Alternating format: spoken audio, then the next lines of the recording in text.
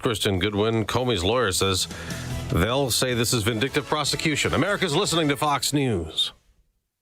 Fox News Books has boasted a host of bestsellers. Now, Fox News Books enters the world of podcasting. This season, the Fox News Books podcast presents The Miracles Among Us. For its first season, Fox News Books will present this special podcast brought to you by the author, Fox News senior medical analyst, Dr. Mark Siegel. The Miracles Among Us on the Fox News Books podcast. Listen and follow now at foxnewspodcasts.com or wherever you download podcasts. Hello, everyone. This is Ainsley Earhart. Thank you for joining me for the 52-episode podcast series, The Life of Jesus. Neil McDonough portrays Jesus. Stacy Keach, Sean Astin, Michael York, and Kristen Bell provide the voices for some of Jesus' notable followers. A listening experience that will provide hope, comfort, and understanding of the greatest story ever told, The Life of Jesus. Make sure to spread the word. Listen and follow now at foxnewspodcasts.com or wherever you listen to podcasts. War Secretary Pete Hegseth will return to the Capitol a second day, testifying this week for the first time since the Iran conflict started. The biggest challenge, the biggest adversary we face at this point are the reckless, feckless, and defeatist words of congressional Democrats. And Hegseth may clash with more of them, like Adam Smith yesterday. He'd questioned the U.S. strategy at the House Armed Services Committee hearing. Maybe the president thinks he's doing some sort of Jedi mind trick and can tell Iran, you will give up your nuclear weapons, and they automatically will. But that's not working. The hearing this morning will be at the Senate, with a focus also on the big proposed increase to the military budget. The War Secretary vows better financial stewardship. Secretary Hegseth released an online video earlier this week in which he stated, We need to be brutally honest with ourselves. For far too long, this department's financial reporting has been nothing short of a disaster. citing he wants to follow the lead of the Marine Corps, which became the first branch to successfully record 3 straight clean audits. We will steward every taxpayer dollar as if it belongs to the men and women who earned it, because it does. The secretary claimed it's a matter of trust. Kevin Uretsky, Fox News. There is no change in interest rates. The Federal Reserve voted against a rate cut again. We see the current stance of monetary policy as appropriate to promote progress toward our maximum employment and 2% inflation goals. That's after Jerome Powell's last meeting as Fed chair. The nominee to replace him, Kevin Warsh, was advanced by a Senate committee. On Wall Street, stock futures are mixed like yesterday. The Dow dropped 200 points. The Nasdaq gained 9. In the NBA playoffs, Detroit and Houston stay alive. The Pistons beat the Magic. The Rockets top the Lakers, but Orlando and L.A. still lead those series 3-2, and Cleveland went up 3-2 with a win over Toronto last night. I'm Dave Anthony, and this is Fox News. Mike Lindell and the MyPillow employees want to thank you for your great support this past year. They want to make 2026 the best year ever. So to thank you, they are giving you free shipping on your entire order and wholesale pricing. So they are bringing back the mega sale. For example, the classic MyPillows, regularly $49.98, now only $14.98. Turn any mattress into the best mattress ever with the made in the USA MyPillow My Mattress Topper and save up to $100. Get a set of MyPillow Giza Dream Sheets for as low as $29.98 or the 6-pack towel set for only $34.98. To get the best specials ever, go to MyPillow.com and use promo code LIBERTY or call 800-489-0201 and use promo code LIBERTY. These offers won't last long, so call 800-489-0201 or go to MyPillow.com and use promo code LIBERTY. Order now and your entire order ships absolutely free. Let Cole Digital turn your outdoor space into the ultimate entertainment setup. With a 75-inch SunBright outdoor TV that can stay out year-round and great sound throughout. Like planter speakers on the patio, high-quality rock speakers that blend right into your landscape, or bronze garden speakers that blend into the environment. Our technicians will dig a hole and install an in-ground subwoofer for incredible bass and the best in sound quality. We also install outdoor-rated access points for Wi-Fi coverage throughout your yard, and cameras that let you keep an eye on everything with motion-activated recording. Tour our Cole Digital Design Center, 15,000 square feet of audio, video, and great design ideas. Cole Digital is family-owned by conservatives that share your values, and we're based right in Frankfurt. Visit Cole Digital today and schedule your consultation. KoleDigital.com. That's KOLE Digital.com. Or call 815-469-2000. And we'll bring the showroom to you. 815-469-2000. Cole Digital, what smart living is all about. Hi, I'm Ken Mariotti, owner of Woodland Windows and Doors, a third-generation family-owned business since 1969. We know you're bombarded by choices when shopping for new windows or doors, so we're inviting you to experience the Woodland difference. For decades, we have been transforming living spaces with Marvin Windows, a fifth-generation family business.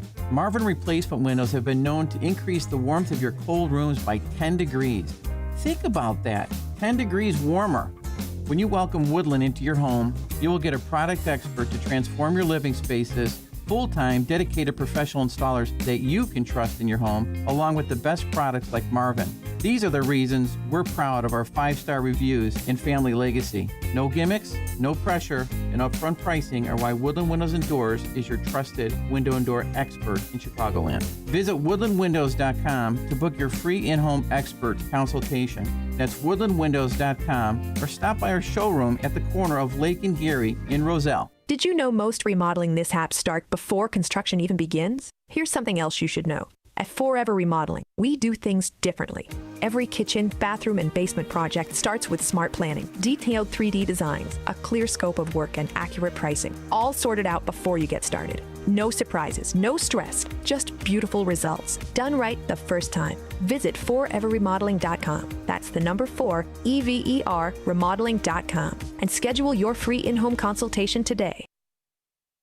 For over a decade, AM 560 has marked the start of summer with a night of cigar smoking and great conversation. And this year, we're proud to welcome the editor-in-chief of Breitbart News to Cigar Night. He's Alex Marlowe, and he'll join AM 560's Dan Proft and Sean Thompson on Tuesday, May 19th at Gobert's Farm in Pingree Grove for a night you won't forget. Tickets are on sale now at 560theanswer.com/cigar. That's 560theanswer.com/cigar. Sponsored by Firago, the immune enhancement cocktail. It's April 30th, and this is your Fox Daily Snapshot. Today is National Arbor Day to celebrate trees. While it's celebrated today, many states hold it on other days to coincide with their best tree planting times. Also on this day, the World Wide Web launches in the public domain in 1993. The first browser and server developed by Tim Berners-Lee. It was the end of the Vietnam War in 1975, the fall of Saigon. The South Vietnamese president surrendered. He had only been in office for 2 days. And he's one of our founding fathers. And in 1789, he became our first president. George Washington took his oath of office at Federal Hall in New York City. The first person to say, "I do solemnly swear that I will faithfully execute the office of President of the United States and will, to the best of my ability, preserve, protect, and defend the Constitution of the United States." I'm CJ Papa. That's your Fox Daily Snapshot. We promised you a first-class country music cruise, and the first sailing of Top Shelf Country Cruise delivered. The bar's set, and nothing less will do. In March 2027, we're setting sail on the luxurious Celebrity Summit, departing from Tampa, stopping in Bimini, Key West, and Cozumel. See performances by headliner Riley Green, Chris Young, Lauren Elena, Randy Houser, and more. Your favorite country stars will be on board. Will you be? Book any available cabin at TopShelfCountryCruise.com.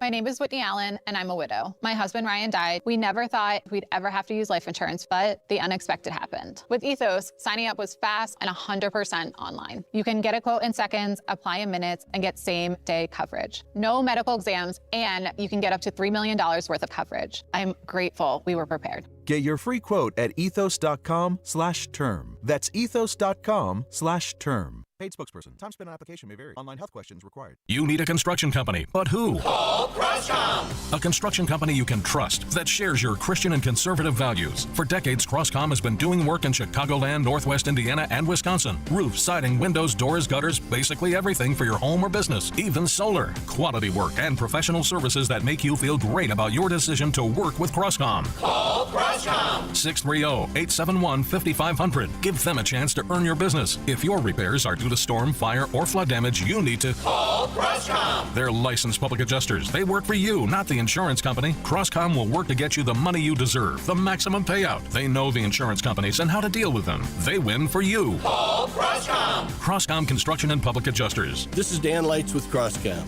You can trust us with your home or business for high-quality work and fair prices. It's the only way we do business. 630-871-5500. CrosscomPublicAdjusters.com. Making the switch to a new communications and IT company may seem like a big ordeal, but if you're not getting the reliable support, consistent internet, and secure solutions your company needs, meet Access One, your local Chicagoland IT experts. Access One has been powering Chicago businesses with secure, reliable IT solutions for over 30 years from our headquarters right here in the West Loop. Whether it's VoIP phones, dedicated internet, managed cybersecurity, cloud backups, or 24/7 support, Access One is here for you. Serving thousands of companies from Naperville to the North Shore, Access One is Chicago-owned and Chicago-run, a trusted IT partner for law firms, clinics, tech startups to manufacturers.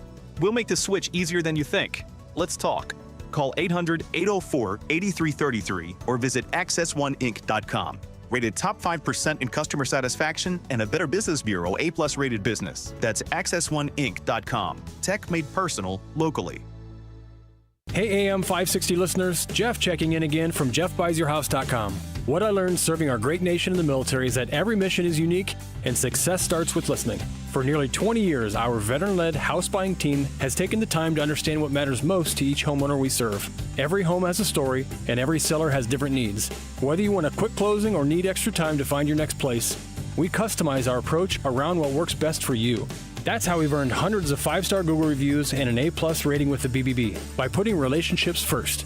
No repairs needed, no cleanout required, and you pick the closing date that works best for your schedule.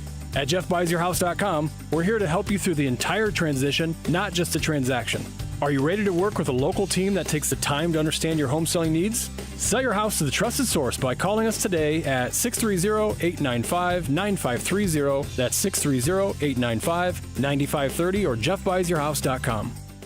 I'm attorney Stephen Leahy. If you're a business owner with unfiled tax returns, tax season is not your friend. This is when the IRS turns up the heat. They match 1099s. They review payroll filings. They compare bank deposits. And when returns are missing, they don't send you a warning.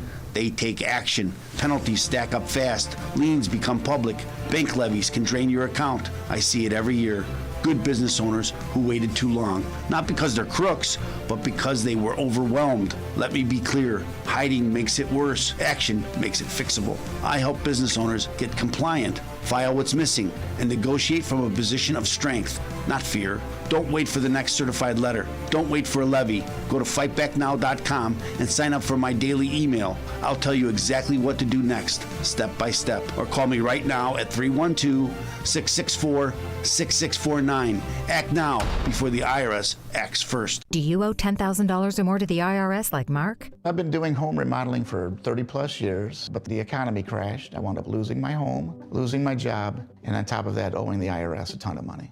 I owed the IRS $114,000. It really, truly was the worst part of my life. Then Mark found Tax Relief Advocates. On news radio, I heard about TRA, and I thought, what's the worst that could happen? So I picked up the phone and I called them. When it was all said and done, TRA settled my $114,000 debt for $100, and I'm telling you, I was ecstatic. Could not believe it. Would recommend TRA to anyone. If you owe 10 or even hundreds of thousands of dollars to the IRS, don't lose hope. Do what Mark did and call TRA for a consultation. But TRA did. They gave me a second chance, and I'm forever grateful. Visit TRA.com or call 800-575-8924. 800-575-8924. That's 800-575-8924.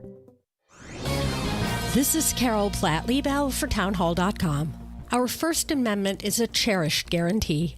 Every American has the right to criticize elected officials, even in harsh terms, so long as there's no incitement to imminent violence. But having a right to say something doesn't necessarily make it right to say. And too many in our cultural elite have normalized reckless rhetoric about President Trump. Among others, ABC host Jimmy Kimmel recently joked about the First Lady becoming an expectant widow. Congressman Dan Goldman called for Trump to be eliminated from public life. Former President Biden urged putting Trump in the bullseye.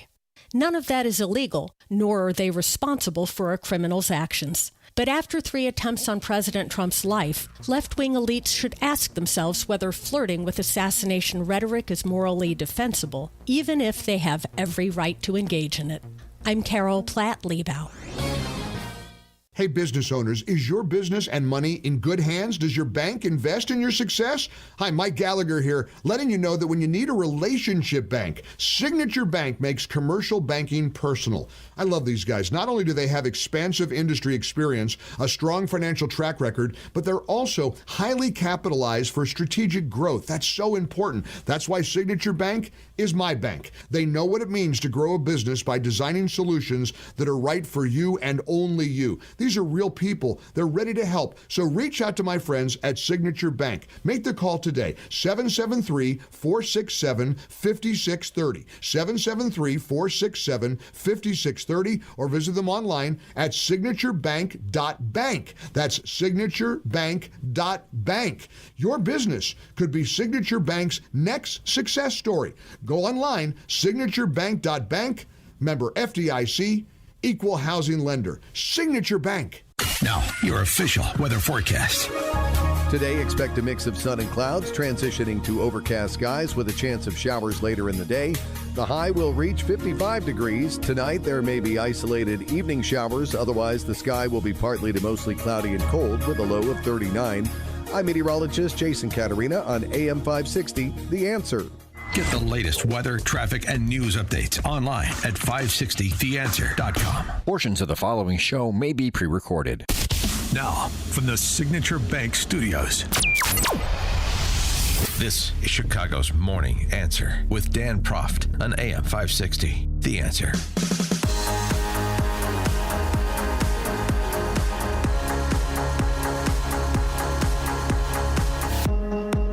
Well, they have finally spoken. Good morning, Amy Jacobson here. Jeannie Ives in for Dan Proft. I'm sure he's out hitting the little white ball down the fairway. I'm getting ready for our golf tournament, which we're going to be announcing soon. Maybe day 2 of his birthday celebration. Who knows? Oh. Yeah, it was his birthday yesterday.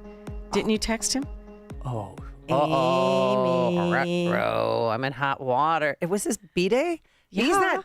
How old is he now? Because I remember his roast when he was 50, and I gave him a Gwyneth Paltrow vagina candle. But then I took it back. Did you ever see that? Oh, you were with us. Yeah. I gave him a caddy vest from Chicago Golf in case he got fired, he could go back to his old job.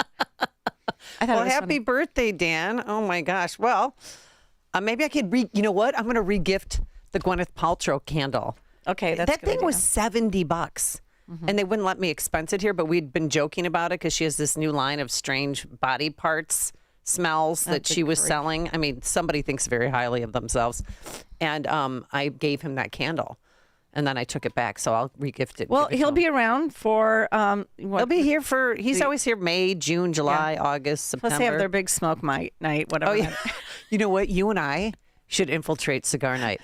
But I like how you call it the smoke night. It's coming up, right? It's next week or something? May something. Justin, can you help us? Because we should know when cigar night is, and we don't. But Sorry. Justin's talking They just don't even talk to us about doing anything with that. I was even offering to park cars to valet. You need the tips that bad? That'd be great. No tax on tips. Oh, that's right. All right, so when I say he has spoken, both Governor Pritzker and Mayor Johnson have finally addressed the issue about the Safety Act and how 2 of our finest Chicago police officers, one is dead, the other one is still fighting for his life, were in that situation because of the Safety Act. Governor Pritzker blames the shooting on the judge and not the policies that he put in place. It's a tragedy what's happened. The judge should have made the decision to keep that person in jail.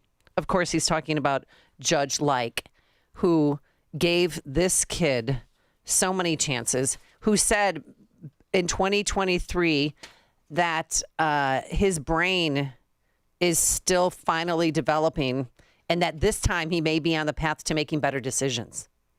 This judge said, he came into the court in 2023 extremely angry, mad at the world for the most part, and he has changed now.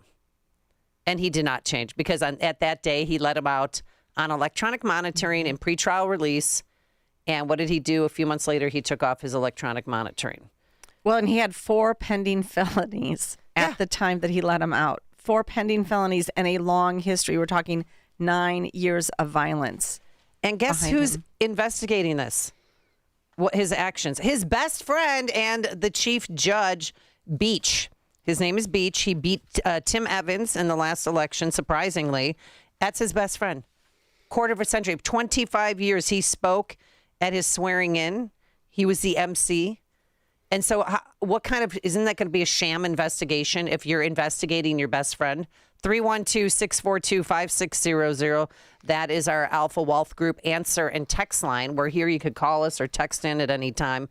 But I judge should have made the decision to keep that person. The judge should have made the decision to keep that person. I was expecting more from Governor Pritzker, and I don't know why.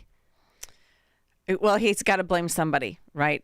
He always blame shifts. It's never his responsibility. And I don't think that anybody's going to let him off on this. I don't think anybody is buying his BS at this point. And he had to find a scapegoat, though, because everybody knows and everybody else is pointing to the fact that his Safety Act that he wanted, his first in the nation, so proud of his Safety Act, right? This is one of his signature achievements, is passing that. Of course, he did it with the help of the Black Caucus. Of course, this is what they wanted all the time. And he's going to have to answer for this. He will not be let off the hook, I don't think, on this one. So here's the deal. So John Curran, he's a state senator, Republican from Downers Grove. He has a really good idea, Jeannie. You know what his idea is? If they're on electronic monitoring, they should not. Here's his idea. Anyone in detention for any criminal suspect who is accused of committing a violent crime while on an ankle monitor should be brought back to prison. Here he is trying to explain it better. Letting violent offenders out over and over again to commit more violent crimes isn't creating less prisoners. It's creating more victims. So again, mandate detention for any criminal suspect who's accused of committing a violent crime while on ankle monitor. Doesn't that sound like a brilliant idea? Doesn't it sound like we just need better judges? Doesn't it sound like we just need to get rid of the Safety Act entirely? I mean, this would be like tweak number, 17 to the Safety Act because it's such a failure. So Governor J.B. Pritzker said he's not seen details of the Republicans' proposal, but defended provisions of one of his signature legislative achievements, he called it. The judge who had the ability to keep the person in jail didn't. 312-642-5600. No, he cannot be off the hook on this. Mm-mm. Look, he didn't do it, but the Safety Act and the soft on crime mantra that you've seen for his entire term, it gave him permission to let him out. Right. That's the problem here. The judge didn't make up his own rules. He was following the rules. Right. And they tried with this guy, this Talley guy, they tried anger management classes. That didn't work. They also tried classes to teach him about scheduling your time better. They taught him about fentanyl, testing your drugs to make sure that there's no fentanyl laced on your Percocet. I mean, that is what they focused on. Yeah, I have a lot of problems with a lot of the stuff that they do with the incarcerated and the drug addicted. And those include the fact that we're going to give out free test strips so that you can test your drugs for fentanyl. I have a problem with that. I have a problem with the fact that there's Narcan everywhere. It's in the public libraries. It's in your police stations. You can just drop into the vestibule, pick up the Narcan anytime you want. I was Go have your drug party, I guess. I was going to pick up one. Just because I'm around high schoolers. And I've got an EpiPen, so I thought maybe I should just have Narcan. This just goes back to the whole soft on crime deal. We're going to facilitate it at the same time that we're going to decry it. I mean, you can't have it both ways. Why not just enforce the law? So here's a reason why Judge Like appears to have a deep capacity for forgiveness. All right, you guys have to hear this. On 4th of July weekend in 2017, his 28-year-old son, Darrell, was shot in the head in the 900 block of East 79th Street. Like he spoke to the Tribune back then, the judge, And he directed a message to the gunman saying, quote, "The shooter, I want him to understand that I love him. I'm just disappointed and upset with him because we're all God's children." He said, "I want the young man who pulled the trigger to know that God loves him too." Look, just like you don't put the Pope in charge of national security, you don't put the preacher in charge of your personal security and put him in a judgeship. I mean, that's what this is sounding like to me. Well, it reminds me of the Whitney Young High School principal, Ricky Harris, who survived. He was in a car and he got riddled with gunfire. He said it was a miracle that he was alive. His message to the shooter, "I'm sorry we failed you along the way." I would say a couple of things. One, I'm sorry we failed you along the way. There's something that you're missing. Number two, what support, what services do you need? Because, this moment is bigger than me. I mean, a victim apologizing to his would-be killer. That seems to be the new thing now. Yeah, well, I mean, this case has really shook, I think, for sure, Chicago, because it is the killing of a police officer rather than just a killing of a civilian on somebody who has multiple felonies, who was let out on electronic monitoring, and that electronic monitoring isn't monitored at all, and on and on and on. And so this, having been the result of, unfortunately, a cop getting shot, has raised a new level of awareness. But I go back to like John Curran, who I respect, State Senator John Curran, but why didn't we have this as part of the original corrections to the Safety Act? Or why didn't we have this a year ago or 2 years ago or 3 years ago? I mean, this law has been in effect for 5 years now, practically, almost 5 years. And we've had multiple problems with the law. And this is pretty much an obvious fix. Is that if you violate your electronic monitoring, right? It's so like obvious. It's but like then there's people that play by the rules. Like my foster son, even when he's fighting leukemia in the hospital, he wanted to take it off, but he didn't, and he didn't have 5 days on, 2 days off for good behavior. It pisses me off. Mm-hmm. And then he doesn't get a free phone like the illegals get, or free housing, or free clothes like the illegals get. It's just, it goes on. A text message, could you please call it the Unsafe Act? That's from 630.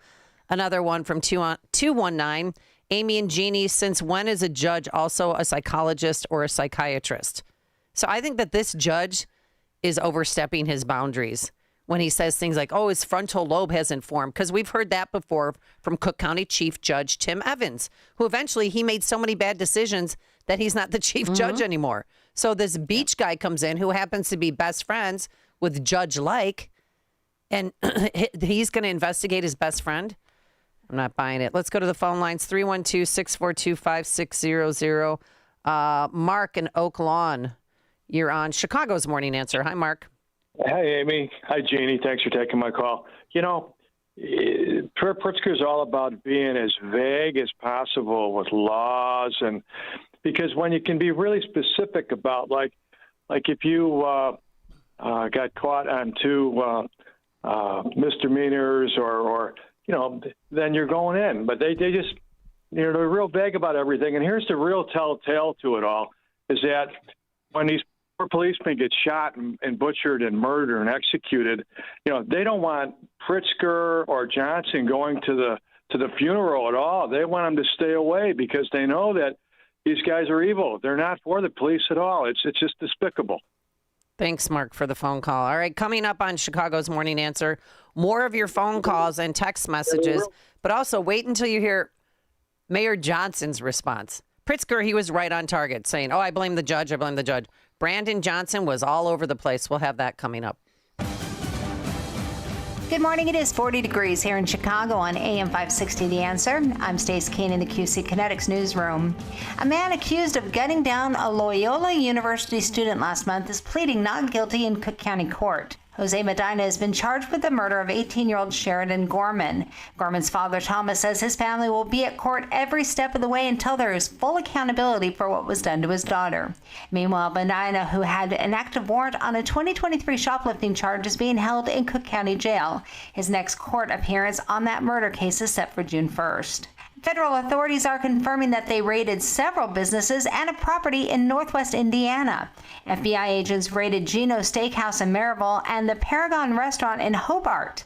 Both businesses are owned by the Gerodimo family. The business owner's home in Sherville was also searched.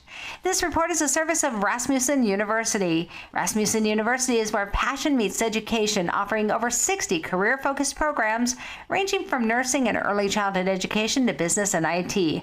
Whether you're starting fresh or leveling up, there's a path here built for your goals. Learn more at rasmussen.edu. Alex Marlow believes the deal with Iran could work. The deal is basically Iran's going to get like $20 billion, which is kind of unbelievable. It's a big number, in order to basically play nice. But I don't really have a problem with this. I think that overall we want to get this trade open, and if Iran is willing to actually pay for play, that's a much more healthy relationship with the rest of the world. The Alex Marlow Show, afternoons at 3, right before Sean Thompson at 4 on AM 560. The Answer. Hey, this is Sean Thompson. You know, most of us spend our entire lives in the paycheck mode. You work, you get 30% taken from the G, you pay your bills, repeat and rinse. And that's how time goes by. Then all of a sudden you're old. Retirement hits. Suddenly, you're the one who has to figure out your paycheck that isn't there anymore. Markets are bumpy, prices are up, things can get stressful real fast. That's why having a real income plan matters. Tom Fortino and the team at Alpha Wealth Group can help you build a strategy to turn your hard-earned savings into a reliable retirement income. They coordinate with your Social Security and your tax planning, so you can stop wondering if you're withdrawing the right amount at the right time. Tom Fortino and the people of Alpha Wealth Group have been doing this for 30 years. They can help you by giving you a complimentary retirement roadmap. And all you have to do is call 630-864-6711. That's 630-864-6711, or online at alphawealthgroup.com. You know I don't push products I don't believe in, so listen up, because this one I love and recommend to friends and listeners. It's Virago Liquid Immune Support. Now, I spoke with Dr. Hubert, the creator of Virago, and let me tell you, this man knows immune health like nobody's business. He explained to me the stronger your immune system, the stronger your body fights back against viruses, disease, inflammation, all of it. That's why he created Virago. It's a liquid immune boosting supplement packed with 23 powerful nutraceuticals working together in synergy. It's antiviral, anti-inflammatory, antioxidant, and even protects your heart, kidneys, and liver. And because it's liquid, your body absorbs it quickly. I mix Virago in my smoothies. I feel the difference, and you will too. So order your bottle of Virago today at myvirago.com. That's myvirogo.com, and use coupon code IMMUNE to save 30%. myvirago.com, coupon code IMMUNE. There's a new kind of energy at Starbucks. Try the all-new energy refreshers. Strawberry acai, mango dragon fruit, or the all-new mango strawberry. New energy refreshers, only at Starbucks. Now, your official weather forecast. Today, expect a mix of sun and clouds with a chance of a shower in the afternoon, reaching a high of 55. Tonight, there may be evening showers in some areas. Otherwise, it'll be partly to mostly cloudy and chilly with a low of 39. Tomorrow will be mainly cloudy and cold with a high of 50. An afternoon shower is possible. I'm meteorologist Jason Caterina on AM 560, The Answer. Get the latest weather, traffic, and news updates online at 560theanswer.com.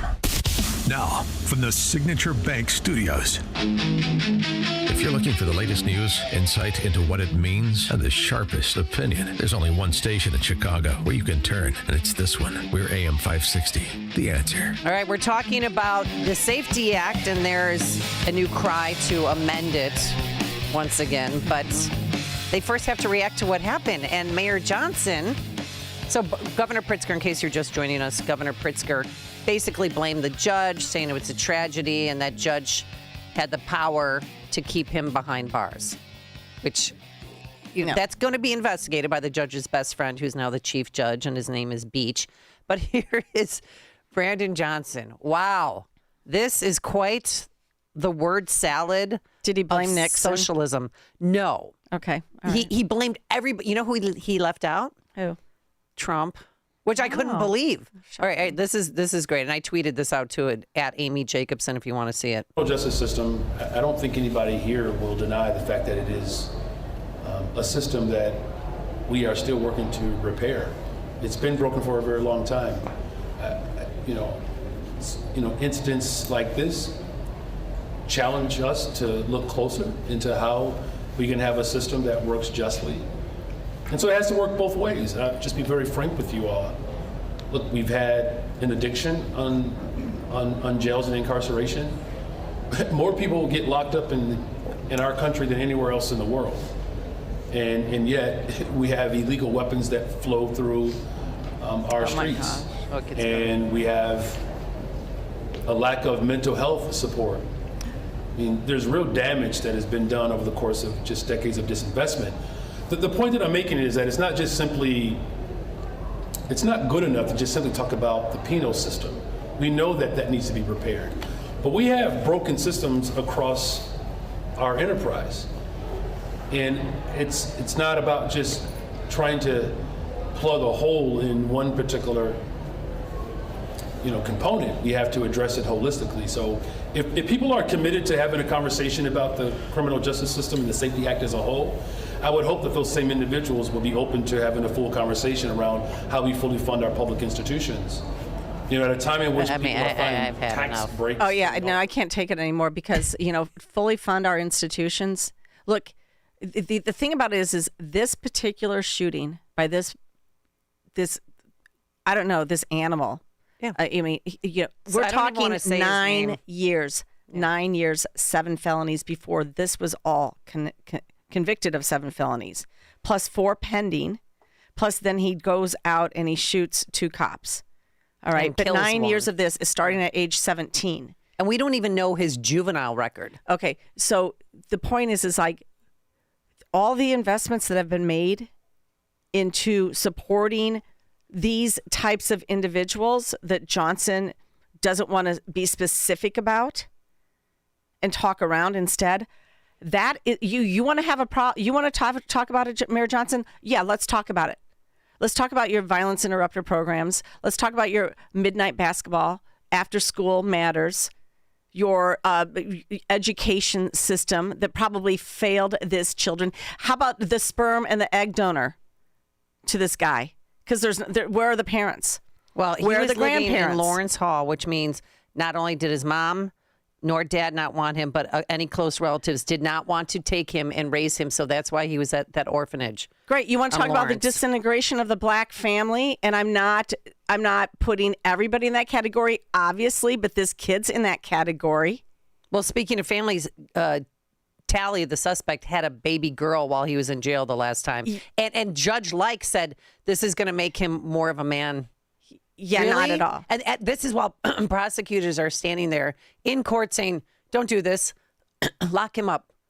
No, but he is a threat to society. And the judge ignored. The judge said, I acknowledge what you're saying, but I'm giving him another chance. We spent $100 million on violence prevention grants last year. Well, $100 million? Over $100 million, exactly.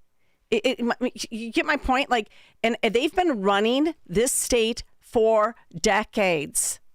Decades. They've been running this state since 2001. So give me a break. 312-642-5600 to the phone lines we go. Phil in Maryville, you're on Chicago's Morning Answer. Hi, Phil.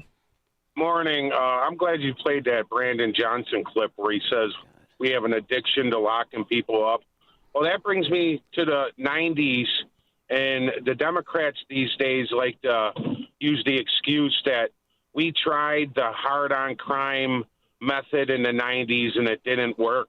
Well, it was pretty similar even in the 90s where they would lock people up and they'd be out of jail in 6 months or a year, and they would never give real sentences. The key to putting fear in these criminals is giving them 5-10 years at a crack, and they would be fearful of getting caught because even the criminals out there, they may be wanting to commit a crime, but they're not stupid to go to jail for 5 or 10 years.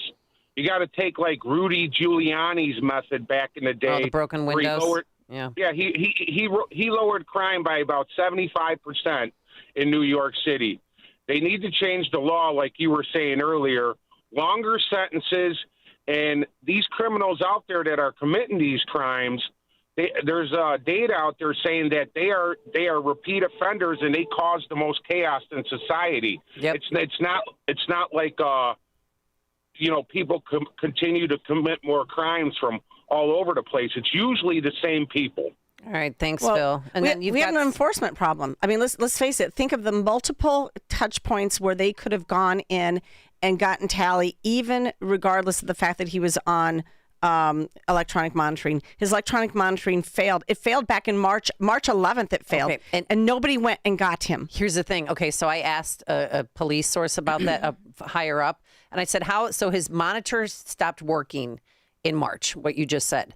Why didn't they pick him up? Like, who's in charge? Because now the Cook County State's attorneys, or the judges, are in charge of electronic monitoring. Used to be the Cook County Sheriff's Department. So what's supposed to happen is the judge that authorized a person to be on electronic monitoring is supposed to report that to the chief judge. And that, in this case, it was Chief Beach. But what I was told by my sources is that didn't report it to Beach. So that's why he's under investigation by Beach. So it's almost like he just let him go on purpose because he didn't admit that he wanted to make that he made the wrong decision. He should be suspended at the very least right now. Because how do you think Bartholomew's family is feeling right now? If Governor Pritzker's serious about the fact that this is the problem with the judge, then why doesn't he do something? Like tee up the Supreme Court that he bought into office and have them do some sort of judicial suspension. That's a great idea. Take him out of office. You're serious about it, Governor Pritzker? Then go ahead and do something about it. All he is a talking point. Well, I'm surprised he even talked to local media because all he's doing right now, Jeannie, is on with national news. So frustrating. Let's go to Mark and Rochelle. Good morning, Mark. Morning. I just wanted to step back and look at this kind of globally as far as the prefrontal cortex is not fully formed on this person, and you're not showing this person that there are consequences for your actions while his prefrontal cortex is forming. And all the other prefrontal cortexes that are watching this are learning that there are not consequences for your actions. Yep. And so just go from there. What do you think? Well, I'm just tired of the excuses. Do you know how many 17-year-olds signed up in World War II to go fight for their country? And you want to tell me that their brain's not fully formed? I mean, give me a break. This is such a ridiculous excuse. I'm just tired of it. No, what it is it's no parenting, bad parenting, no enforcement of the current laws, no follow-up whatsoever, hundreds of millions, billions of dollars wasted on programs that do nothing instead of absolutely just, the minute I'm sorry, these teen takeovers, don't you think this guy was probably part of some of that stuff? Oh, I'm sure. We'd like to see his juvenile record. But he completed 8 courses, said his public defender. He completed what's called a Rewired program. Well, that's the anger management, how to deal with stressful life events, how to avoid an opioid overdose, and fentanyl, how to test it in your drugs. That's part of his 8 part. You know what I want to know? I want to know. The judge did him a disservice. I want to know if he was on any mental health drugs. Yeah. Well, he knew what he was doing because 3 times now he said, "Oh, I don't feel good," after they arrested him so that he can go to the hospital. No, he knew what he was doing because he had his girlfriend go ahead and do a straw purchase in Indiana for the weapon, and then he had the weapon on him. He knew damn well what he was doing. Oh, yeah. And you know what? She's still in jail, which is good. They got her on federal charges, and I don't think she's going to be released on pretrial release from the Safety Act because it's federal. I don't care who you are. Calling us out now. This is a Democrat problem.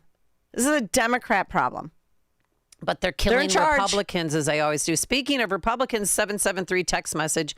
Darren Bailey should be out in public confronting every state legislator who voted for the Safety Act, telling them that they voted for wrong. What they voted for was wrong. So where is DB? I like that. I don't know. JB to DB. Oh, I don't know, maybe he's checking out Portillo's because he's never been there or something. Who knows? With a shirt on that says Chicago. Oh, that's not cringy. All right, let's go to Roger on the South Side. You're on Chicago's Morning Answer. Hi, Roger. Jeannie, you were reading my mind. You know what? Bailey was at Portillo's, but it was the day before. It was only for 2 people. His order, and it was $118. There's something going on here. Stop it. I'm telling you now, hate to ring the bell again, everybody, but as you said 10 minutes ago, ladies, this is a systematic problem here that I don't think that, unfortunately, is going to get cleaned up in our lifetimes. Any of the Xers or boomers, it's got to go in the hole, and it's got to be taken out of the hands of the Illinois legislature, the city council, the county board. I mean, this is Animal Farm. I will continue to say it. I tell people, this is Animal Farm. This is what you wanted. The people who don't vote are twice as bad as the people who are, the teachers and the people who think they're trying to save your pension here. Let this thing go in the hole. Okay, then we'll buy it back at 5 cents on the dollar. We will push these they're problem people. And I'm not saying that's all races, all genders. All right. The unfortunate thing is that the children here, you've got 100 years of children in the Chicago public schools that have suffered because of this device here. All right. Thanks, Roger. Appreciate the phone call. Let's quickly go to Bob in Buffalo Grove. Hey, Bob. Good morning, Amy and Jeannie. Always great talking to you. And let me start off with just mentioning, as your unofficial WIND historian, it was Dan's 54th birthday. Oh, thank you, Bob. And I remember his 50th birthday the station hosted, and your gift.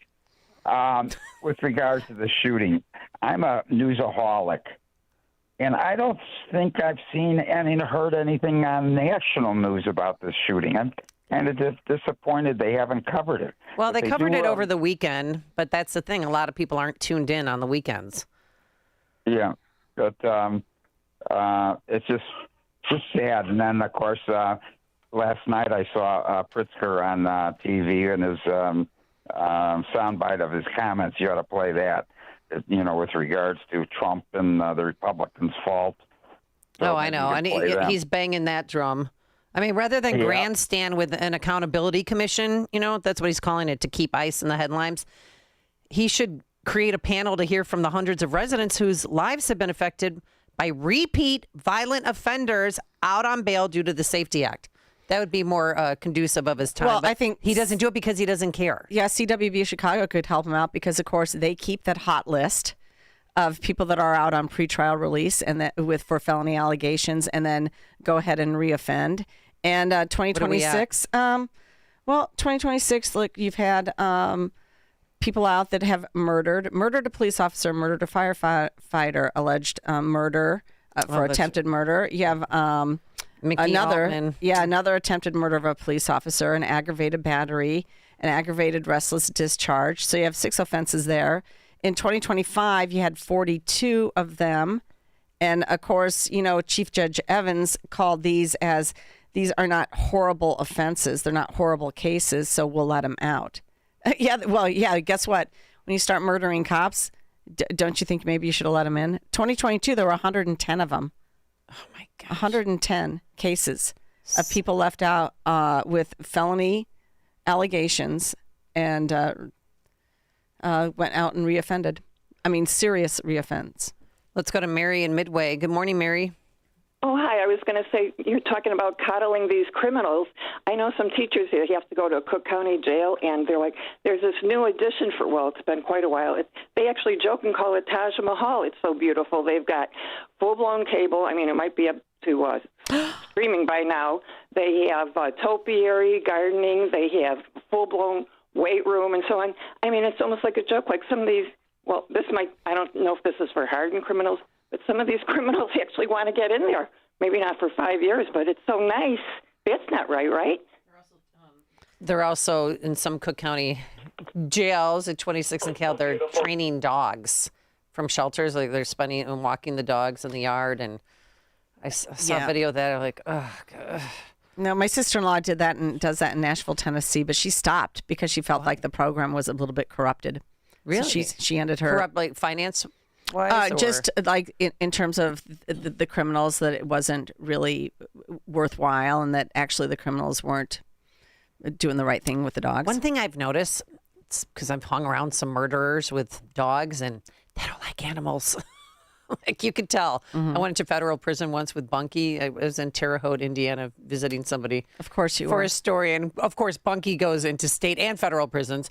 But you could tell like that. So in federal prisons, everyone's out in the open.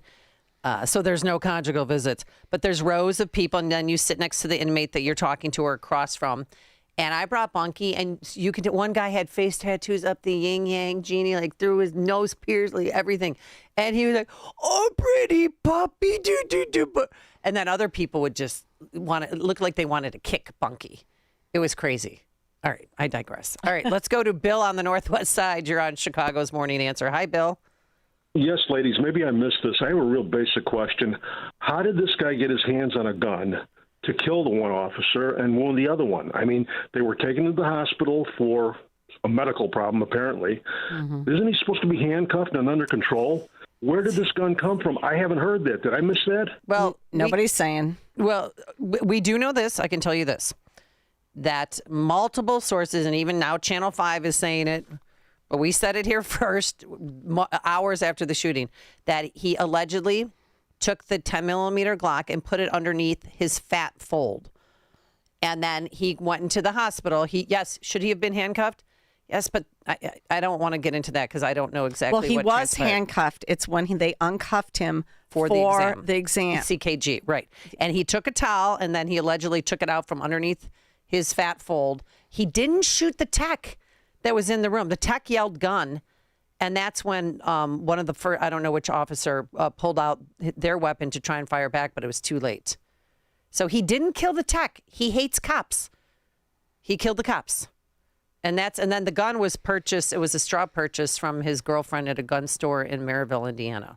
And she's in jail right now. And she had a court hearing yesterday, and she's still behind bars. Look, the problem here, though, is like we don't want to say that the cops are to blame for the shooting. They're not. This guy is to blame for the shooting. And period, the full Safety stop. Act. However, we need to, and we had the former partner of the police officer who is still in critical condition. We had him on the other day, and I asked him about the police procedures in the cases when you're taking somebody to the hospital. Because it happens every day. It's happening right now as we speak. He didn't go into detail. He didn't tell me anything. We got no information from there, but certainly somebody needs to ask, how did he get a gun into the hospital? Because the TAC officers, nobody's saying right now. Well, the TAC officers on the scene after that armed robbery patted him down first. And then he went through a wand at Swedish Covenant Hospital or Swedish Hospital. But he went to the jail first. He went to the jail first, Amy, and then was taken from the jail to the hospital, is my understanding. Right. There was levels So what of security happened? that something happened, and we're going to wait because there's an investigation. All right, quickly, let's go to Ruth in Elgin. Hi, Ruth. Hi. How are you this morning? Good. My comment is, about this frontal cortex business not being developed. Why then did they take the voting age from 21 down to 18? Because you surely can't be ready to vote at 18 if that's the case. Heck, you shouldn't even be able to drive if your frontal cortex isn't completely formed. Thanks, Ruth, for the phone call. Appreciate it. Quickly, Larry in Bartlett. Oh, no, George in Naperville. Hi, George. Hey, good morning. It's obvious that Pritzker's and Brandon's policies are a disaster, and when you listen to them, you know it takes great pains to answer for them. Thanks, George, for the phone call, and they joined us on the Alpha Wealth Group Answer and Text line. It's like a hot, steaming cup of information to start your day. It's Chicago's Morning Answer on AM 560, The Answer. Sign up for the AM 560 Answer Advantage to get early alerts on event ticket sales, special discounts, and contest opportunities. Sign up today at 560theanswer.com/advantage. For 25 years, Applied Mechanical Sales has kept Chicago's commercial buildings warm and running smoothly. From schools and churches to high-rises and hotels, they provide the boilers, water heaters, and exhaust systems that contractors and engineers count on. Whether it's a replacement project or a new construction, Applied Mechanical helps you select the right equipment, standard or high efficiency, for your specific application. What sets them apart? They match the right Camas equipment to your building's exact needs, so it performs flawlessly through Chicago winters for the next 15 to 20 years. And they don't disappear after installation. Applied Mechanical ensures your systems run at peak efficiency year after year. Are you a degreed mechanical engineer looking to lead a growing sales team? They'd love to talk to you. Schedule a site visit and boiler assessment at appliedmechanicalsales.com. That's appliedmechanicalsales.com. You need a construction company, but who? Call Crosscom. A construction company you can trust that shares your Christian and conservative values. For decades, Crosscom has been doing work in Chicagoland, Northwest Indiana, and Wisconsin. Roofs, siding, windows, doors, gutters, basically everything for your home or business, even solar. Quality work and professional services that make you feel great about your decision to work with Crosscom. Call Crosscom. 630-871-5500. Give them a chance to earn your business. If your repairs are due to storm, fire, or flood damage, you need to call Crosscom. They're licensed public adjusters. They work for you, not the insurance company. Crosscom will work to get you the money you deserve, the maximum payout. They know the insurance companies and how to deal with them. They win for you. Call Crosscom. Crosscom Construction and Public Adjusters. This is Dan Lights with Crosscom. You can trust us with your home or business for high-quality work and fair prices. It's the only way we do business. 630-871-5500. CrosscomPublicAdjusters.com. Gain insight into building strong marriages and raising godly children with Focus on the Family with Jim Daly each weekday at 11:30 a.m. on our sister station, AM 1160. Hope for your life. AM 560. The Answer. Got a big show ahead today. Liz Collin, remember her from the fall of Minneapolis? They have a new documentary coming out called Minnesota Mao. But first, we're going to discuss... Well, will that SCOTUS decision affect the 3rd congressional district here in the state of Illinois? Because that is racially gerrymandered. Oh, and we've got Pritzker's reaction, of course, Senator Ted Cruz. And guess what? Later, Alderman Lopez is going to be joining us. And I don't know if you've heard that ABC7 did a town hall with Mayor Johnson. And they asked him about what are we doing with all these vacant high-rises in downtown Chicago in the Loop. And he came out and said it. He actually said it. He's going to create affordable housing in a number of high-rises. So what business owner is going to want to bring business to Chicago? It's just basically repurposing the projects. But we got rid of that column lifestyle because it wasn't conducive to anybody. So you're going to want to hear that because that's fascinating. And then for the first time ever, and I'm honored to finally have this guest, we have Officer Carlos Llanes. He survived. He was Ella French's partner. Remember back in 2021, and they had a random traffic stop. She was gunned down brutally. He has survived when people thought he's not going to make it. So he's going to join us at 8:08. You're not going to want to miss that. And then Congresswoman Mary Miller's joining us, Jeannie, at 7:07. What are we going to discuss with Congresswoman? We're going to find out what Congress is up to. Are they ever going to pass the DHS funding bill? We have lots of questions for her. She wants to talk about SNAP fraud, which is very relevant to the state of Illinois that's looking at a $700 million penalty for not reining in their SNAP rolls. Oh, my God. Today, some sun, then clouds with a passing shower or two this afternoon, a high of 55. Tonight, chilly, a low of 39 degrees. And tomorrow, Friday, some sunshine, a high of 50. It is now 6 a.m., WIND, Chicago. Iran remains defiant. I'm Dave Anthony, Fox News. Its new supreme leader, believed injured in the U.S.-Israeli attacks that also killed the old leader, his father, just posted on X, a new chapter is dawning in the Strait of Hormuz. Mojtaba Khamenei also wrote that America's military campaign and aggression is a shameful failure, adding Iran will protect its nuclear and missile capabilities. But President Trump insists. At this moment, there will never be a deal unless they agree that there will be no nuclear weapons. President Trump has opted to extend the U.S. blockade on Iranian ports, calling the blockade, quote, genius and foolproof in crippling Iran's economy. But the president is also warning Iran that he is weighing another wave of military strikes, warning them to, quote, get smart soon. Fox's Brian Yanis in Tel Aviv. And with shipping still affected in the Strait, oil prices have surged this week. Gas has been pumped up 8 more cents today. AAA's national average for regular $4.30 a gallon. A week ago, that price was $4.03. It's back to court today for the suspect in the White House Correspondents' Dinner attack. Vice President Vance is praising Secret Service for stopping the man, telling Fox's Will Cain show. I just feel very grateful to him and very grateful for what they do, and frankly, grateful to God that agent who was shot was not seriously hurt. It could have been a lot worse. But House Oversight Committee lawmakers had more questions yesterday for the Secret Service director in private, with concerns about overall security at that hotel Saturday night. Late last night, the House approved the process that Republicans are using to fund immigration enforcement to get around Democrats who've held up funding demanding ICE reforms. It's a 215 to 211 vote with no Democrats voting yes on a Senate resolution to fund immigration and border enforcement for the next 3 years. The vote's not on the funding itself. It allows congressional committees to start drafting legislation for it that could then be passed through the budget reconciliation process with no support needed from Democrats. That's Fox's Chris Foster. America's listening to Fox News.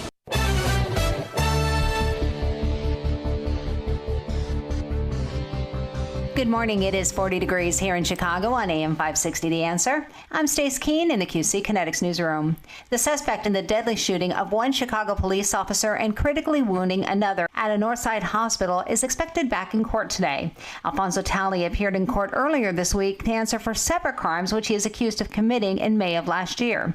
Meanwhile, high-ranking state officials, state House Republicans, and multiple Chicago aldermen have all called for immediate changes to the Safety Act following that shooting. Sean Reed reports. According to critics of the law, it allowed a 7-time convicted felon to escape electronic monitoring and shoot 2 CPD officers inside a Swedish hospital, killing Officer John Bartholomew. House Minority Leader Tony McComey and Senate Minority Leader John Curran called on their colleagues to act Wednesday. The time for conversation is over. The time for action is now. Curran said recent incidents have been allowed by the Safety Act, though the nature of the act was meant to allow for nonviolent offenders to be released under supervision instead of being held on unaffordable bail. Any society where killing law enforcement is not taken seriously is not a functioning, safe, democratic society. Curran introduced Senate Bill 4195 Wednesday on the floor. If passed into law, the bill would revoke the pretrial release of a person if they're found to have committed a felony while on release. I'm Sean Reed. Federal prosecutors in Chicago say they'll be dropping a conspiracy charge against the remaining 4 members of the so-called Broadview Six. The defendants are accused of joining a group that surrounded an ICE agent's vehicle and then damaged it last September. Assistant U.S. Attorney William Hogan announced the plan to dismiss the charge to a federal judge during a status hearing yesterday. He also mentioned that prosecutors expect to file a new charging document focusing on the remaining misdemeanor charges. News is a service of Woodland Windows and Doors. Welcome a Woodland sales expert into your home, and you'll get a no-pressure sale, a product expert, a design consultant, and someone who has your best interests in mind. Visit woodlandwindows.com to get started. A check of the roads is coming up in 2 minutes on AM 560 The Answer. For over a decade, AM 560 has marked the start of summer with a night of cigar smoking and great conversation. And this year, we're proud to welcome the editor-in-chief of Breitbart News to Cigar Night. He's Alex Marlowe, and he'll join AM 560's Dan Proft and Sean Thompson on Tuesday, May 19th at Gobert's Farm in Pingree Grove for a night you won't forget. Tickets are on sale now at 560theanswer.com/cigar. That's 560theanswer.com/cigar. Sponsored by Donley Auctions.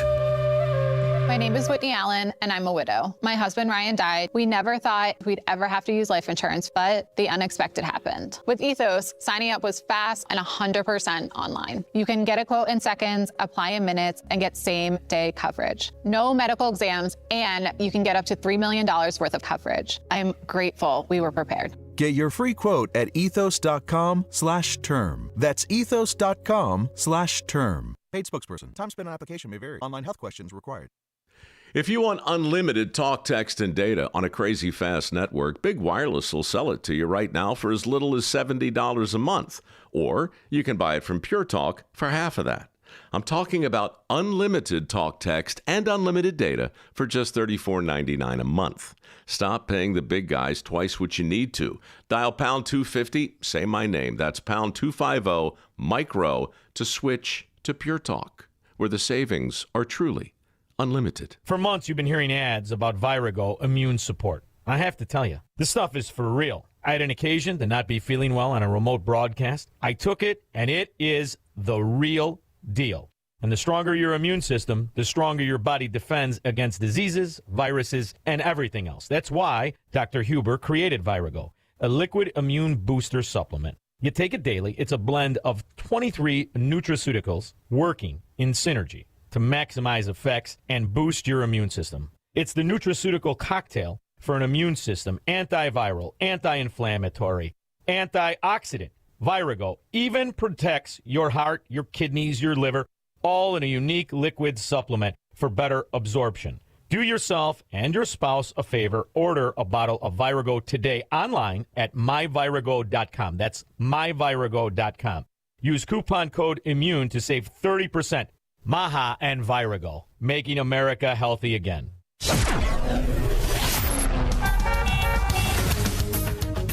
Taking a look at the roads from the Team Hawkbrook Traffic Center, I'm Sue Aller. In great shape this morning on the Edens, just 14 minutes both ways from Lake Cook to Montrose. You've got 18 in, 21 out on the Kennedy from O'Hare to the Burn Interchange. Watch out for a stall on the outbound I at Harlem Avenue. It's up on the right shoulder, so not causing too much of a slowdown or delay. In fact, it's 14 minutes in both directions between Wolf and the Old Post Office. 29 in, 23 out on the Stevenson from Veterans Memorial to Lakeshore. 14 minutes inbound on the Dan Ryan from 95th to the Burn Interchange. Outbound looks great at 10. The express lane is just a little bit slow between 43rd Street and 31st Street. The Bishop Ford, sluggish but moving between Stony Island Feeder and the Dan Ryan. And today's bridge lifts have been canceled over the Chicago River. This report is a service of the AM 560 Advantage. Membership has its privileges, including early access to event tickets, exclusive contest opportunities, and special members-only content. Join today at 560theanswer.com/join.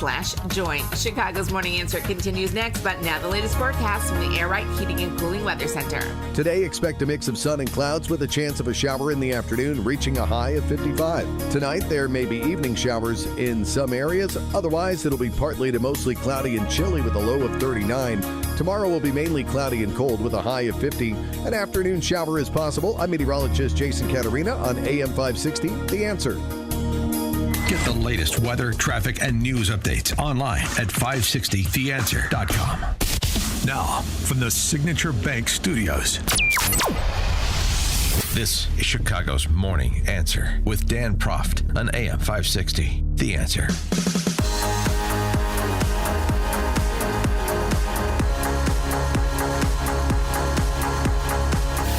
Good Thursday morning. Amy Jacobson, Jeannie Ives here in for Dan Proft. Of course, you can listen to us Monday through Friday from 11 a.m. to noon. And if you miss us, you can always download the Real Story podcast on Spotify or Apple. So we have some national news that maybe have repercussions here in Illinois. Well, we hope that they do have repercussions in Illinois because the Democrats believe that they will have repercussions in Illinois. That's why they filed JRCA, House Joint Resolution Constitutional Amendment 28, which would change the way that we draw districts for Congress in the state of Illinois. It, in fact, would mandate, and this is their signature thing, that if that amendment were to get on the ballot and be approved by the citizens, it would first of all say that number one criteria in forming districts is to have substantially equal population.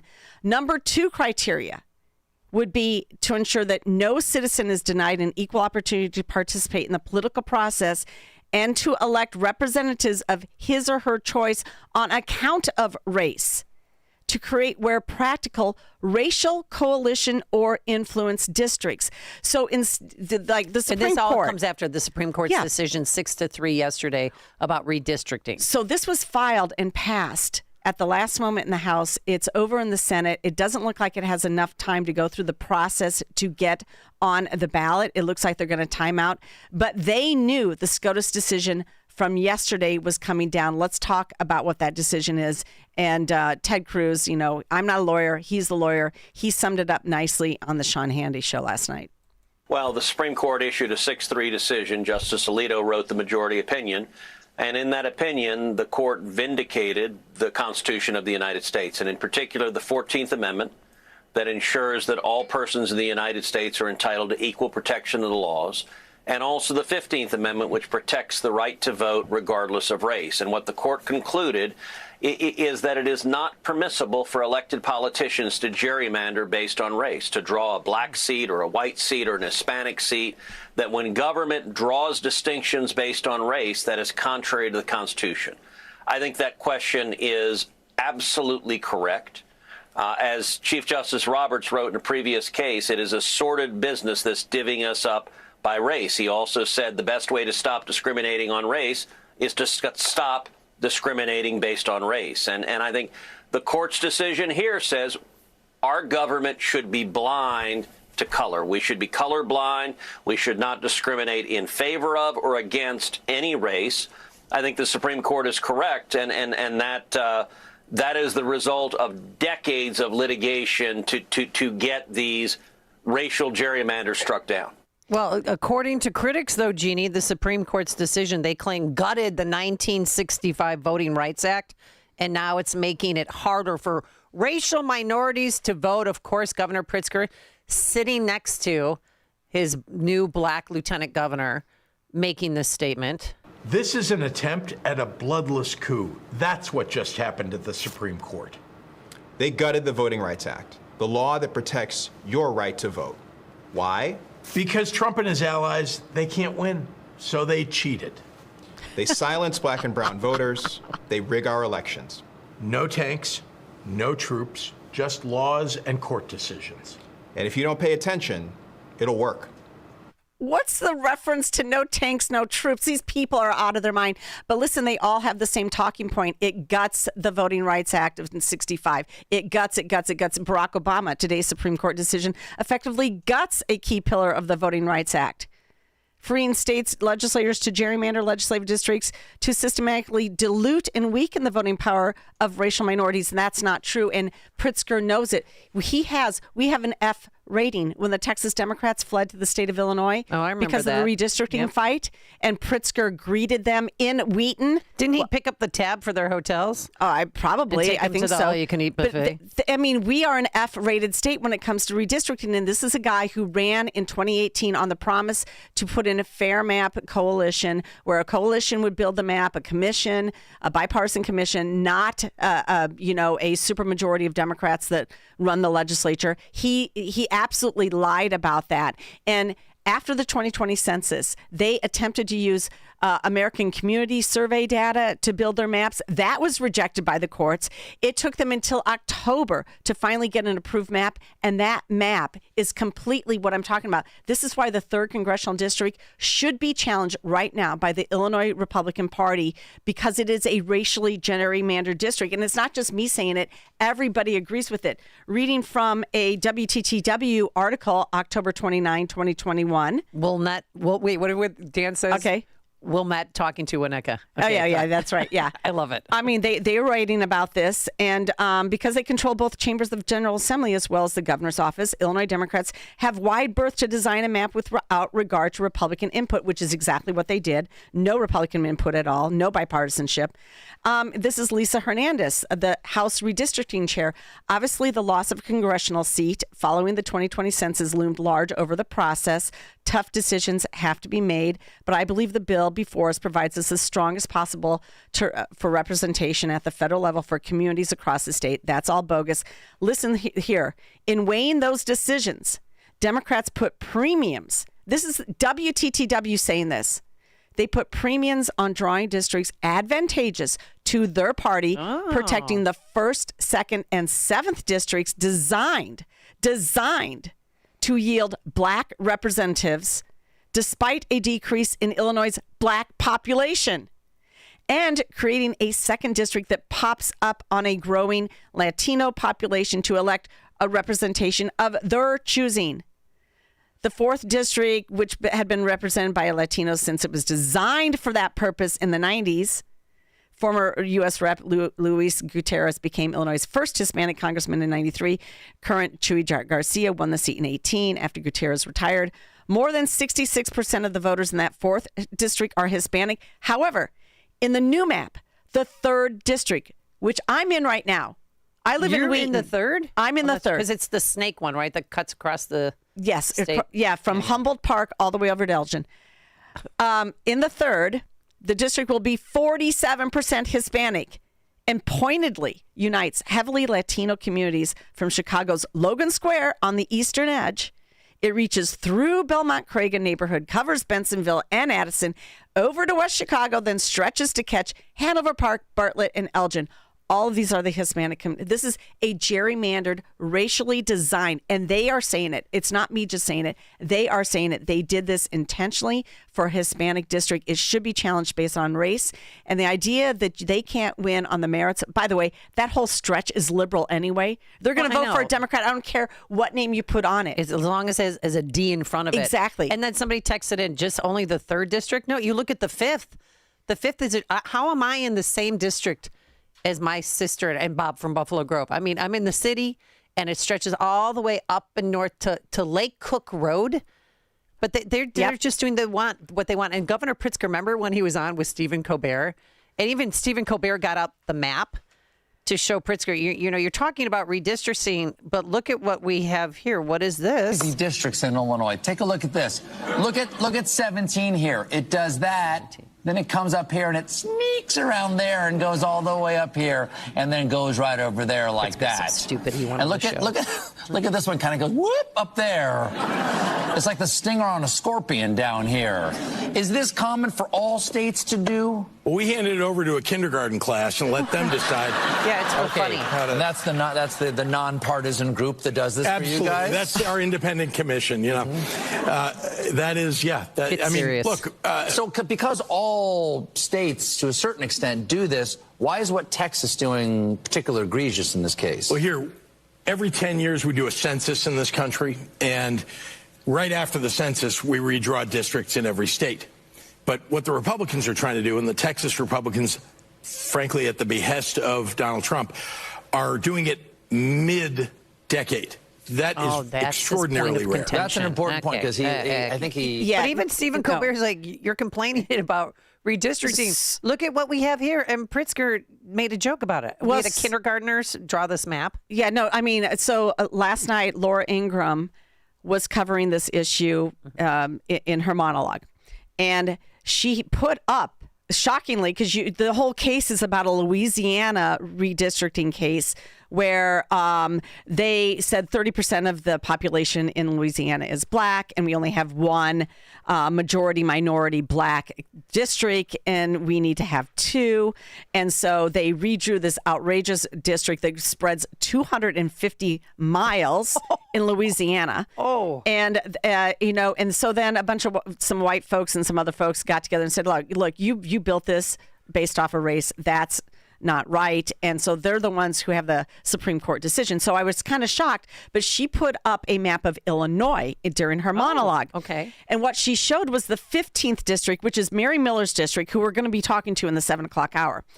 But it's her district that she highlighted because Mary's stretches from the western edge of Illinois over to the eastern edge of Illinois, and then it wraps around the 13th, which is the stinger that Colbert was, making fun of.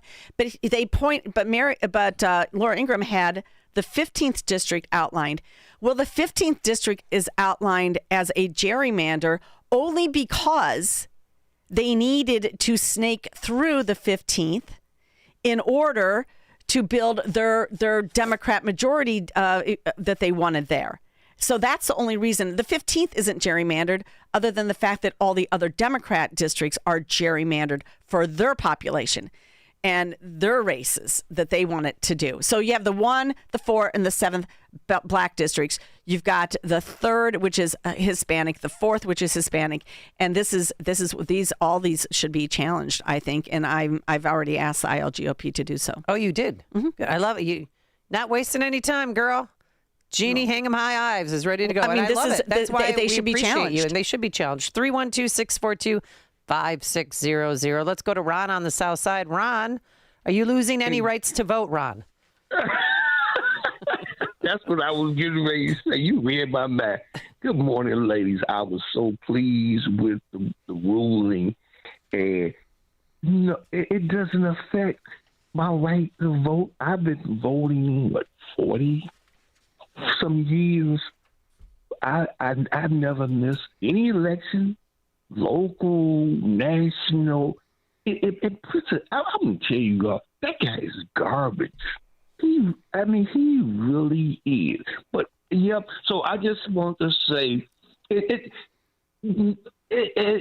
far as gerrymandering, Illinois is the epitome of gerrymandering. So yep, I applaud the ruling, and no, it will not affect my ability to vote. Ability to vote. At all, ladies, and enjoying you all and looking forward to 11 o'clock. Have a good day, ladies. Thanks, Ron. Appreciate the phone call. Let's go to Michael on the South Side. Good morning, Michael. You're on Chicago's Morning Answer. Good morning, Jeannie. Good morning, Amy. Jeannie, welcome back, and thank you both for taking my call. The Supreme Court did mighty fine work yesterday. The hard fact of the matter is that these racially gerrymandered districts were relics of the civil rights era and promoted reverse discrimination. And there's another point worth mentioning. We heard all sorts of pearl clutching yesterday over the ruling, and nobody's bringing up the idea that a white person living in a majority-minority district may not have been getting representation. Because if Chuy Garcia is representing a district that's specifically designed to get him into Congress, then what were the right residents getting from him? So as far as I'm concerned, the Supreme Court did great work yesterday. Bravo. Yeah, absolutely. And, there's no doubt that you can be Look, the entire country voted for Barack Obama. So don't talk to me about less racially profiling when we elect people. It's simply not true. I mean, Houston voted, Brian Donaldson, he's running for governor of Florida. Are they racist down there? I don't think so. No, not at all. This is just the new drum for the Democrats to beat. That's for sure. They'll use it against, any Republican to try and make us look racist and that we don't care about people when really it's the other way around. Well, really quick here, I will say this. Rasmussen did a survey about this just last month. 86% of likely U.S. voters consider it a problem when states deliberately draw congressional districts to favor one party, including 61% who say partisan gerrymander is a very serious problem. So voters don't like gerrymandering. They want districts that are done on legislative boundaries, like your counties. They want them to be compact and contiguous, and they know a gerrymander when they see it. They don't like it, both parties. Coming up on Chicago's Morning Answer, Jose Medina back in court, and so are Sheridan Gorman's parents and their message to their daughter's alleged killer and to politicians. There's only one radio show in Chicago talking about today's biggest stories and telling you what they really mean. That show is this one, Chicago's Morning Answer on AM 560, The Answer. The following is a paid political announcement.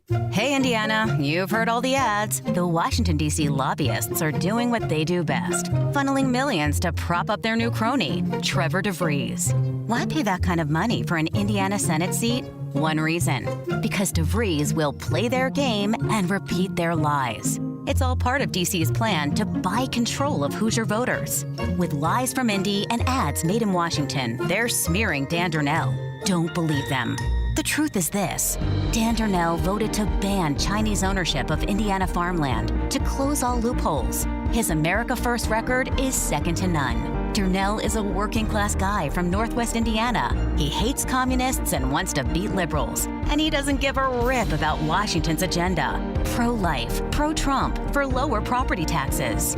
On May 5th, don't be fooled by the lies from the outside. Vote conservative Dan Durnell for state senate. Paid for by the committee to elect Dan Darnell. Did you know most remodeling mishaps start before construction even begins? Here's something else you should know. At Forever Remodeling, we do things differently.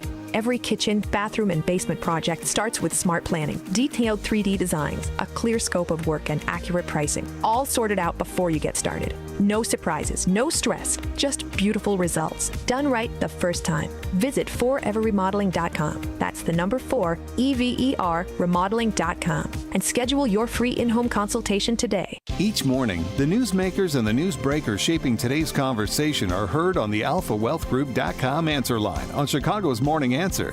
When you need answers about what's happening in your world, you turn to AM 560 The Answer.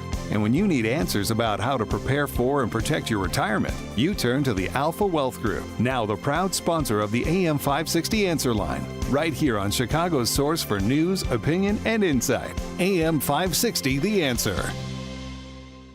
Do you owe $10,000 or more in credit card debt or personal loans? With credit card debt at all-time highs, Debt Relief Advocates is urgently notifying consumers of debt relief now being made available, designed to aid consumers with out-of-control credit card debt. Those who qualify and enroll for this relief program will only have to pay back a fraction of what they owe. This is not bankruptcy or a debt consolidation loan. This is a relief program that credit card companies would rather you not know about, as it ends your debt nightmare and saves you lots of money. Consumers owing at least $10,000 in credit card debt or personal loans can now take advantage of this debt relief as the cost of living skyrockets. Debt Relief Advocates has established a relief hotline for you to call to learn what debt reduction you may qualify for, so don't wait. For this free information, call the Relief Hotline at 800-522-2174. 800-522-2174. 800-522-2174. The following is a paid political announcement. Conservative Rick Niemeyer has represented us in Northwest Indiana for many years, and he's notched conservative victories win after win. Niemeyer passed the largest tax cut in Indiana history from right here in Northwest Indiana. And he stood up to protect Indiana farmland from Chinese companies, closed every loophole from foreign ownership to protect our way of life and our food supply. And guess who passed constitutional carry for the whole state of Indiana? It was Rick Niemeyer from Lowell, Indiana. Oh, and he banned biological boys and girls sports, too, standing up for farmers, families, and values. That's why Rick Niemeyer has been endorsed by the Indiana Farm Bureau, the NRA, Indiana Right to Life, and more. Now Niemeyer is fighting the tough issues of today, standing up to NIPSCO and their rate hikes, and protecting farmers' property rights against the land grabs of pipeline companies. Rick Niemeyer, the conservative you can count on for state senate. Paid for by the committee to elect Rick Niemeyer. AM 560, The Answer. All right, so yesterday, Jose Medina, the man here illegally who snuck into the country in 2023 via El Paso, who, by the way, his defense attorney made sure everybody knew in court that he was bussed here by Governor Greg Abbott. Well, yeah, so was he, and tens of thousands of others that were bussed to Democrat cities, because you can't have in a town of 50,000 people, 10 million people, okay? You do the math, you idiots. I can't stand when people like vilify Governor Abbott for that. He had no choice. And I lived in a border town. And then Eagle Pass has 20,000 people in it. They couldn't take 1 million people more. Well, people were living on the streets. It was disgusting. Back when that was happening, like our allocation of the illegals who crossed the border, I had calculated should have been in the neighborhood of 300,000 folks bussed up here. If everybody was going to take their proportionate share of the illegals based on population. I mean, 50, 60,000 came here, which was bad enough. It's terrible. But our share should have been 300,000. Does he not understand what Texas was dealing with? Of course he should have bussed him up here. So her parents drove 800 miles because they promised to be at every court hearing because this guy, Jose Medina, allegedly killed Sheridan Gorman. And he pled not guilty yesterday. Oh, so it was the other Venezuelan with a bullet in his head that did it. I mean, please. But here, her mother, it's just heartbreaking. Our daughter was beautiful on the inside and out. She really mattered. We're going to get justice for her.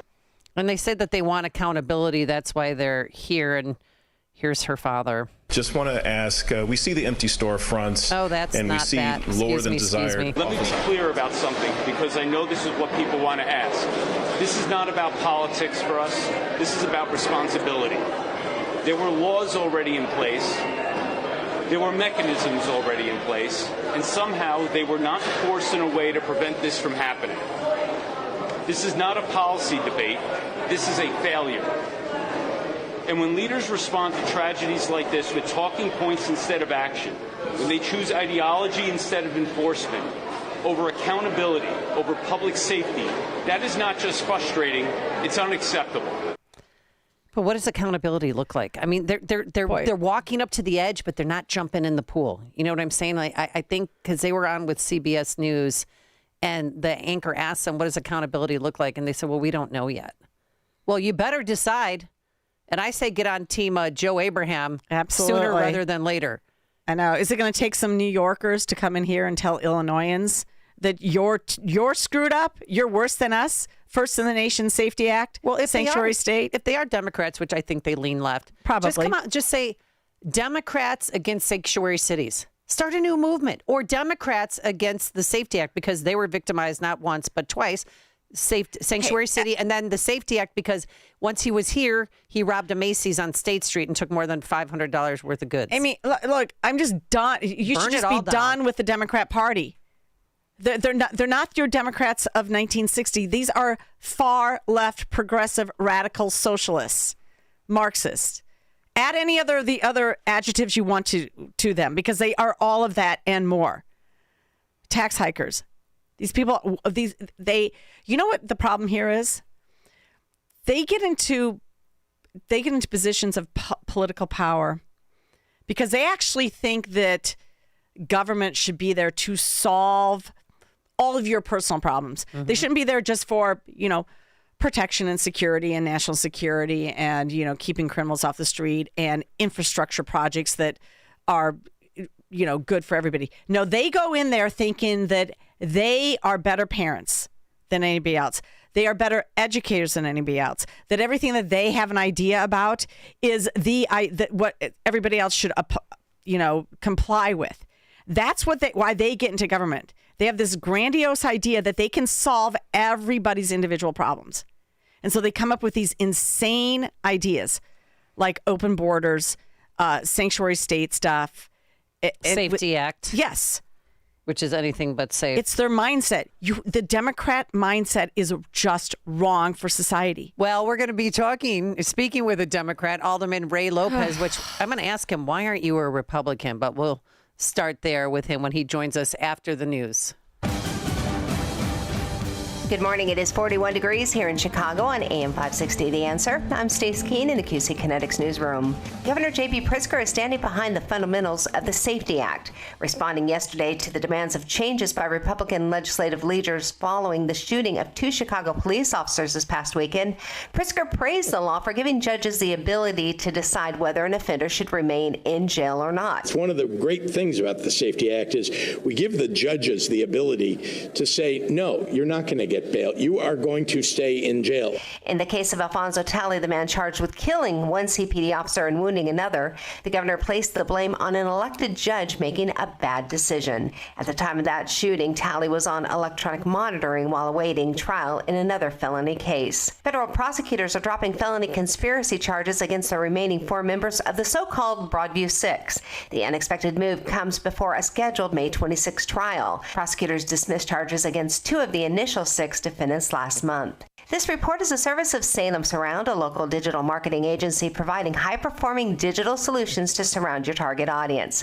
Go to surroundchicago.com today. A Check of the Roads is coming up in 2 minutes on AM 560 The Answer. If you listen to the mainstream media and the Democrats, you'd think it was a sin to be black and conservative. Well, John Anthony blows up that perception every week on Black and Right. Join John this Saturday afternoon at 4 when he pushes back against the left and its regressive, progressive agenda that tries to dictate how people should think or feel about politics. Listen to Black and Right this Saturday afternoon at 4, right here on AM 560, The Answer.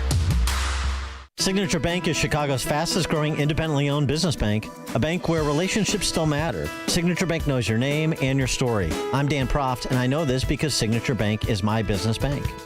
Anthony and John here from Bionic Auto Parts, proud clients of Signature Bank.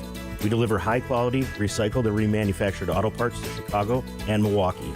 Our mission is simple: provide parts safely, reliably, with great customer satisfaction. We process over 350 vehicles a month. With big banks, everything took forever. Layers of approvals and endless delays. At Signature Bank, one call got it done.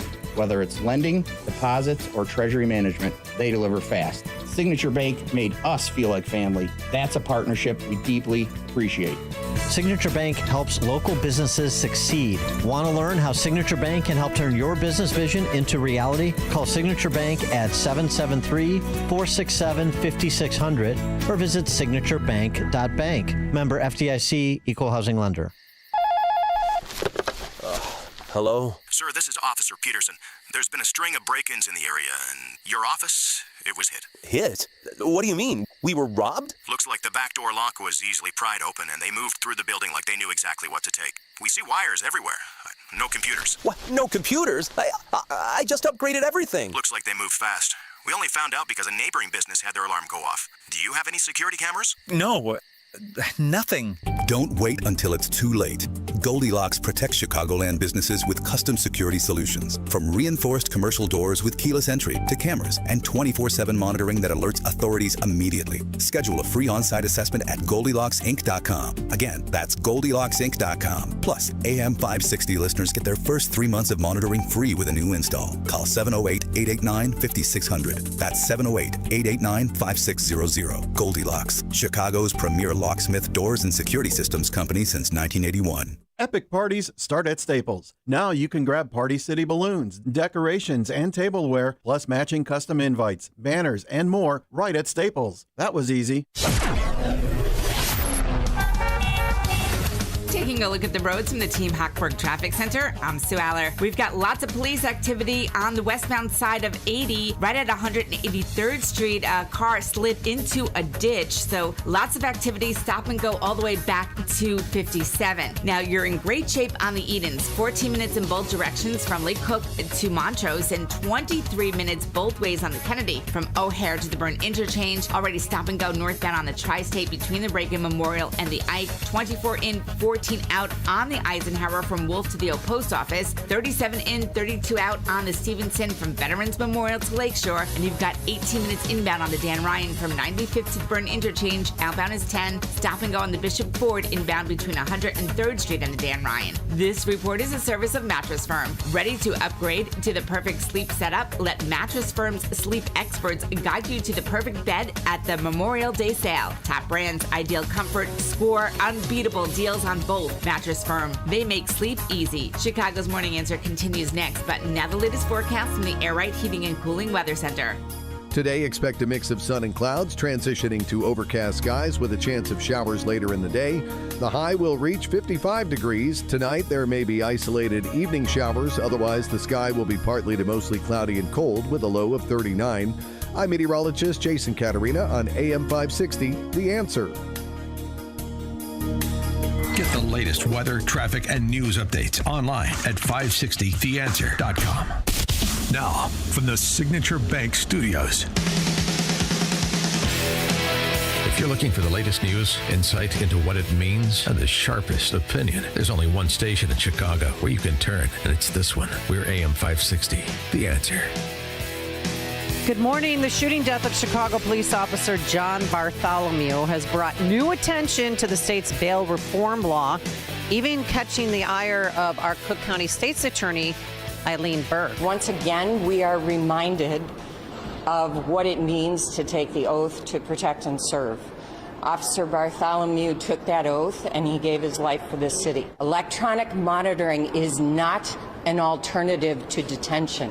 It does not keep people safe. When the state's attorney's office asks for detention, we ask for detention because we believe that person presents a danger to the public. If we're not asking for detention, I don't care if they are monitored or not. They can go about their lives and get ready for trial. But if we ask for detention, we make sure that we put every bit of information in front of a judge to establish why we believe this person presents a danger, as we did in this case. We established that he had 4 pending violent felonies, and in spite of that, he was placed on electronic monitoring. Electronic monitoring system is broken. It does not work. It is not keeping people safe. So the state's attorney's office is going to continue to ask for detention each and every time we believe someone presents a danger. With more on this, let's welcome back to the program 15th Ward Alderman Ray Lopez. Good morning, Mr. Lopez. How are you? Good morning, ladies. To you and your listeners, I'm well. Thank you. Well, I saw you. You were at court not 1 but 2 days in a row. And what do you think of Eileen Burke's idea? It sounds good, but what are you all doing about it? Well, I think the question isn't what we're doing about it. It's what Springfield's going to do about it. What's Governor Pritzker and Kwame Raoul and everyone else that works in Springfield making these laws that allow criminals to continue to play on our sympathies in order to be sent home so that they can cut off their ankle monitors and go back to business as usual in the neighborhoods, terrorizing innocent people. You know, we've called it out. Eileen O'Neill Burke has called it out. The communities call it out because they see firsthand and have to live with people who are dangerous and get sent home like it's a vacation pass. And yet we still have our Springfield legislators, our governor, and everyone else applauding how wonderful this law is. You know, I don't know if they're afraid to admit that there's a mistake or a flaw in the law, or they just don't want to act. But, you know, it's not fun and games anymore. This isn't the spirit of what was intended. The intention was to ensure that a poor person who commits a once-in-a-lifetime event and is nonviolent doesn't have to sit in jail because they couldn't make bail. Now, you have people with rap sheets 15 pages long being told that they can go home because a judge pretends to see, quote-unquote, improvement in their mental abilities when all they've done is refine their way of pistol whipping and killing people. Well, isn't 4 years a long enough time for a test period to understand that the Safety Act has failed? And I mean, look, Ray, I really respect you, but honestly, your party is a disaster on this issue, and it's only your party that can handle it, that can change it. Jeannie, the Democratic Party is a disaster on public safety as a whole. Yes. I don't even think there's any way of sugarcoating that one. You know, they seem to be more enamored with criminality, and 4 years, I think the first year was a long enough test period to where we had issues. And, you know, for democracy, we often hear the phrase that these are living documents that we could amend at any point. Well, then let's amend it. Because let's put things in perspective, because I saw someone on one of my social medias mention, well, just one case, one example shouldn't be enough to invalidate the entire law. We have 3 first responders murder cases going on right now at 26 in California. 3 of them. We have Captain Myers, firefighter Altman, and now Officer Bartholomew. All because the Safety Act allows violent repeat offenders back on the streets who either set buildings on fire or they're trying to kill or attack violently people with weapons. The proof's in the pudding.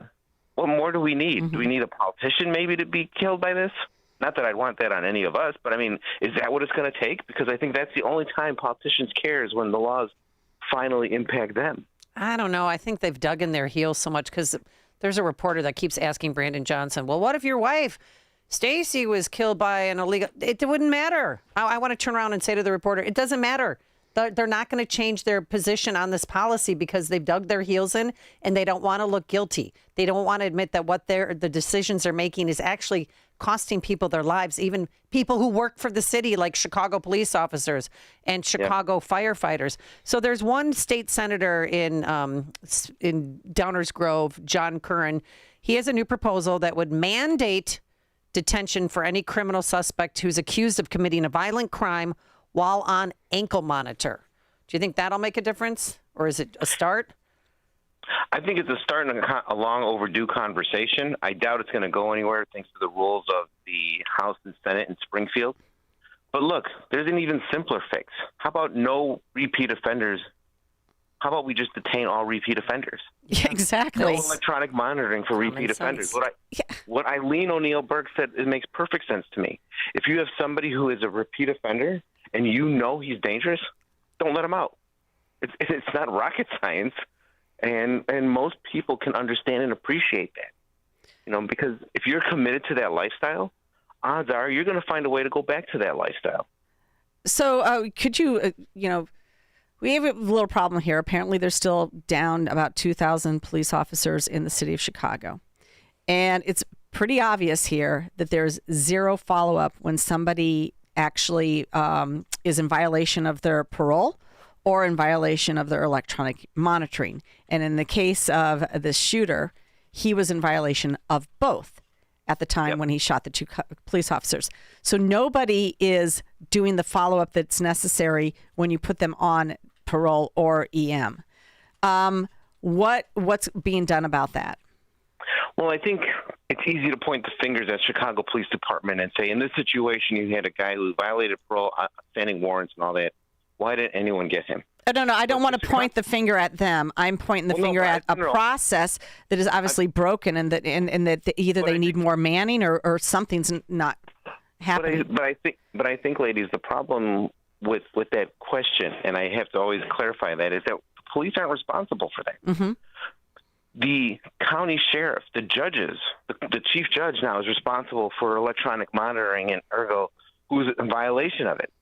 They used to be the sheriff. They would do electronic monitoring sweeps in neighborhoods. They do parole violations, checks on parole violations, and pick those people up with an assist from the police. But they are the ones who are supposed to be initiating those investigations and going after those individuals who are in violation of court order, and they don't.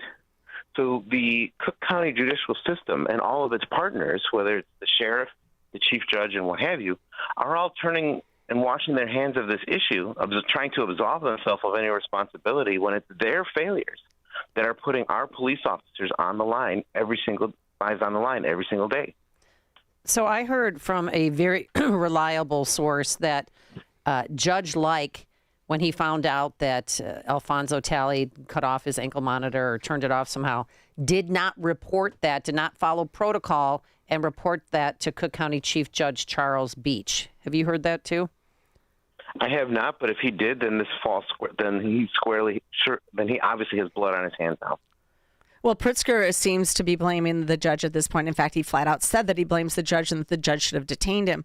So what will you and your party do about this judge? Is there a way to suspend him? Will you call for that suspension? Will you force Pritzker to do something about it? He owns the Illinois Supreme Court. He paid for them. So are we going to actually do something here, or do we have to have another cop killed before there's enough momentum to do something? Well, we've had 2 firefighters and a police officer killed. As I said, their trials are going on right now today. The Democratic Party of Cook County has sold every judicial seat in the criminal court system for as long as I can remember.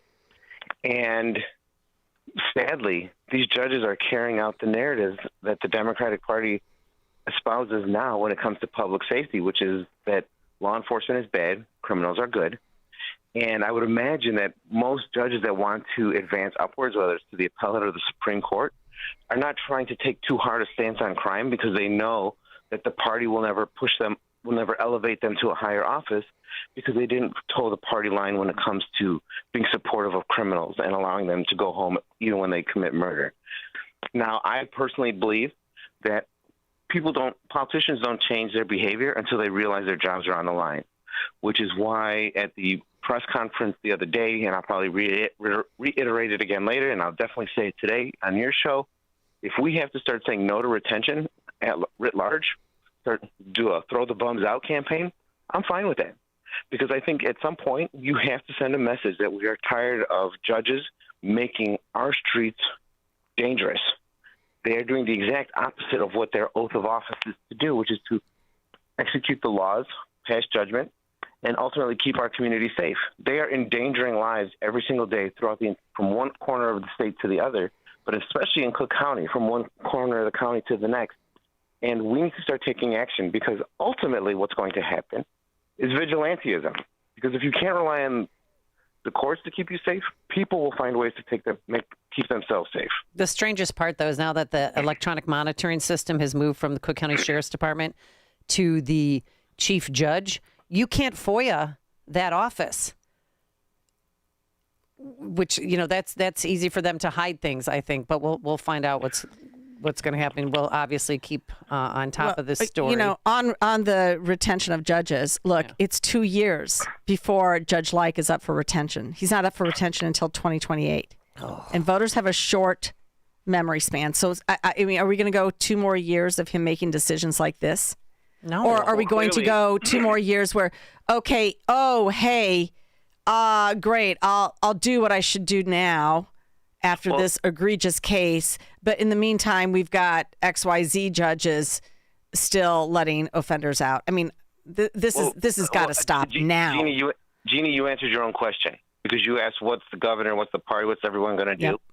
When you allowed Talley to go back before John Like, after he did all of this, Tuesday, back to business like nothing happened, clearly there's no impetus within the machinery to change. When it doesn't even visually register that maybe we shouldn't have the same judge who let him go on electronic monitoring for 5 weeks on a killing spree be the one to decide what to do about his previous charges, we have a problem.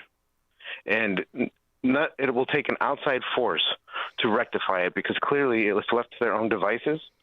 We're just going to keep seeing the same outcomes over and over again because they're not going to correct themselves. They're not even trying to give each other slaps on the wrist. And they are acting almost as enabling criminal behavior within the courtroom as they are on the outside of it. Now, quickly on a side note, Officer John Bartholomew, who passed away, Mayor Johnson yesterday said he leaves behind a wife and 2 kids. No, he left behind a 3-year-old daughter and 2 stepsons. And then he also said the name of the officer who's 57 years old, 21-year veteran, who's in the hospital fighting for his life. And the family does not want that name out there. So you just talk about, disconnected politicians. But here, before we let you go, I wanted to ask you about this. ABC 7. An idiot. Yeah.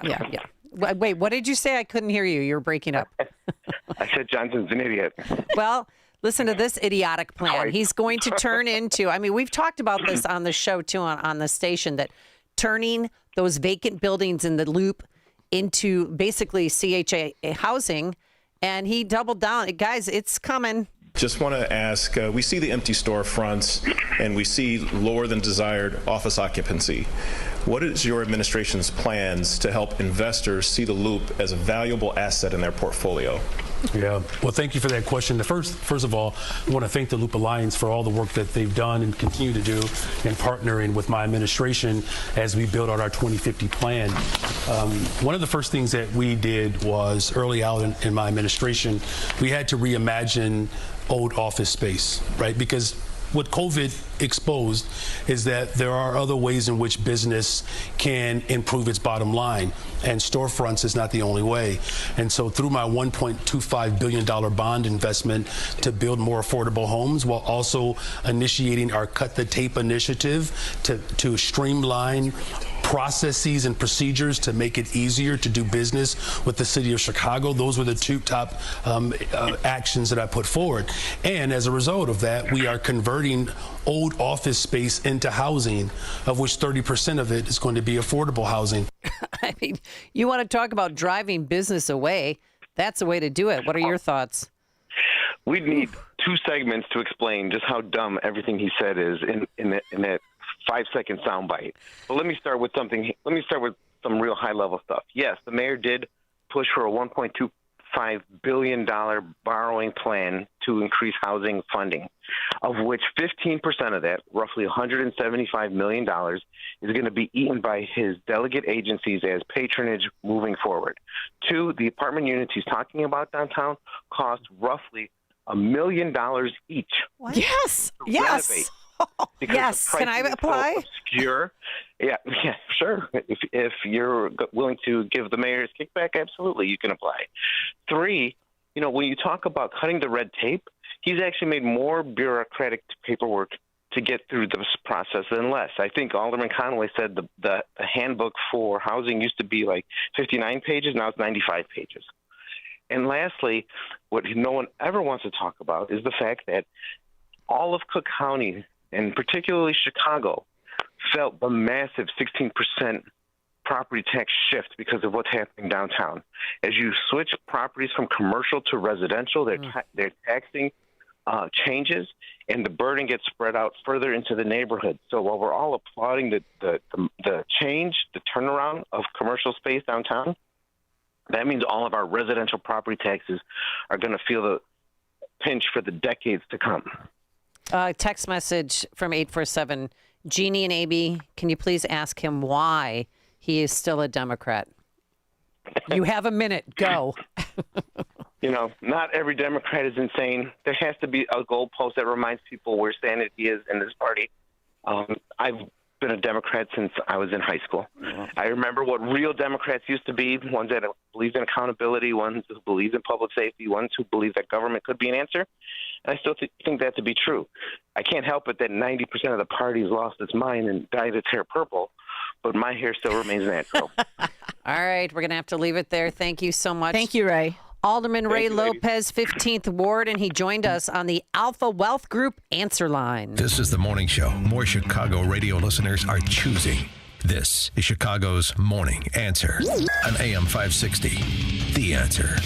Hey, if you're living with joint pain, listen up. I want you to try something different. You don't have to live in pain every day. Have a conversation with my friends at QC Kinetics and tell them I sent you when you do. They offer all-natural regenerative treatments for joint pain. I've seen the results and personally recommend Dr. Caravelli and her team. Stop saying to yourself, this is just how I am now. That's not okay. Get back to the normal you, the one who is active and carefree. QC Kinetics is helping AM 560 listeners with pain from arthritis or injury in their knees, hips, and shoulders. Now they're moving again, golfing and running without surgery or long recovery. The science is real. The treatments are natural. Your body knows how to heal. QC Kinetics will show you how without surgery. Don't watch summer pass you by again, stuck on your couch, afraid to move. Take action today. Schedule an appointment right now. Consultations are free. Call 312-827-6261. That number again, 312-827-6261. Call QC Kinetics at 312-827-6261. Picture warm Gulf breezes, turquoise waters, white sand beaches. Now, add evenings of conversation with Salem Media's Mike Gallagher, Scott Jennings, Larry O'Connor, and Jennifer Horn. This November, sail from Fort Lauderdale to the Bahamas, Jamaica, the Cayman Islands, and Mexico on a 7-day journey built for those who love this country. Book your cabin today when you text the word cruise to 94878. Celebrate America's 250th anniversary the right way on the Gulf of America Cruise. Book your cabin now. Text the word cruise to 94878.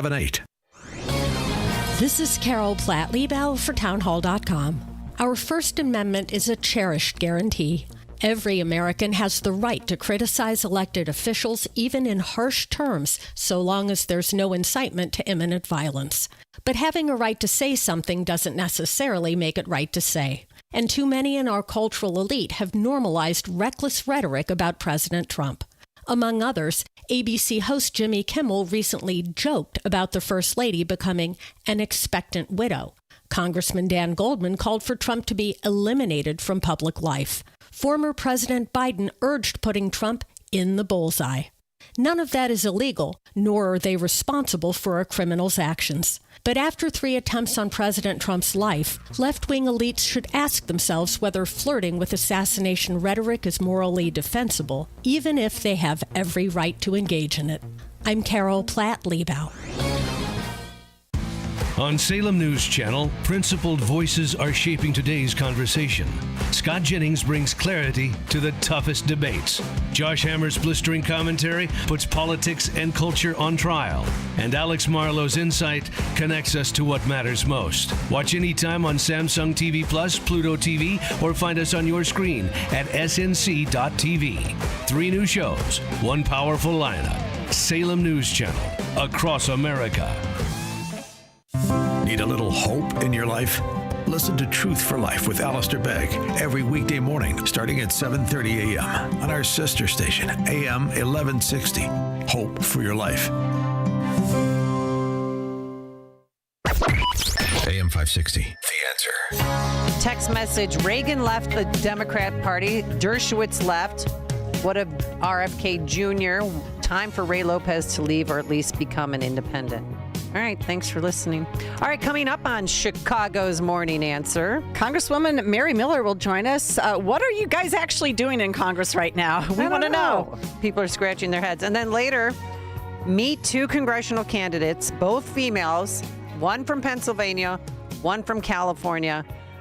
They stepped in it over the weekend. One even asked, can you please press pause during a live interview? You're going to love it. It's another reason Dan Proft is single. Yeah, that's that too.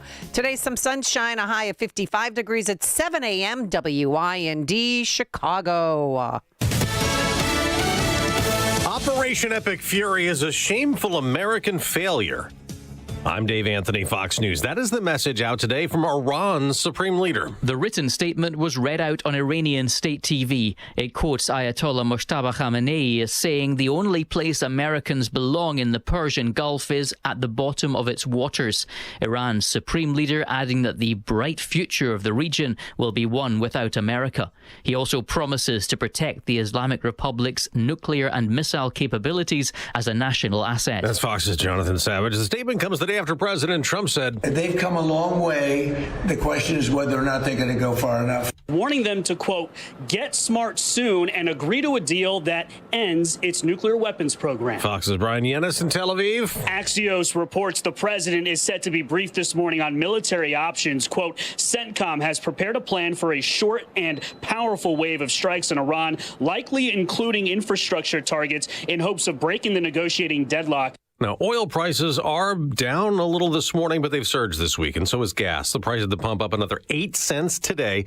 AAA's national average for regular $4.30 per gallon. That's up 19 cents since Monday. Now an update on the White House Correspondents' Dinner attack. Sources are telling Fox News the bullet that struck a Secret Service officer in his vest did come from the suspect's shotgun, not friendly fire. Cole Allen returns to court today for another hearing. He's charged with attempting to assassinate the president. They voted late last night in the House to approve a Senate process to fund immigration enforcement, getting around Democrats who've been holding up that money. It allows congressional committees to start drafting legislation for it that could then be passed through the budget reconciliation process with no support needed from Democrats. The House is also sitting on a separate bill passed by the Senate last month to fund the rest of Homeland Security, and Secretary Mark Wayne Mullen warns money for those employees runs out next week. That's Chris Foster. America's listening to Fox News. Good morning. It is 41 degrees here in Chicago on AM 560 The Answer. I'm Stace Keene in the QC Kinetics newsroom. We'll see scattered showers today with our high hitting about 49 degrees. Illinois State University support employees have entered their fourth week on strike as more state government officials have called on the school's leadership to return to the negotiating table. Sean Reed reports. AFSCME Local 1110 began their strike after negotiations for a new contract fell through with ISU. Governor J.B. Pritzker commented on the strike for the first time Tuesday. I don't believe in strike breakers. I know that that's being litigated right now, this question. ISU's management leadership should be at the bargaining table. That's what should happen. It needs to happen ASAP. Pritzker faced criticism last week from his Republican gubernatorial challenger, Darren Bailey. Bailey said Pritzker was very quiet for a governor who claims to be in favor of workers. Pritzker, however, pushed back, saying Bailey was deflecting from his own stances, such as voting against a raise in the state's minimum wage, which he said was anti-worker. Lawmakers and the union are urging the university to return to negotiations, but leadership still hasn't responded to a contract proposal by the union in over 2 weeks. I'm Sean Reed. Federal authorities are confirming they raided several businesses and a property in Northwest Indiana. FBI agents raided Gino's Steakhouse in Maryville and the Paragon restaurant in Hobart yesterday. A federal indictment alleges the two Northwest Indiana restaurants were used as facades for a years-long multi-state gambling and extortion ring. In all, 22 people were named in that indictment. One person is dead following an apartment fire in Chicago's Chatham neighborhood on the south side. The blaze started yesterday morning in the 8,000 block of South Ellis. Police say a 69-year-old woman was taken to the University of Chicago hospital with burns on her arm. She's listed in good condition. The fire displaced several residents. Cause of the blaze is under investigation. This report is a service of Salem Surround, a local digital marketing agency providing high-performing digital solutions to surround your target audience. Go to surroundchicago.com today. A check of the Roads is coming up in 2 minutes on AM 560, The Answer. Catch more money with leading economist Steve Moore. I'm excited about America. I think things are going really well. I think we've turned a corner here. I think Biden economics is well behind us now. This is a miracle what's going on here. If anything, it's better than I thought it would be. So many good things can happen in the economy. Low inflation, low unemployment rate, consumer confidence up, business confidence up. All of the indicators are pointing north right now. It's More Money, Saturday at 3 on AM 560. The Answer. My name is Whitney Allen, and I'm a widow. My husband, Ryan, died. We never thought we'd ever have to use life insurance, but the unexpected happened. With Ethos, signing up was fast and 100% online. You can get a quote in seconds, apply in minutes, and get same-day coverage. No medical exams, and you can get up to $3 million worth of coverage. I'm grateful we were prepared. Get your free quote at ethos.com/term. That's ethos.com/term. Paid spokesperson. Time spent on application may vary. Online health questions required. If you want unlimited talk, text, and data on a crazy fast network, Big Wireless will sell it to you right now for as little as $70 a month. Or you can buy it from Pure Talk for half of that. I'm talking about unlimited talk, text, and unlimited data for just $34.99 a month. Stop paying the big guys twice what you need to. Dial pound 250, say my name. That's pound 250, micro, to switch to Pure Talk, where the savings are truly unlimited. Finding great candidates to hire can be like, well, trying to find a needle in a haystack. Sure, you can post your job to some job board, but then all you can do is hope the right person comes along. Which is why you should try ZipRecruiter for free at ZipRecruiter.com/free. ZipRecruiter doesn't depend on candidates finding you. It finds them for you. Its powerful technology identifies people with the right experience and actively invites them to apply to your job. You get qualified candidates fast. So while other companies might deliver a lot of hay, ZipRecruiter finds you what you're looking for. The needle in the haystack. See why 4 out of 5 employers who post a job on ZipRecruiter get a quality candidate within the first day. ZipRecruiter, the smartest way to hire. And right now, you can try ZipRecruiter for free. That's right, free at ZipRecruiter.com/free. That's ZipRecruiter.com/free. ZipRecruiter.com/free. ZipRecruiter. Taking a look at the roads from the Team Hochberg Traffic Center, I'm Sue Aller. Just loaded up on the westbound side of 80 at 183rd Street. A car went into a ditch. Lots of police activity. Delays go all the way back to 57 and then completely slammed already this early in the morning northbound Lakeshore Drive between Bryn Mawr Avenue and Hollywood Avenue. Still in good shape though on the Edens, 15 minutes both ways from Lake Cook to Montrose, 36 in and out on the Kennedy from O'Hare to the Burn Interchange. Slow on the Reagan Memorial as you approach the Tri-State, and the northbound Tri-State slows down from the Reagan Memorial to the Ike. 36 in, 23 out on the Eisenhower from Wolf to the Old Post Office. Just under an hour, 50 minutes inbound on the Stevenson from Veterans Memorial to Lakeshore. Outbound is 35, 23 in, 11 out on the Dan Ryan from 95th to the Burn Interchange. This report is a service of the AM 560 mobile app. Listen to AM 560 on your smartphone or mobile device when you download the AM 560 mobile app at 560theanswer.com/mobile. Chicago's Morning Answer continues next, but now the latest forecast from the Air Right Heating and Cooling Weather Center. Today, expect a mix of sun and clouds, transitioning to overcast skies with a chance of showers later in the day. The high will reach 55 degrees. Tonight, there may be isolated evening showers. Otherwise, the sky will be partly to mostly cloudy and cold with a low of 39. I'm meteorologist Jason Caterina on AM 560, The Answer. Get the latest weather, traffic, and news updates online at 560theanswer.com. This hourly segment is brought to you by Goldilocks, offering 24/7 security solutions for homes and businesses. Call them today at 708-889-5600. Now, from the Signature Bank Studios. This is Chicago's Morning Answer with Dan Proft on AM 560. The Answer.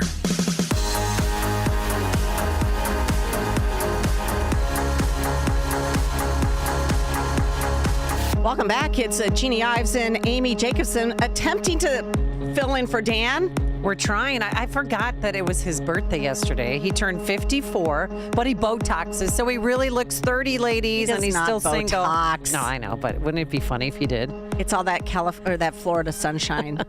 He looks great. Yeah, but happy birthday, Dan. Yeah, happy Sorry, birthday. I'll text you later. I'm sure Yeah. you'll appreciate it. Well, we're trying to dig into some of the more weightier issues, the ones at the federal level. And so I wanted to have Congresswoman Mary Miller on, and she is on with us. She is the Congresswoman for the 15th Congressional District here in the state of Illinois. And Congress has a lot on their plate right now.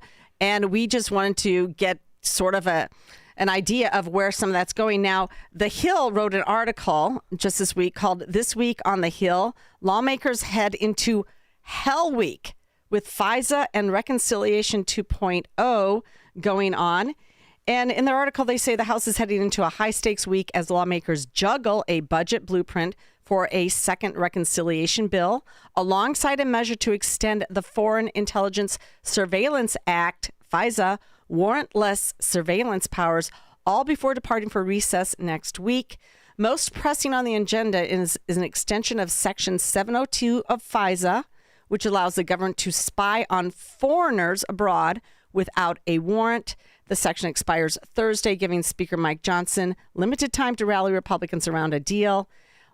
Johnson last week released a new proposal that would renew 702 for 3 years. However, it doesn't include a warrant requirement, for which privacy-minded conservatives and House Freedom Caucus members have been clamoring, and Mary Miller is a member of the House Freedom Caucus. She joins us now to discuss FISA, the reconciliation blueprint, and much, much more, including SNAP fraud, on today's Chicago Morning's Answer. Mary, thanks so much for being with us. Well, thank you. We do have a lot going on here. I want to tell the listeners how grateful I am for Speaker Johnson. He really fights hard to get the best legislation we can get. I think he has the hardest and worst job in the country because we have such a small margin as a majority, and he's got to rally everybody together here. He's definitely fighting for the America First agenda. Yes, we've had a lot of different votes here, and there's different opinions. We did send FISA to the Senate. Last week, we did vote on an amendment with a warrant requirement in it, which I voted for. Obviously, we don't want the government being out of control. President Trump has tamped it down a lot. I think the Supreme Court is helping us. But I do want to direct the listeners to the DHS funding and what the Democrats have been doing to us. They want to defund law enforcement. And I want to connect for people how the border for 4 years, Joe Biden and Democrats oversaw the invasion of our country.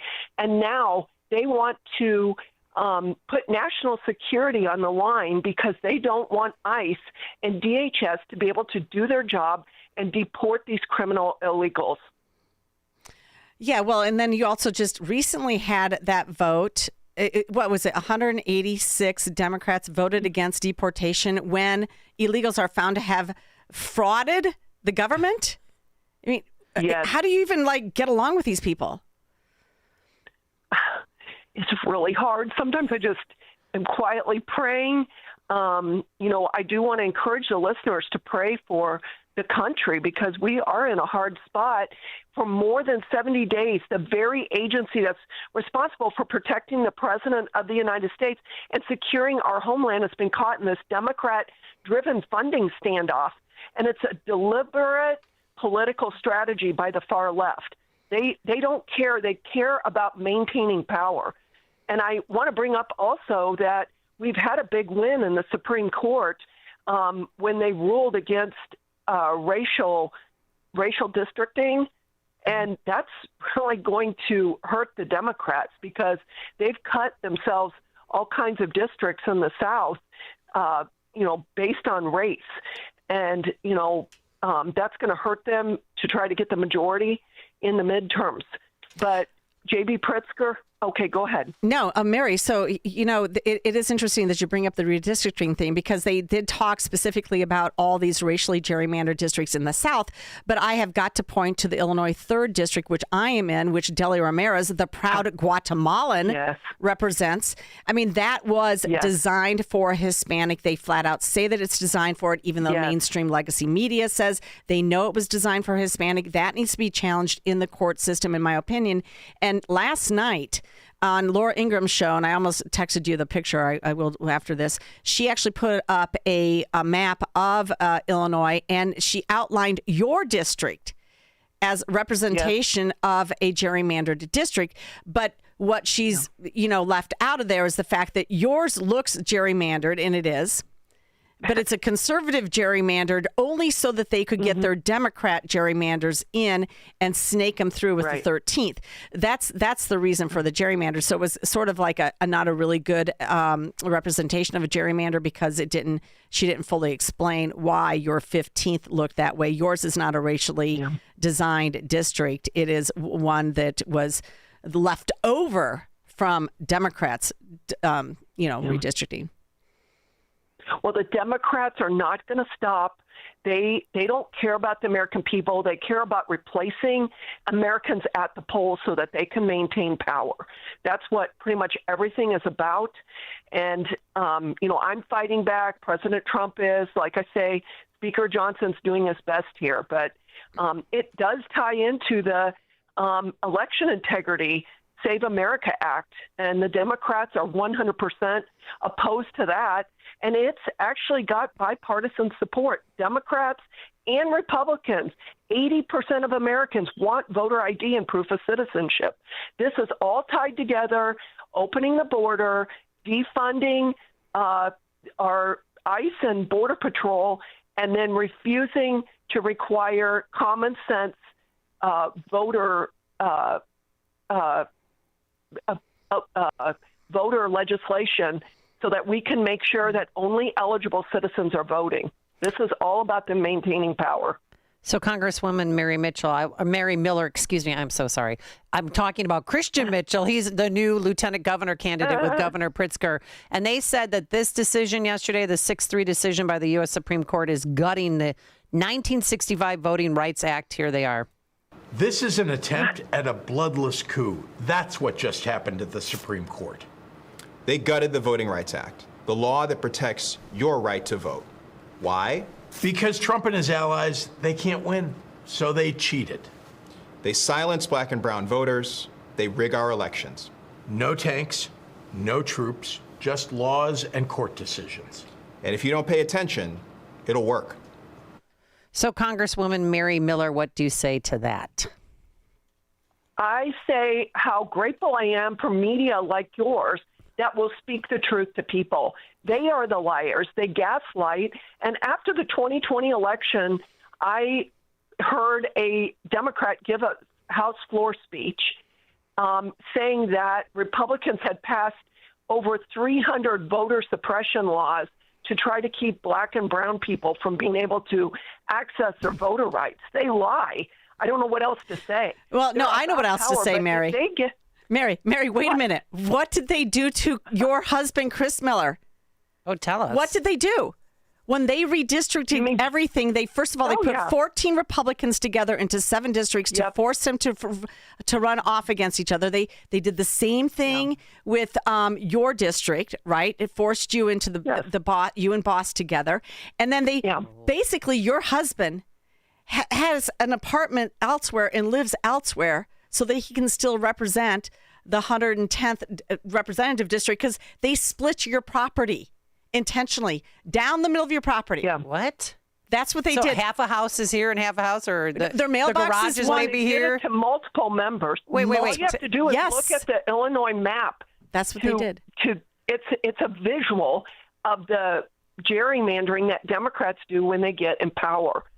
And the thing I want to tell people is if Democrats ever get back in power again, which I don't think they're going to, especially with the Supreme Court ruling, they will open the border up. It will be an unbelievable invasion. They are going to trample your rights. They're going to go back to what they did under Joe Biden, which was going after parental rights, going after common sense. We have shrunk the government in a year and 3 months. We've accomplished a lot. We're uncovering all kinds of fraud. We've cut off USAID. We've shrunk the government. President Trump is the great deregulator. It's like he's unstrangling the economy so that the economy can start moving.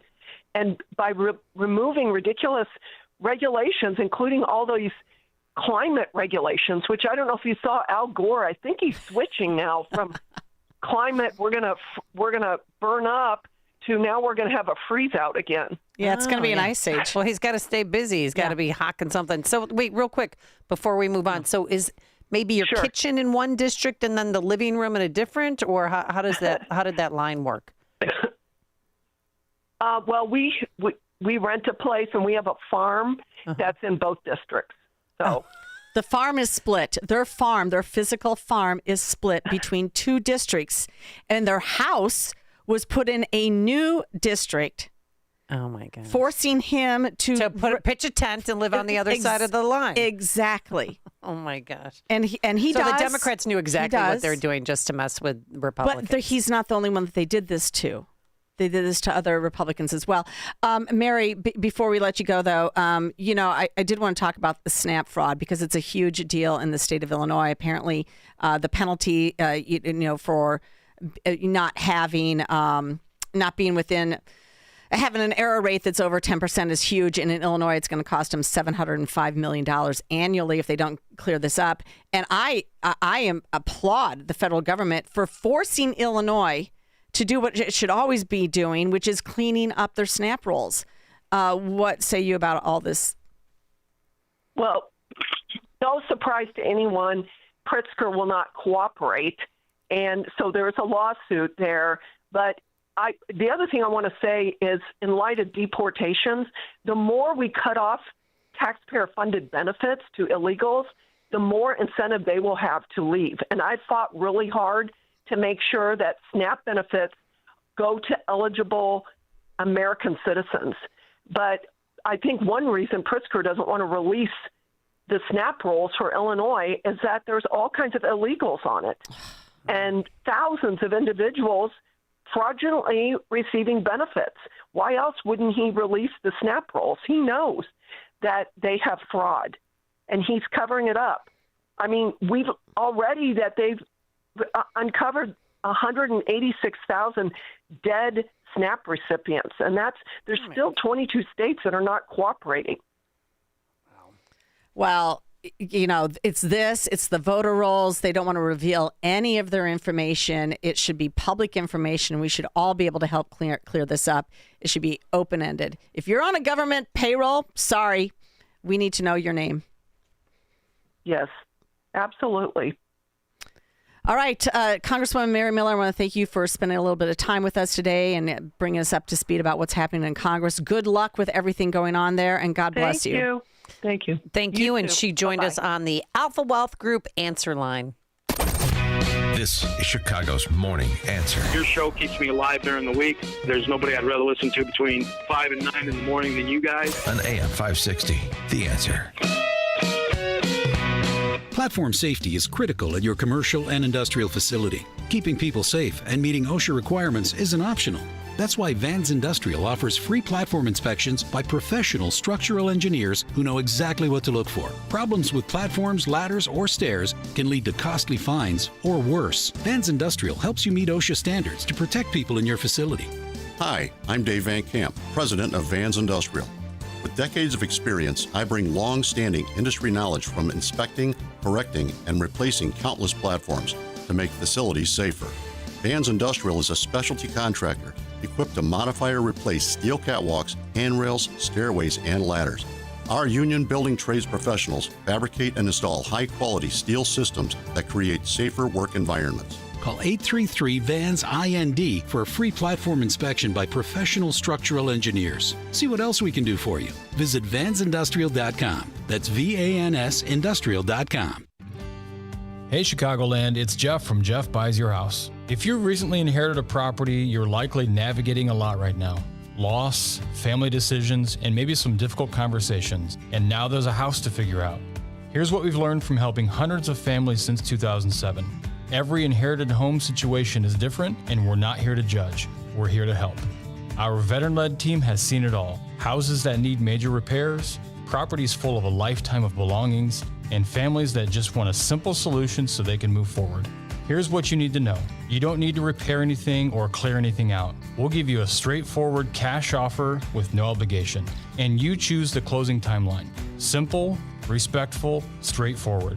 If you need guidance on your next steps with an inherited property, we are here for you. Call 630-895-9530. That's 630-895-9530 or jeffbuysyourhouse.com. Why would you take your precious metal collections to some fly-by-night roadshow that rolls into town once a year? The only thing you need to do is follow the road to Fox Valley Coins and show your gold or silver to the team. Gold is at an all-time historical high, so don't keep sitting on your coin hoards or old jewelry that you've been saving to sell when the time is right. The time is right now. Prices have never been better on most collector and gold coins. Fox Valley Coins in Naperville is trying to keep up with demand. So they're paying the most ever on not only most gold coins in bars, but also those old coin collections. You might have scarce dates or higher grade coins, so take advantage of the record high market price and the demand now. Whether you're buying or selling, or just want to find out values, trust the team at Fox Valley Coins. Fox Valley Coins is on Route 59, just one light north of I-88 at the Naperville-Warrenville border. Family-owned integrity since 1981. The following is a paid political announcement.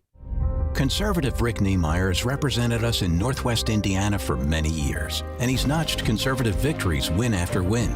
Niemeyer passed the largest tax cut in Indiana history from right here in Northwest Indiana.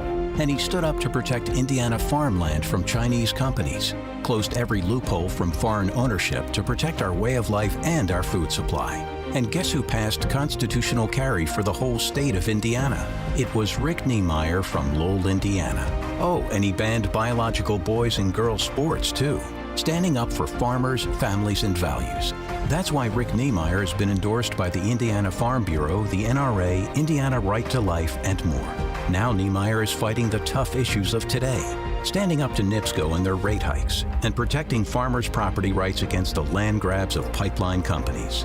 Rick Niemeyer, the conservative you can count on for state senate. Paid for by the committee to elect Rick Niemeyer. AM 560, The Answer. All right. 2 women Democrats running for Congress, one in Pennsylvania, one in California. So let's start with Pennsylvania. Let's start east and then move west. Her name is Dr., not a medical doctor, Alla Stanford, and she is campaigning on abolishing ICE. She wants to get rid of it, Jeannie, okay? She's had it. She doesn't want to deal with it anymore. So she's, during a live interview on Channel 10, which is the NBC affiliate, I do believe, in Philadelphia. She's running for the 3rd Congressional District there. Was asked a question, if not ICE agents, then who's going to deport people who are here illegally, who commit crimes? And she responded. You also said you're running to abolish ICE. Mm-hmm. This is something that we've heard other Democrats and activists talk about. Yeah. From an immigration enforcement perspective, yes, who do you think should be in charge of enforcing immigration laws? It's a good question. And you can pause because I just want to think about it for a minute. Go ahead. We need to continue, though. Okay. Who do I think should be in charge of enforcing immigration laws? Oh, boy. How can I spin this? Not the executive branch, so not the president. So there she goes. She threw it back on the president. It reminds me of when Juliana Stratton was interviewed by Major Garrett right after she won the primary. Congratulations on your victory, but as you know in politics, you win the victory and you get on to work. So the biggest issue in the country right now, overwhelmingly, is the war with Iran. I'd like your attitude about what it is, what it isn't, and what it should be. What? I'm sorry, about what? The war with Iran. Oh, yes. So So we pathetic. press pause and then wait, what? I mean, those should just be the commercials that their opponents play over and over and over again.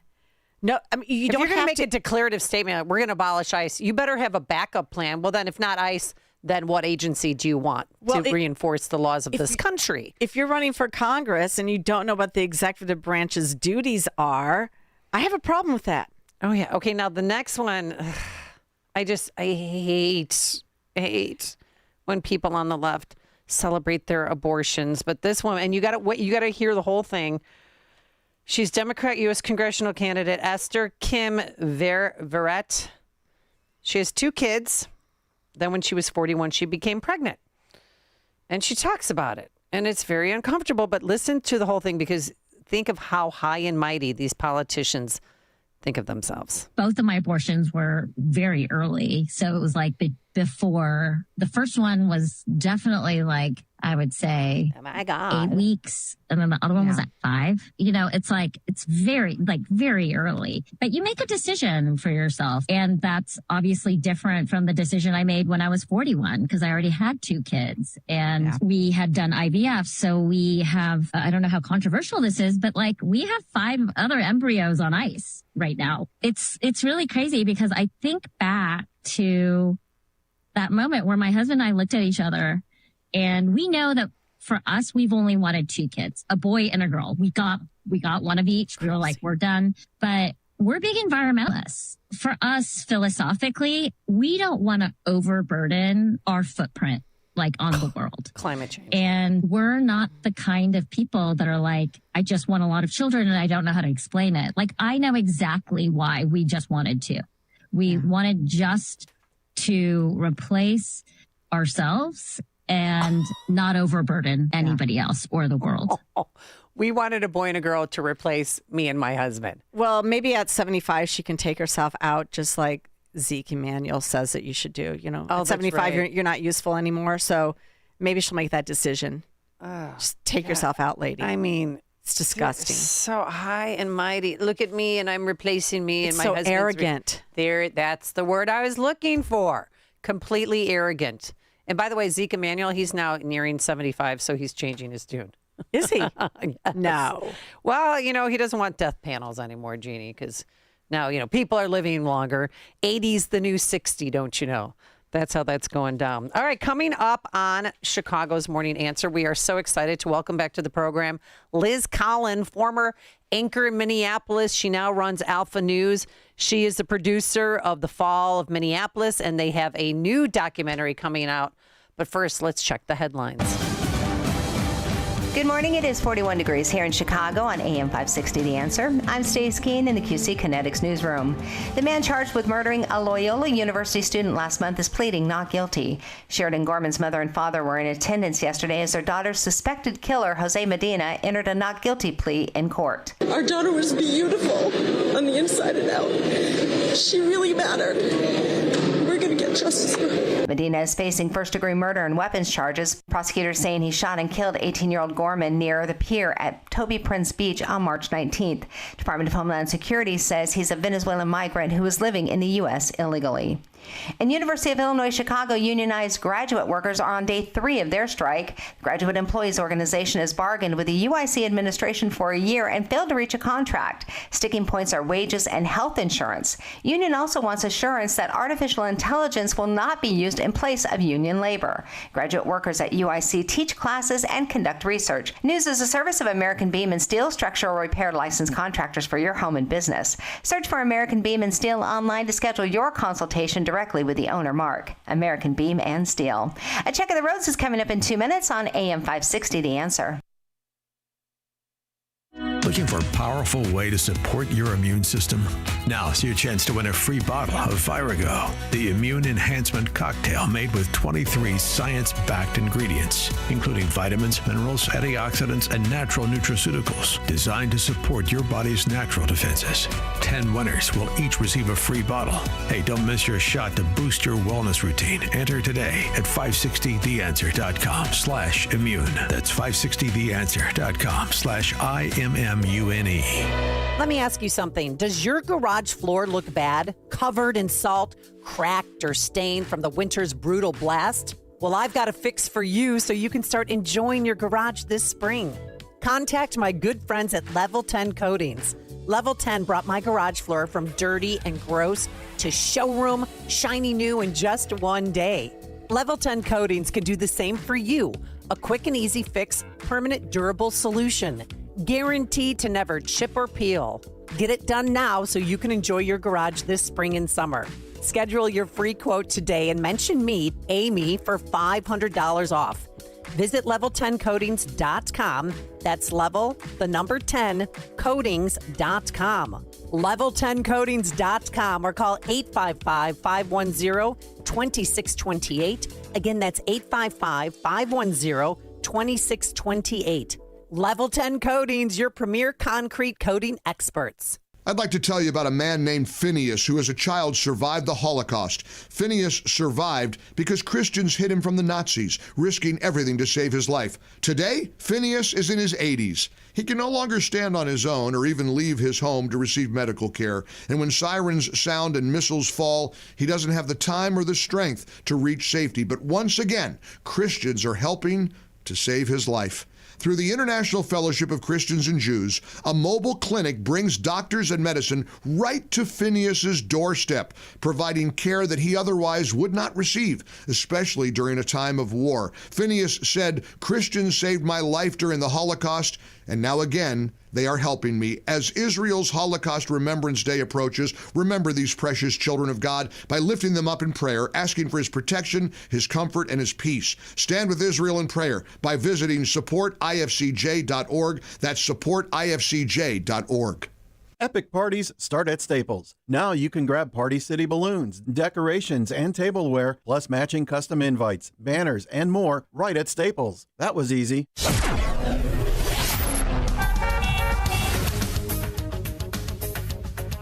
Taking a look at the roads in the Team Hackberg Traffic Center, I'm Sue Aller. Watch out, you got a crash now on 57 inbound right at 115th Street, so that'll slow you down. And then just really slow this morning, northbound Lakeshore Drive between Bryn Mawr Avenue and Hollywood Avenue. Not too bad on the Edens. It's 17 in, 19 out from Lake Cook to Montrose. You've got 44 in, 49 out on the Kennedy from O'Hare to the Byrne Interchange. 37 minutes inbound on the Ike from Wolf to the Old Post Office. Outbound is 29, 48 minutes inbound on the Stevenson from Veterans Memorial to Lakeshore, 36 minutes on the reverse side, 24 in, 11 out on the Dan Ryan from 95th to the Byrne Interchange. The Jane Addams eastbound is jammed between Meacham Road and Route 53. This report is a service of Mothers Against Drunk Driving. For victims of drunk and drug driving, your grief is unique, but you are not alone. You always have a place at MAD. Call the 24-hour victim helpline at 877-MAD. Help or visit mad.org. Chicago's Morning Answer continues next, but now the latest forecast from the Air Right Heating and Cooling Weather Center. Today, expect a mix of sun and clouds with a chance of a shower in the afternoon, reaching a high of 55.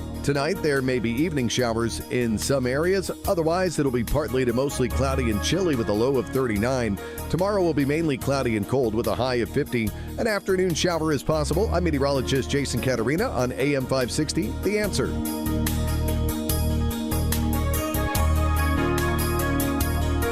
Get the latest weather, traffic, and news updates online at 560theanswer.com.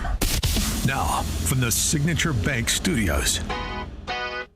If you're looking for the latest news, insight into what it means, and the sharpest opinion, there's only one station in Chicago where you can turn, and it's this one. We're AM 560, The Answer.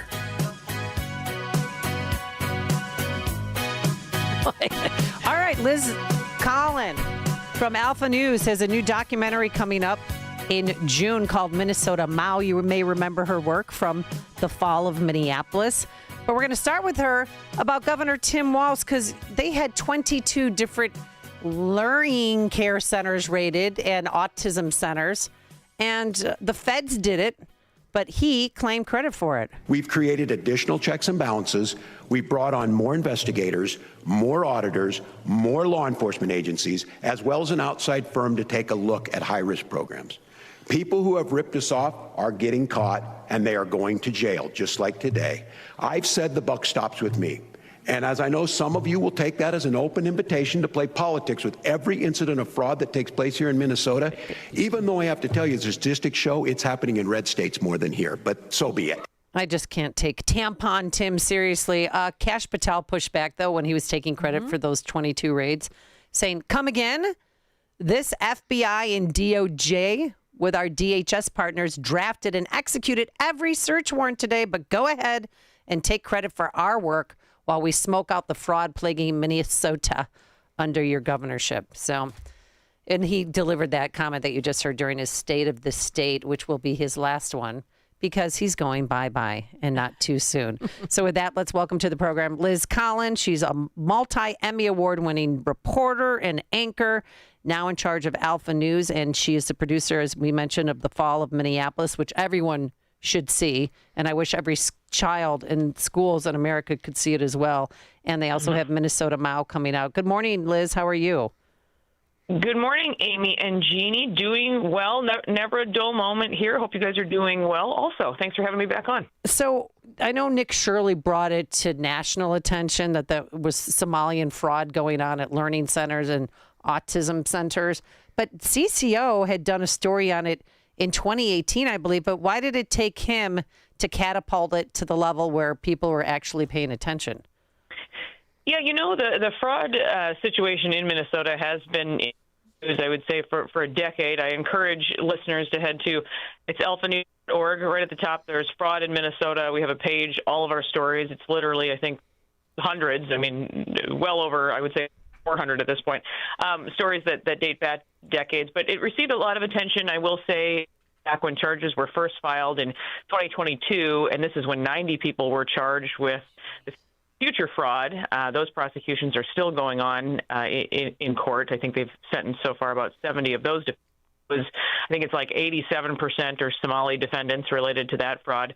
But then you had come to town, and you know, kind of his style and everything certainly got people's attention. But I'll tell you, we've been covering the empty autism centers, daycares before that. I commend him. I just don't think without independent journalism, you always have the local media, the mainstream media in Minnesota sort of downplay this. And it really, did take an outsider, I think, to come in and give this the attention that it has deserved for such a long time.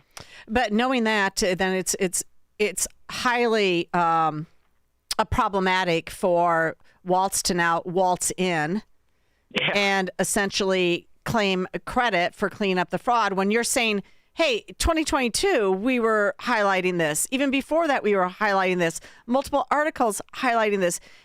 And here, how can he's not going to get away with it, that claim that he's cleaning it up.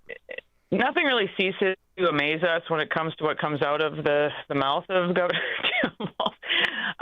It's kind of like opposite day usually when he is talking. Yeah. From what we've gathered, the evidence just doesn't point, to reality. I mean, they are not the facts at all with what has taken place. But he did decide, not to. He basically announced that he was running, and then has not to run, and I think there's definitely a reason for that.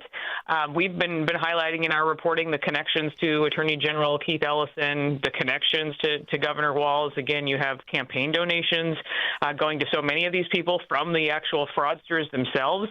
Not only that, Amy, but just incredible amount of information that shows state workers trying to get in touch with the governor, trying to get in touch with the Attorney General, saying there are so many red flags here. This is what's going on. These programs are essentially designed for fraud.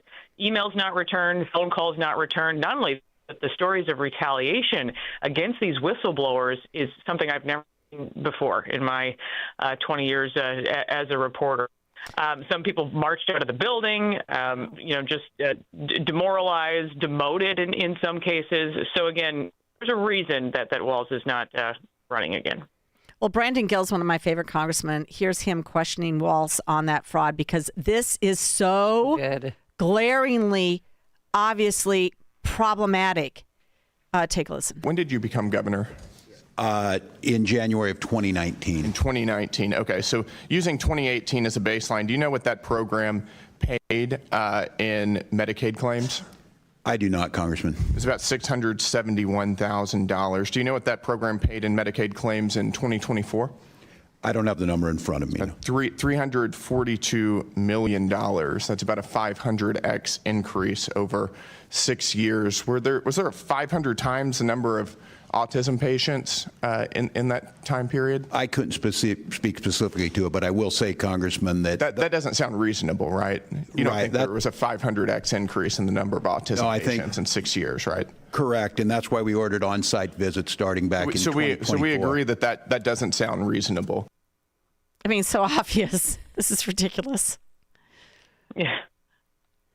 Yeah, that program, it really is something that, so the payout is $38 million. It's one that I highlight quite a bit also. $38 million, the payout is in 2020. It goes to $324 million in 2024. So 4 years time from $38 million to $324 million. All of a sudden, everyone has autism and nobody notices. I mean, of course not. People saying things along the way, but nothing was done about it. Well, I mean, when Governor Walz started, he had $1 billion+ surplus, and now he's $16 billion in the hole. And part of it, I believe, is because of this fraudulent scheme. So of those 90 people that were arrested, how many of them are Somalians? And is there any chance any of them would be deported? Well, that's what's interesting. So of the 90, I think it's like 87% or so are Somali. And there have been charges since then related to other frauds, one-off here and there. I think these 22 raids that happened this week will lead to more, and again, these are just search warrants that were executed. There haven't been arrest warrants yet. We have been hearing that, some kids have been pulled out of school as of this point and perhaps have returned to Somalia. So those are things we're checking out. But I do think that there's, going to be scale charges. But, we even talk about these 22 sites.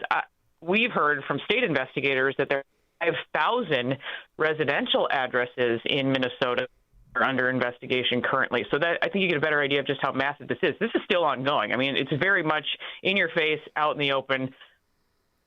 And we saw even they come in with the search warrants, and you saw some kids showing up the next day at these daycares that have sat quiet for so long.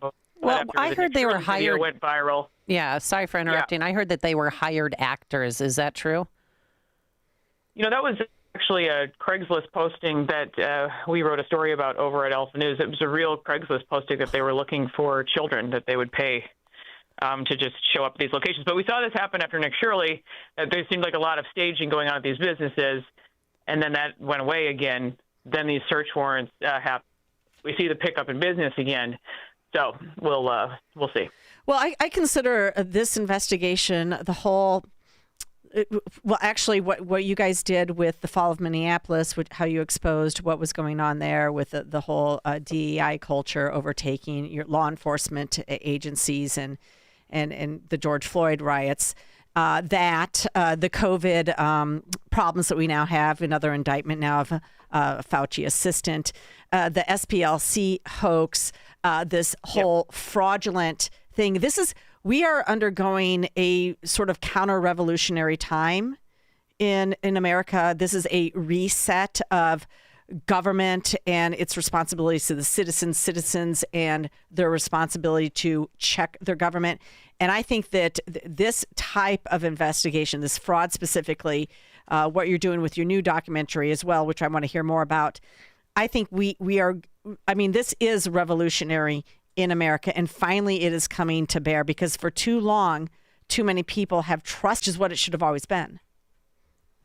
Yeah, there's really some more bombshell testimony that took place this week at the state capitol in St. Paul. You had another whistleblower. This is a DHS fraud investigator, essentially. He spent 30 years in the Minnesota State Patrol and then went over to investigate but he talked about in doing interviews with folks that they were refugee camps in Kenya, and they were being told, you know what, go to Minnesota. It's the easiest to perpetuate in that state. So that's where so many of them came. They came here for a reason, and this was sort of a system that was set up for them from the start. What about Ilhan Omar? I mean, she was a millionaire. Now she's not.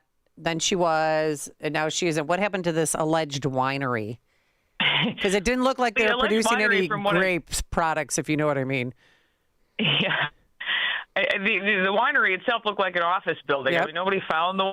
It was really incredible. Yeah.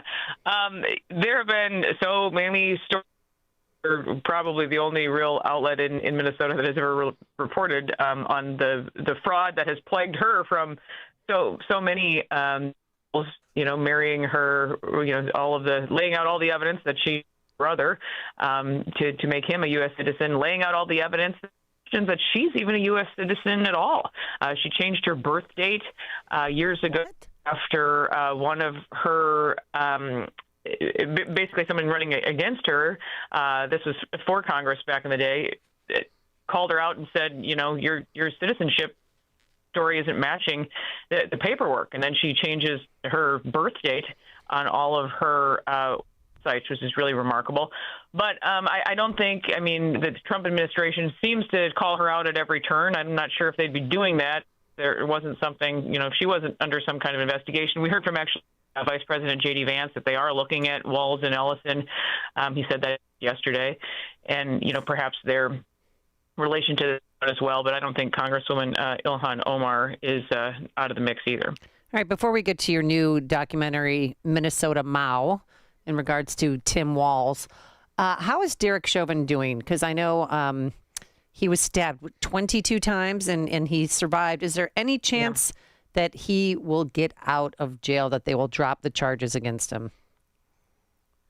Well, currently, the best chance he has, a judge is deciding this now, whether or not to grant him a new trial, an actual fair trial, which anyone who really knows the facts, they know that it was nothing more than a show trial place in Hennepin County to put him behind bars. But that decision is expected soon. I know I've been on before, Amy, but we were sued for the fall of Minneapolis and for my book, Lying. That didn't go very well. And in fact, not only was the case dismissed, they had to pay our attorney's fees. And basically everything that was introduced in our case, mounds and mounds of evidence that everything is truthful in the book and the documentary, that used in Derek Chauvin's appeal. So that kind of worked out I'm hoping, for good, and can be used, because I think even Derek wasn't aware of just the depth of all of this and the corruption that was taking place behind the scenes. Wow. What about, is he doing okay? Do you still talk to him? Are you still in conversations with him? Yeah, I think we are, and he actually 50. He kind of obviously terrible way turning 50, but a milestone. But I think that Derek does still have left in him. He's been moved a few times, after that horrific. They definitely. This guy tried to kill him, and there's no doubt about it. He has to face any consequences for this attempted murder that took place, and he mysteriously has disappeared, not in the custody of the Federal Bureau of Prisons. It's John Turskak is his name. So I think Derek is upset about that, but I think just every day, lives his life looking over his shoulder, still is, working for some kind of justice. Well, can you tell us about your new documentary? I was so impressed with your first one, and looking forward to watching this one. Yeah, here's a trailer. We won't play all 3 minutes, but here's just so you can get a taste of what's going to be coming out in June. Governor Tim Walz. Tim Walz. Governor Tim Walz. Tim Walz. Tim Walz. Tim Walz. Governor Tim Walz of the great state of Minnesota. I lived in China. I've been there about 30 times. Tim was snapping up dozens of copies of Mao's Little Red Book. It's not just a political treatise. It's the daily devotional of the Chinese Communist Party. The inscription on the inside is, Mao's words bring us joy. She's bringing us a politics of joy. They're trying to steal the joy from this country, bringing back the joy. You said earlier that ICE agents were a modern-day Gestapo. Would you like to recant that statement? When I said President Trump was using them as his modern-day Gestapo. Donald Trump's modern-day Gestapo is scooping folks up off the streets. Many of us grew up reading that story of Anne Frank. Somebody's going to write that children's story about Minnesota. For communism to work, you have to erase the country's identity and history, and that's what Mao did. Tim Walz is doing it here. It's great, and we'll tweet out the trailer so you can see it. But what motivated you to do this documentary entitled Minnesota's Mao? Yeah, so we had so much information on Walz. We were really out there years before the national media kind of picked up our stories, frankly, when he went to the national stage as the VP pick. But just the focus on Tim Walz and his lifelong lies and taking a look at these deep connections to China. They were kind of glossed over, I think. But we have some pretty incredible interviews, I'm not going to lie, with people that went to China with him, what was really going on, these political policies and maneuvers he's made in Minnesota. Where do they come from? Straight from Mao. He has a love of communism, and we've seen that over and over again in Minnesota. He now is very out there talking about he's very anti-American. If you've heard his messaging, just these radical changes that he's made. So, stepping forward, telling stories. We have some Democrats in the documentary as well, going like something more. He's actually kind of been disowned, frankly, by many of them in Minnesota after everything that's taken place here. And also some interesting connections between China and Somalia.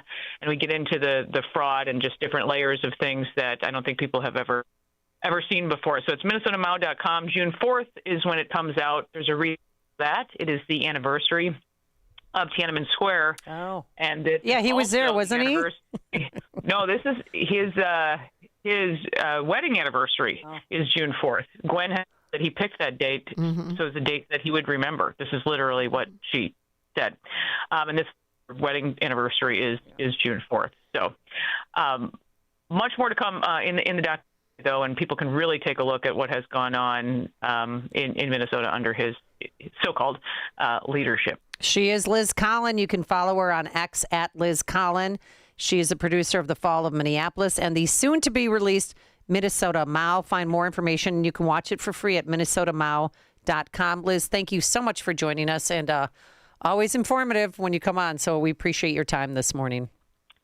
Thank you very much for having me, Amy. Good to talk to you guys, and hope you have a good day. You too, and she joined us on the Alpha Wealth Group answer line. Before you see it on TV, share it on Facebook, or read about it in the paper.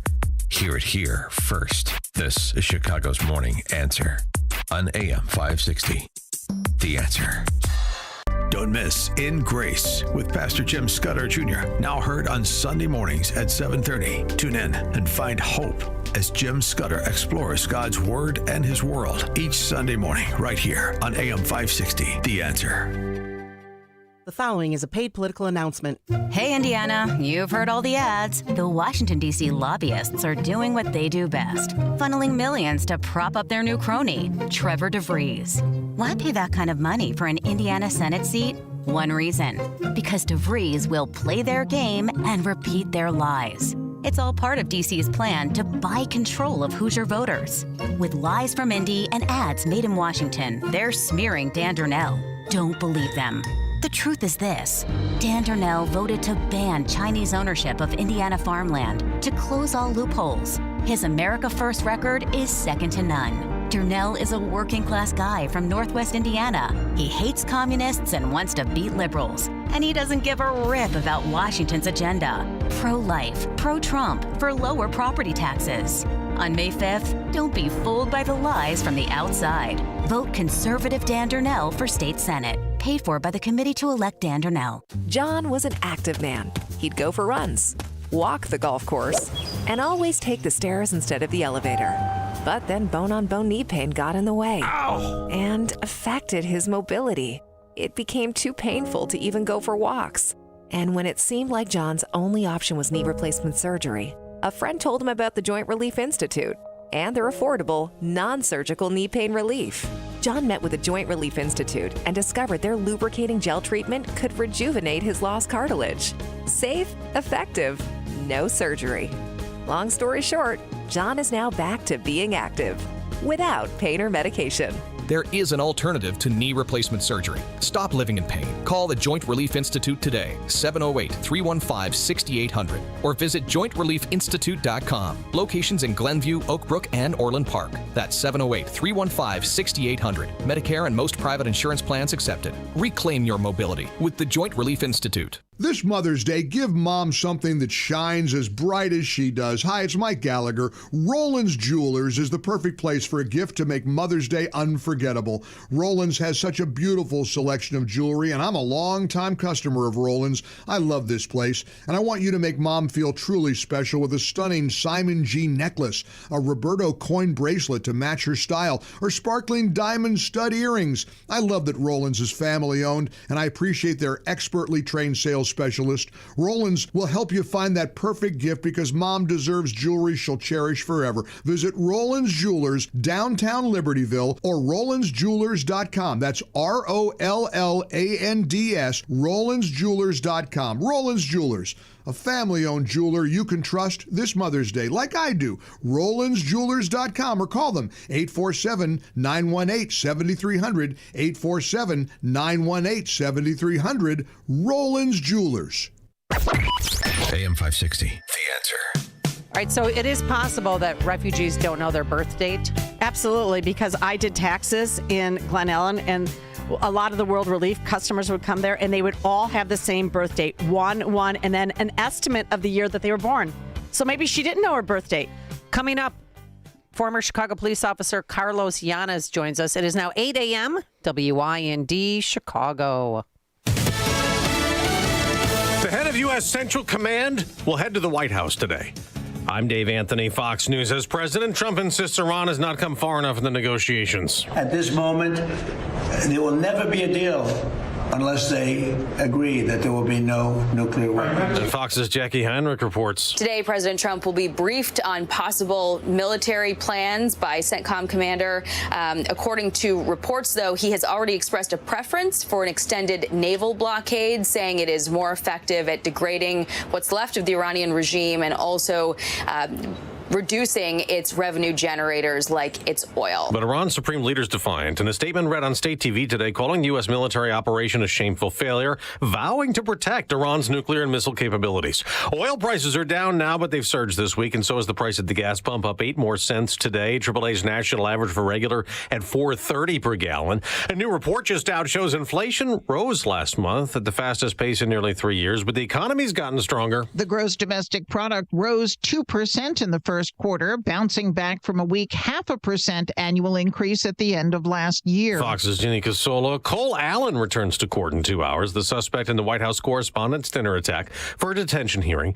As sources tell Fox, a shot he fired did hit a Secret Service officer who was spared by his bulletproof vest. Investigators argue Allen planned extensively for this attack, checking the president's schedule online and watching live coverage of the dinner before storming past a security checkpoint. The Justice Department says a Secret Service officer saw Allen fire the shotgun in the direction of the stairs leading to the ballroom before he was arrested. Fox's Madeline Rivera. The House has voted to reauthorize a controversial foreign surveillance program considered key for national security ahead of an expiration at midnight. The House also approved a budget blueprint to fund immigration enforcement using a process Democrats can't block. America's listening to Fox News. Good morning. It is 42 degrees here in Chicago on AM 560 The Answer. I'm Stace Keene in the QC Kinetics newsroom. Federal prosecutors here in Chicago say they'll be dropping a conspiracy charge against the remaining 4 members of the so-called Broadview Six. The defendants are accused of joining a group that surrounded an ICE agent's vehicle and damaged it last September. Assistant U.S. Attorney William Hogan announced the plan to dismiss the charge yesterday morning to a federal judge during a status hearing. He also mentioned that prosecutors are expecting to file a new charging document with a focus on the remaining misdemeanor charges. A Lincoln Land Community College athlete from the Chicago area is dead following a car accident. LLCC Athletics announced that baseball player Michael Roberson passed away following yesterday's accident. The Manuka native was a graduate of Providence Catholic High School in New Lenox. Roberson also played catcher at John A. Logan College in Carterville. IBM is bringing an innovation and delivery hub to Chicago. Governor J.B. Pritzker and the company announced IBM's new Future Now Chicago Delivery Center at the Illinois Quantum and Microelectronics Park. As part of Future Now Chicago, IBM will be creating 750 new full-time jobs in AI, cybersecurity, data science, quantum, and more. The tech giant is also making a commitment to hiring 1/3 of the qualified program graduates from a new City Colleges of Chicago apprenticeship program. And the Bears are offering an update to the NFL on potential stadium locations. Reports say that the team met with the NFL Stadium Committee yesterday. The team told the committee that they're still intending to build their new stadium in either Hammond, Indiana, or Arlington Heights. The two sides are expected to meet again in the coming weeks. This report is a service of Goldilocks, offering Chicagoland state-of-the-art smart security systems to protect your home and business. AM 560 listeners receive 3 months of monitoring free with new installs. Get peace of mind by calling Goldilocks at 708-889-5600. Again, that's 708-889-5600. Check the Roads is coming up in 2 minutes, but it's time now for the AM 560 Business Beat, a service of Signature Bank. I'm Charles Payne, and this is the Fox Business Report. Caterpillar shares are up 5%. It's reporting strong demand for its power generation and construction equipment from data center clients working on artificial intelligence, though the company says earnings were partly offset by higher manufacturing costs tied to tariffs. Alphabet, Amazon, Meta Platforms, and Microsoft all reported strong demand in recent months.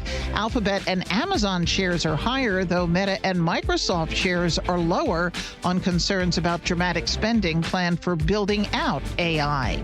Eli Lilly is raising expectations for the year, citing very strong demand for its weight loss and diabetes treatments. Crude oil prices have jumped this morning. The Bank of England left interest rates unchanged. That's your Fox Business Report. I'm Ginny Cosola. Invested in you. Your home is a valuable asset, and you want to take care of your home. From roofs, siding, windows and doors, to furnaces, flooring, landscaping, and much more. Listen to your go-to for all things home. It's Home Answers Radio with your host, Roger Piper. Get answers from industry experts so you can make informed decisions about home improvement. Listen every Saturday at noon for Home Answers, right here on AM 560 The Answer. Sponsored in part by JeffBuysYourHouse.com and by CenterGuard Plumbing. Take the journey of living a happy, successful, and meaningful life through God. Listen to It's Time with Dan Lights, Sunday mornings at 9 on our sister station, AM 1160. Hope for your life. Did you know most remodeling mishaps start before construction even begins? Here's something else you should know. At Forever Remodeling, we do things differently. Every kitchen, bathroom, and basement project starts with smart planning, detailed 3D designs, a clear scope of work, and accurate pricing, all sorted out before you get started. No surprises, no stress, just beautiful results. Done right the first time. Visit foreverremodeling.com. That's the number 4, EVER, remodeling.com. And schedule your free in-home consultation today. Welcome back to Ask Hasselis. I'm Weston. What's your question? Give me an extra large deep dish with sausage and green peppers. Sir, this is Hasselis Mattress. Throw in some breadsticks, too. We don't have breadsticks. Oh, well, give me some of them mozzarella sticks, then. We don't sell pizza. We sell mattresses from Sealy Posturepedic, Beauty Rest, and more for way less. I think I've got a coupon somewhere. You won't need a coupon for these everyday deals. Others sell a Beauty Sleep by Beauty Rest Queen Elm Cove A mattress for $1,459, but Hasselis has it for just $794. Running any specials? Yes. Through Monday, get an additional $248 off your new Beauty Rest or Sealy Posturepedic mattress just for shopping local. Do you deliver? Free next day delivery and haul away of your old mattress. Great. Step on it, will you? I'm really hungry. Open 9 to 9. Find an employee-free showroom near you at Hasselis.com. Are you turning 65 and thinking about Medicare? Or are you over 65 and haven't enrolled yet because you still have coverage at work? Either way, Medicare done correctly will be the best health insurance you will ever have. Imagine having an annual deductible of only $283. There are only two good things about aging, wisdom and Medicare. But to navigate the Medicare maze properly, you need a mentor. Best part? My guidance costs you nothing. Call me. I can help. If you're tired of calling a bureaucrat at an 800 number to help you navigate Medicare, then you need a local expert on your side, your own health insurance mentor. C. Stephen Tucker from healthinsurancementors.com is someone I know and trust. He's a 30-year licensed broker who's been educating our listeners for more than a decade. Steve, how can our listeners get in touch with you? Thanks, Dan. They can visit healthinsurancementors.com or call me directly at 630-674-1551.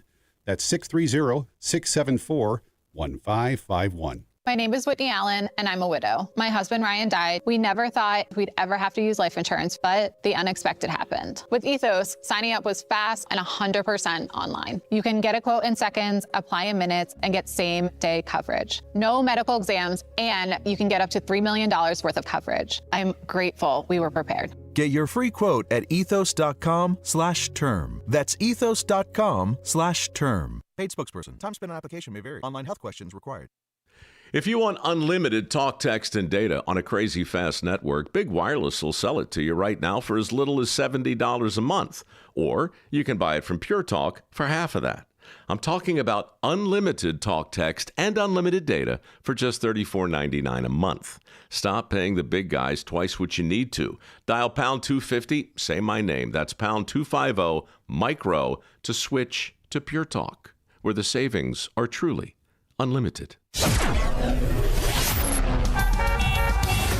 Taking a look at the roads from the Team Hackberg Traffic Center, I'm Sue Aller. We're cooking on the Ike. Inbound, a car fire at Ashland Avenue is going to slow you down, so it's 44 minutes from Wolf to the Oak Post Office. Outbound is 29. Also, watch out for a collision on the Bishop Ford inbound at Stony Island Feeder. Then more delays into the Dan Ryan. The Dan Ryan from 95th to Burn Interchange is 30 minutes slam-packed in the express lanes inbound between 59th Street and 31st Street. It's also stop and go on the northbound side of Lakeshore Drive between Bryn Mawr Avenue and Hollywood Avenue. You've got 52 in, 27 out on the Stevenson from Veterans Memorial to Lakeshore. The Kennedy inbound is 53 minutes from O'Hare to the Burn Interchange. Outbound is 45 and stop and go inbound on the express lanes between the Edens and Augusta Boulevard. This report is a service of Lowe's. Spring into deals at Lowe's. Shop Green Premium 2 cubic feet mulch. 5 bags for $10 plus get up to 35% off select major appliances. Valid through 5/6. Mulch offer excludes Alaska and Hawaii while supplies last. Selection varies by location. See Lowe's.com for more details. Chicago's Morning Answer continues next, but now the latest forecast from the Air Right Heating and Cooling Weather Center. Today, expect a mix of sun and clouds with a chance of a shower in the afternoon, reaching a high of 55. Tonight, there may be evening showers in some areas. Otherwise, it'll be partly to mostly cloudy and chilly with a low of 39.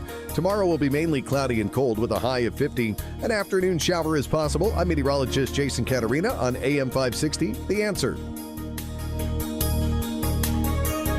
Get the latest weather, traffic, and news updates online at 560theanswer.com. Now, from the Signature Bank Studios, this is Chicago's Morning Answer with Dan Proft on AM 560. The Answer.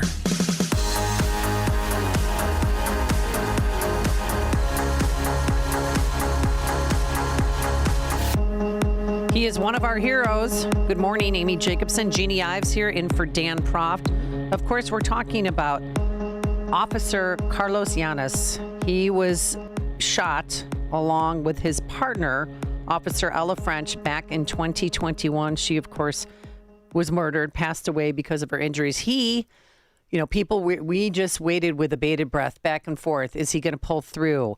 Is he going to be able to walk again? Well, he miraculously, by the gift of God's hand, made it through, and he joins us now on our Alpha Wealth Group line. Good morning, Carlos Llanes. How are you, sir? Good morning. Thank you for having me. Yeah, and I know I saw you the other day at the firefighters fundraiser, and I mean, considering what you went through, you were shot 5 times in the head, neck, and shoulder.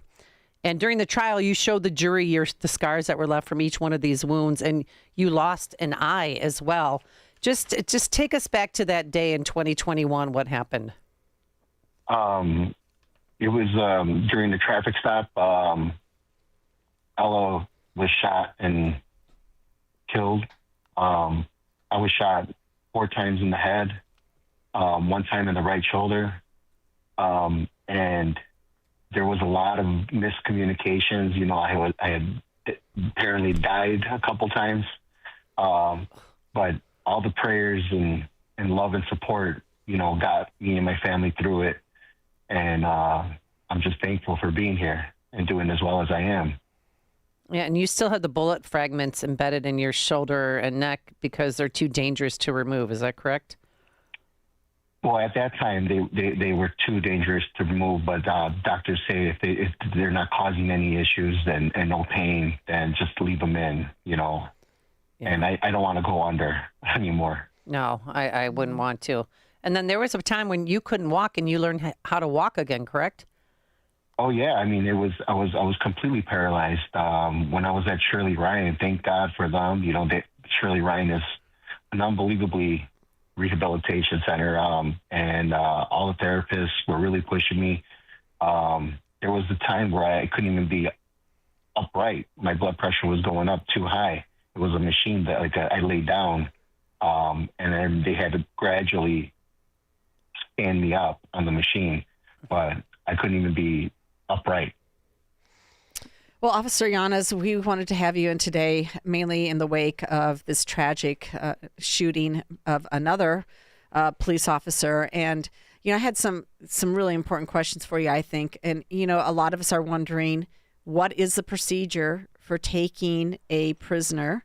The guy was in custody to the hospital. He had obviously been, 7-time felony, violent felon. And it just, how is it that a gun was missed on him? I can't speak for the officers that took him into custody, but there are some where, how did John say it? He said, John Canzera said it. He said, we're the most police department. I think we have 7 civilian accountability. And you don't, I don't want to say the wrong thing, but I mean, necessarily, it happens. I mean, people put certain stuff in certain areas that, we not necessarily can't touch, but we need authorization, and. Okay. It's hard for me to explain, but I mean, this gentleman had areas that, he could have put it under his belly, or in his rectal area, and he concealed. I mean, he was, from what they're saying, is that he was naked and covered with a blanket, and then he pulled out the gun when they were going to do the CT scan. So essentially you're saying, though, that if you want to do a deep body cavity search or something like that, you probably have to have permission. They just didn't go to that step. In the 90s, 100%. It was not that way. In the 90s, It was spread your butt cheeks, strip down naked, and then people started suing. Well, that's true. That what happened. And then people started suing, and that's how they changed the way they strip search people. Uh-huh. Well, I don't know how they did it in the 90s, but I got out at 2014. Well, Amy apparently knows how. I was a reporter at Channel 5 at the time. I want to hear more about this, Amy. No, I remember people getting, the police department was getting sued because they felt their rights were being violated. Okay, it's not funny at all. Don't get me wrong, but I'm just saying, maybe Amy had a personal situation. No, I didn't. Okay, so now we've got this officer. So people, as in your case, people had you, mainstream media had you were alive and then you didn't make it and then you were alive again. So where there's life, there's hope. So what do you want to say to people who, I know that we're not saying his name, Mayor Johnson said the officer's name, and the family has been very adamant about not releasing the officer's name who survived the shooting, who's still in critical condition. But what do you want to say to their family about not giving up? Just be strong. I mean, I know firsthand what they're going through, and I mean, anything that they need, please reach out to me, and just know that the community, all the family in blue, so many people are praying and supporting them from afar, and just keep them in your prayers. Just keep the prayers going. I mean, the power of prayer is so strong. I mean, the love. I mean, I felt when I was in the hospital from everybody outside the hospital room. It was just amazing. And it truly, I believe, got me to where I am now, because I still get so much love and support from so many people. Well, you could just tell you have a good heart. I mean, I did that event with you, and I was like, it's an honor to work with you. So were you in a medically induced coma ever? Or were you aware of what was happening? Like, did you know, like when those shots were fired, did you like, just tell me what it was like? So I don't remember after being shot. I don't remember actually pulling the vehicle over. I just remember coming to after being shot. I heard the beeps on my body camera, and I thought I was going to die. And I just say, "I love you, CJ," to my son. And, I'm saying my goodbyes. And then all of a sudden there's shooting right above me. So I thought that was it, and then I hear Josh Blas come to Ella and my aid. And then eventually he calls for backup. And then there's another officer, Nick Morales, who comes and he takes me to the hospital. I don't remember. I remember everything after I was up. I came to. But once I got to the hospital, I know there was a female doctor or a nurse. They couldn't get my gold chain off, and they had to cut it. And I was like, cut it. And then I blacked out. And then I don't remember waking up until I was in the ICU unit, looking up at my mom and dad talking to the doctors. Wow. I mean, it's just an incredible story. So in the case of your shooter, was he known to the police as somebody of concern? I know that he had either a warrant or I know he had ran over somebody and fled. So he did have a prior case, but I don't know because I don't know his Julie record, but yeah, I don't know what kind of priors he had, but there are so many convicted felons out in the streets that should be behind bars. Well, let's talk about that, about the Safety Act. Do you think that should be repealed or amended, or what are your thoughts? I think when it was put into place, it had the right reasons. Susana Mendoza basically said it best. She's like, it was meant for rich people that were charged with violent crimes or sexual assaults, not posting bond because they have the money, and then for individuals that don't have as much money being held on a nonviolent crime, those individuals should not be held. They should be able to provide work while they're working for their families.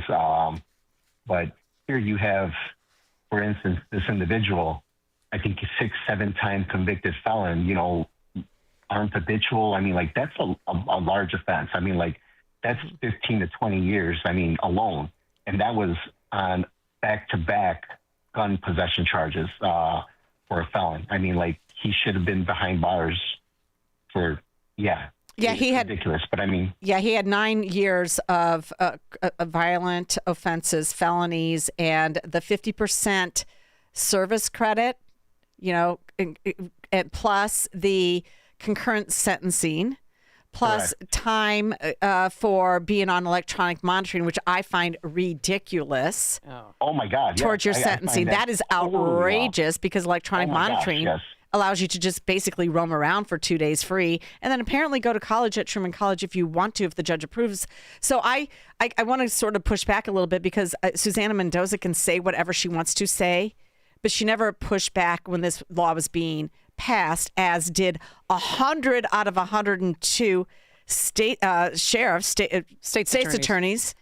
Okay, 100 out of 102 state's attorneys pushed back on this law. They knew what was going to be the ramifications of it.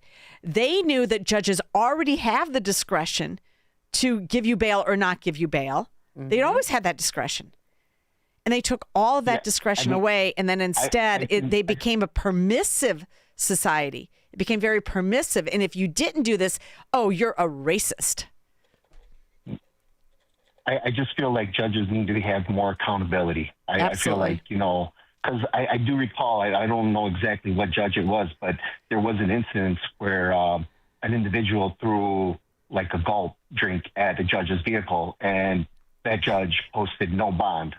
And it's just ridiculous. How is it that you have no bond for an individual that's just throwing soda on your car, yet you keep releasing these multiple convicted felons. You know, it just blows my mind, you know, that judges have that power and there's no accountability. Like there should be. Oh, well, look at the guy who threw a big gulp at then Cook County State's Attorney Kim Fox. He was charged with a felony. I mean, he was released on, you know, on pretrial release, but she did charge him with a felony because he threw a big gulp at her. Mm-hmm. Are you kidding me? And then people murder people here, and they don't even get charged with that?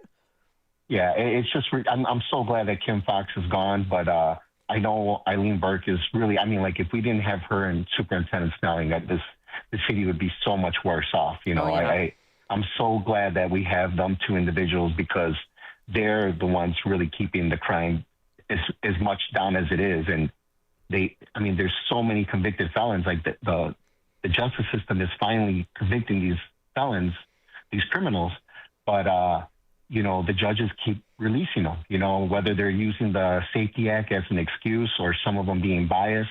I just don't understand that. I mean, like there was one incident where some of them are being street preachers from the bench. That's what I think. And it's just disgusting. I mean, like I was with Dion Moon and with Ariana Preston's family at one of the courts, and one of the individuals, the criminals, being charged with the crime, murdering Ariana, I guess graduated and got his GED while in jail, and the judge plays a graduation song for him. And that was 2 weeks before Ariana was supposed to graduate with a double, I think, major at Loyola, which Dion Moon rightfully, you know, broke down, and we had to escort her out, the whole family. I mean, it was disgusting. I mean, like these judges allow family members to go in and hug individuals that are being charged with murdering officers. I mean, it's just disgusting. I mean, but they played the graduation song in court?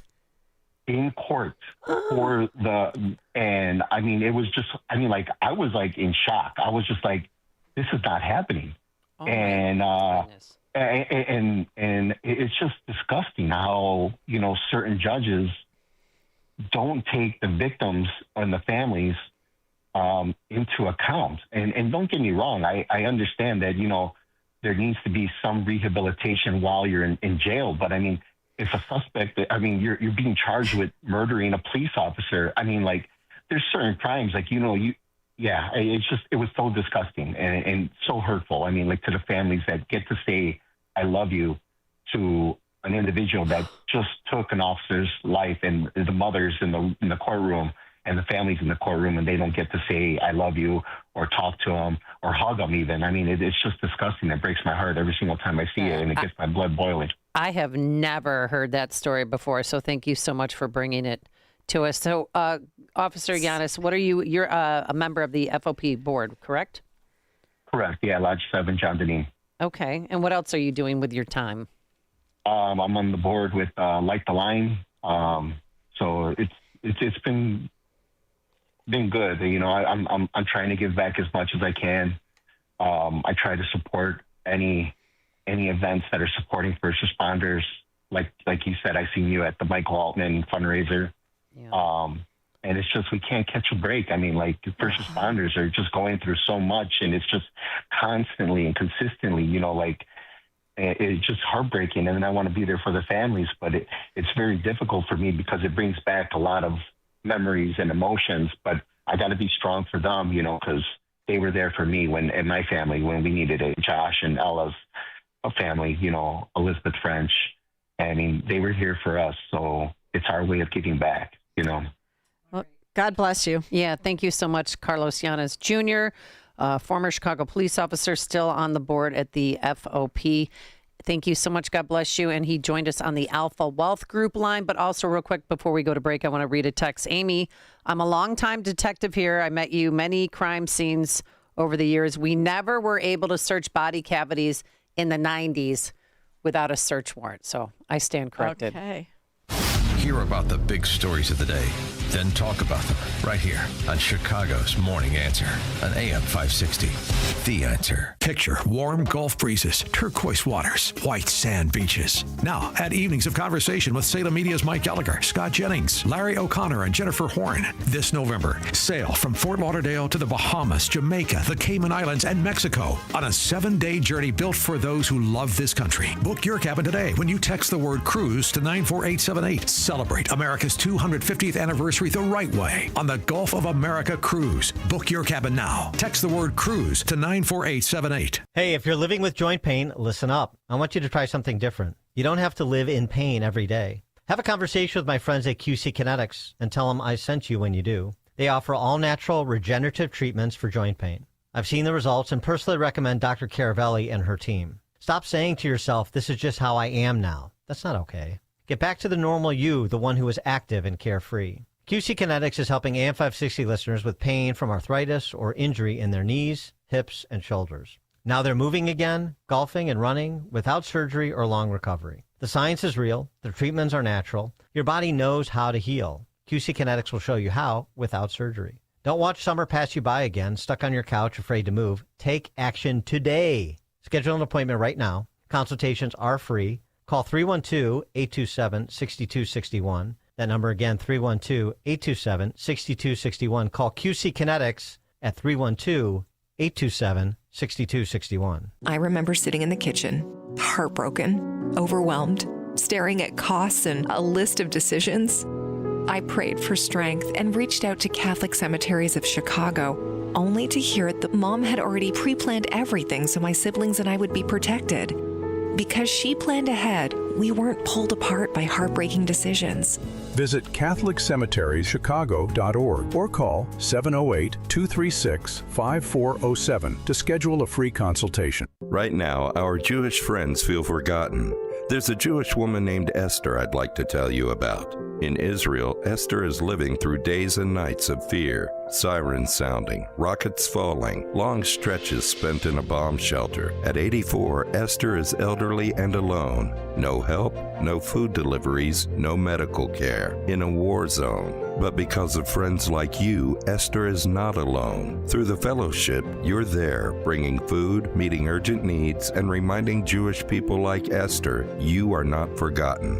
Esther asked that you hear these words. To those who give, you are doing a very great mitzvah, a good deed. You give from your hearts. May God protect you. Your prayers for God's protection and for the peace of Jerusalem give Jewish people like Esther hope. Stand with Israel in prayer by visiting supportifcj.org. That's supportifcj.org.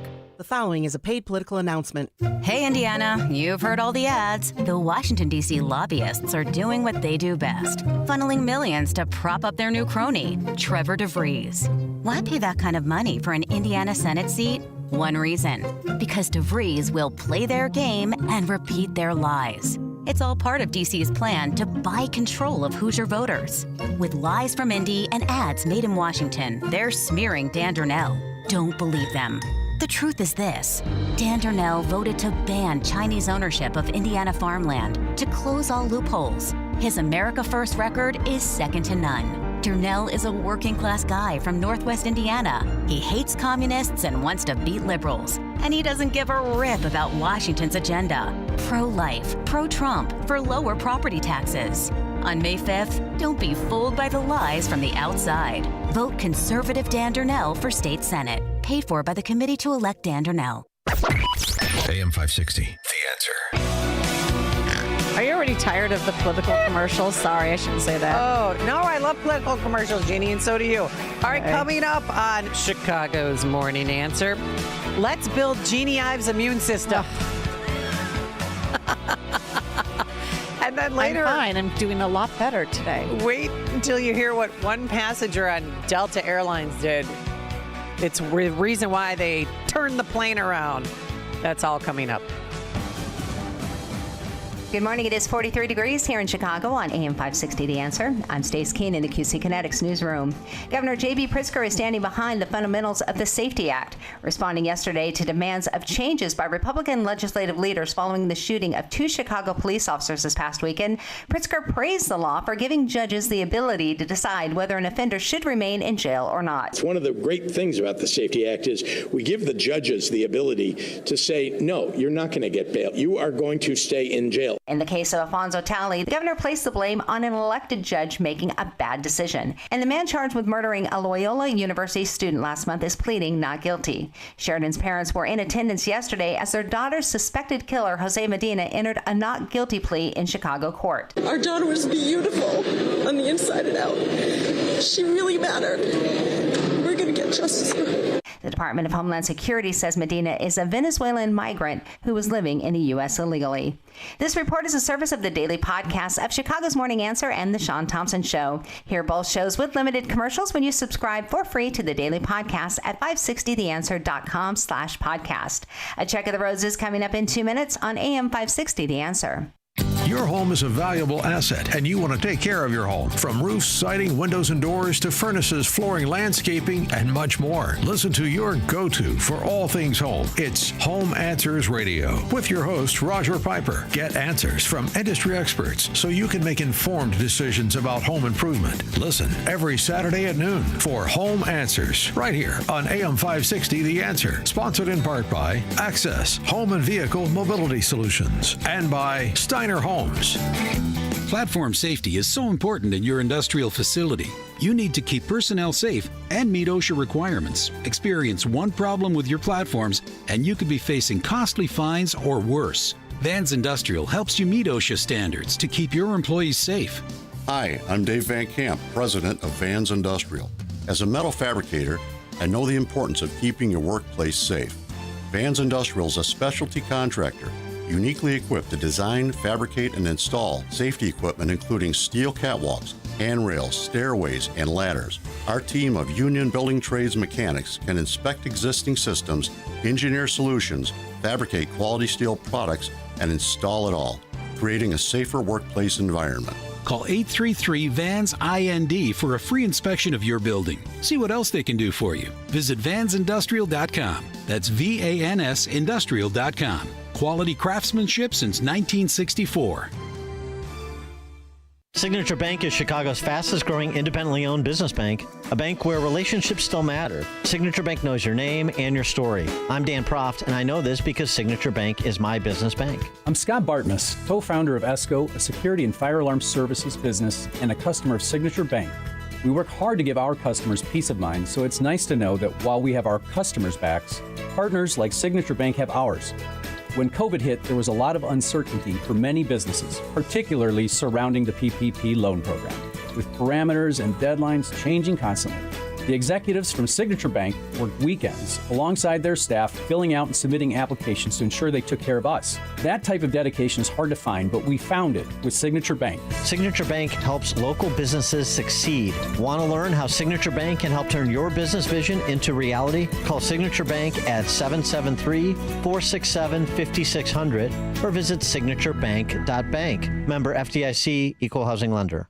From the leather aspect, leather has a lot of natural characteristic in it. Ben and Arvid Huth, brothers and owners of Penny Mustard Furnishings. And the leather suppliers, they disclaim, right? This leather is going to have bug bites. It's going to have maybe barbed wire marks, what have you.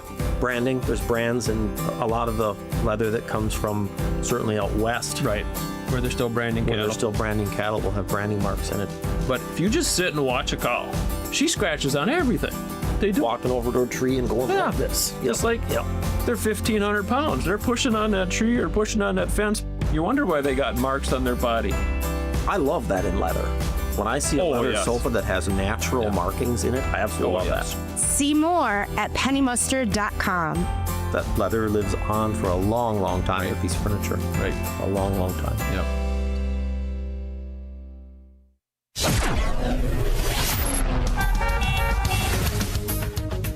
Taking a look at the roads from the Team Hochberg Traffic Center, I'm Sue Aller. 18 in, 28 out on the Edens from Lake Cliff to Montrose, 43 in, 52 out on the Kennedy from O'Hare to the Burn Interchange. Getting real slow in the express lanes inbound between Montrose and Ohio Street. You've got 15 minutes in on the Ike from Wolf to the old post office, just 25 now on the outbound side, but an hour delay at the inbound Stevenson. From Veterans Memorial to Lakeshore, outbound is 32, 38 in on the Dan Ryan from 95th to the Burn Interchange. Outbound looks great at 12. You are slow at both the inbound Bishop Ford and 57 approaching the Dan Ryan, and slam-packed northbound Lakeshore Drive between Vermont Avenue and Hollywood Avenue. This report is a service of Dell Technologies. Dell PCs with Intel inside are built for the moments that matter, like when you're finishing a big project and you can't be interrupted by an update. With long-lasting battery life and built-in intelligence, you can stay focused on what matters most. Built for you. Learn more at Dell.com/DellPCs. Chicago's Morning Answer continues next, but now the latest forecast from the Air Right Heating and Cooling Weather Center. Today, expect a mix of sun and clouds with a chance of a shower in the afternoon, reaching a high of 55. Tonight, there may be evening showers in some areas. Otherwise, it'll be partly to mostly cloudy and chilly with a low of 39. Tomorrow will be mainly cloudy and cold with a high of 50. An afternoon shower is possible. I'm meteorologist Jason Caterina on AM 560, The Answer. Get the latest weather, traffic, and news updates online at 560theanswer.com. Now, from the Signature Bank Studios. If you're looking for the latest news, insight into what it means, and the sharpest opinion, there's only one station in Chicago where you can turn, and it's this one. We're AM 560, The Answer. You know what? I'm going to get Dan Proft for his birthday. Well, belated birthday at this point, because yesterday was his birthday, and he took off for his birthday. I thought he hated when people celebrate their birthdays. He used to rip on people. Like, oh, look, it's my birthday. He never told anybody, though, that that's why he's taking off. Who knows? He probably is just golfing somewhere. Yeah, it's just a coincidence, I'm Yeah. sure. But no, Dan, happy birthday. Everybody loves you. They do. So- They miss you. They can't and you wait know- for you to return. Yes. I can't wait for you to return.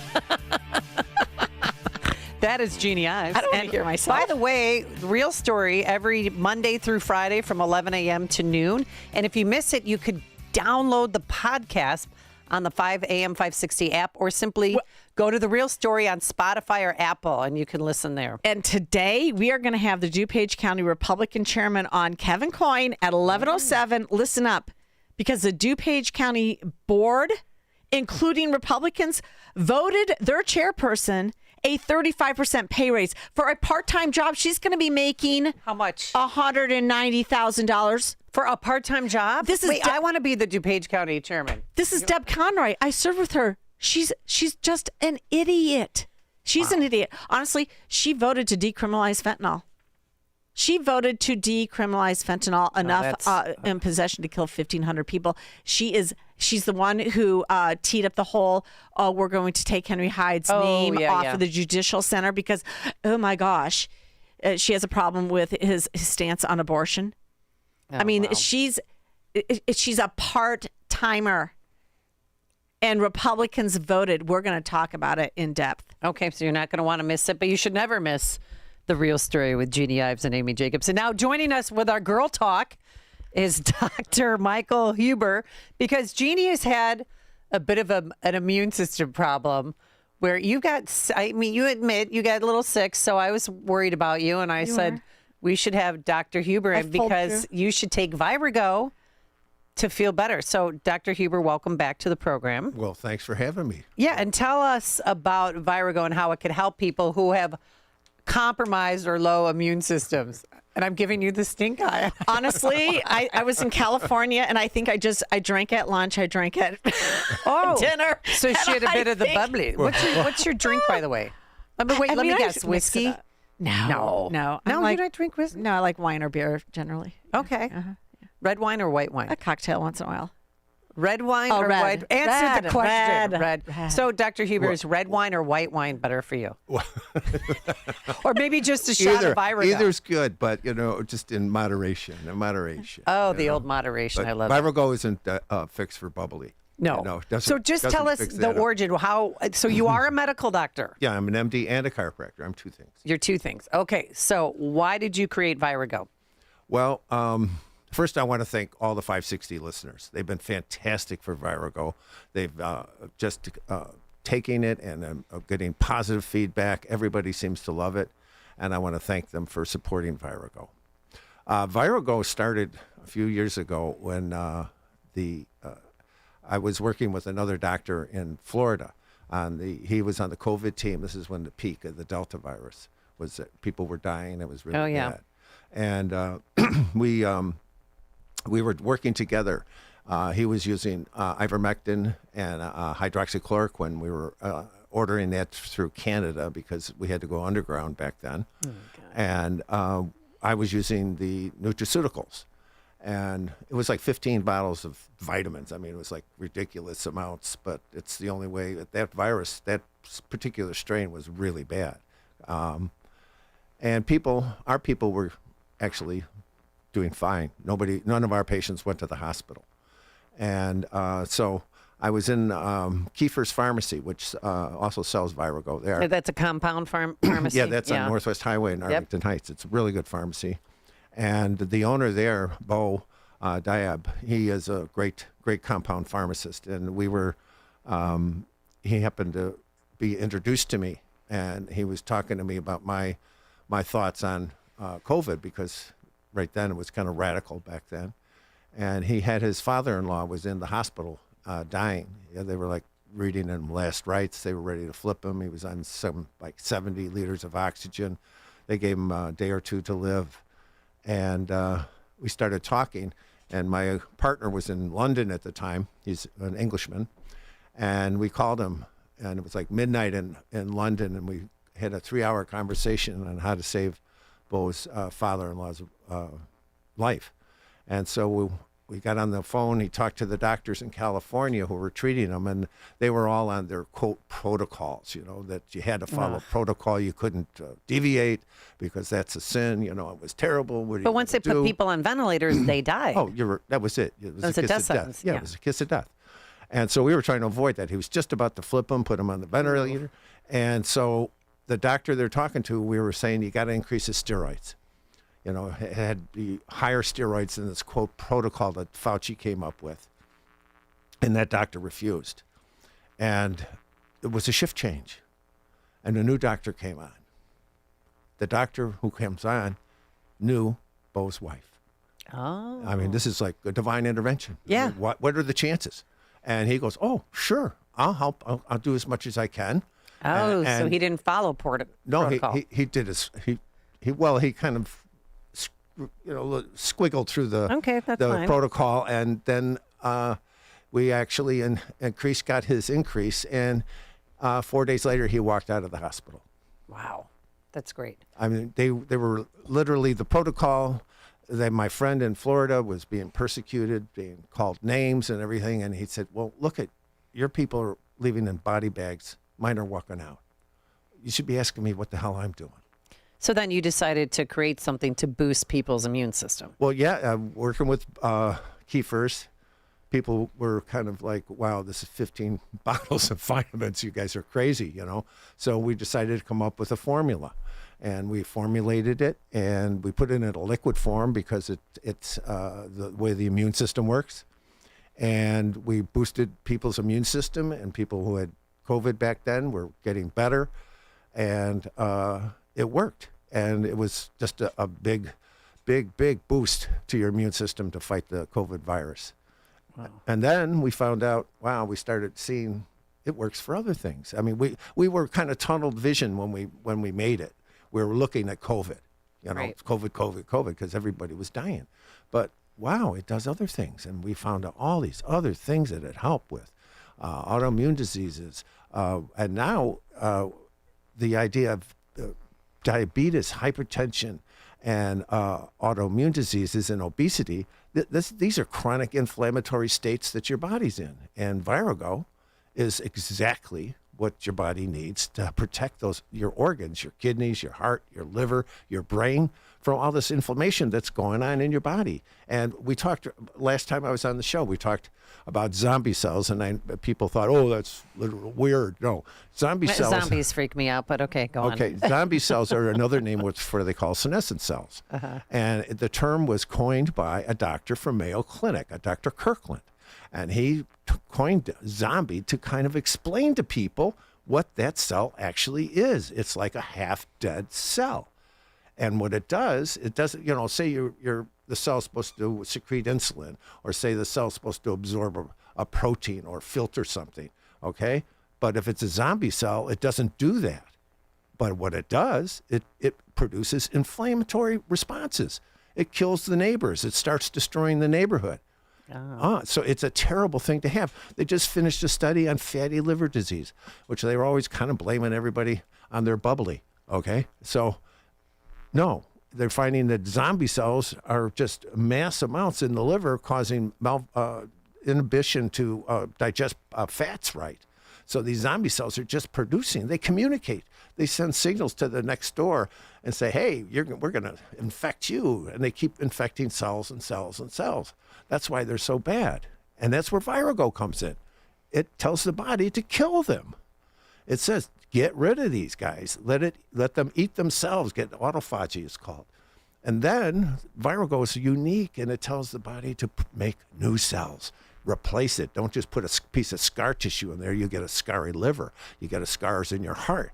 It tells you to produce a new healthy cell. So that's what makes Virago so unique.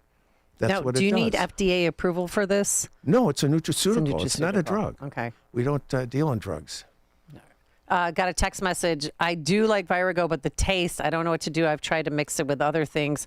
Is there anything the doctor recommends? Or then he said, how about a pill? A pill. Okay. The reason why we don't have a pill is your immune system begins in your mouth. The bitter taste receptors on your tongue and in the back of your larynx are all stimulated by Virago because it's bitter.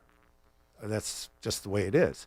And those bitter receptors, when they're stimulated, they cause the mucus in your sinuses and stuff to dry up because it inhibits the mast cells that produce all that snot. Okay, and in your lungs, it starts to make the mucus in your lungs thin, make it real thin, and your little hairs in your lungs start beating faster.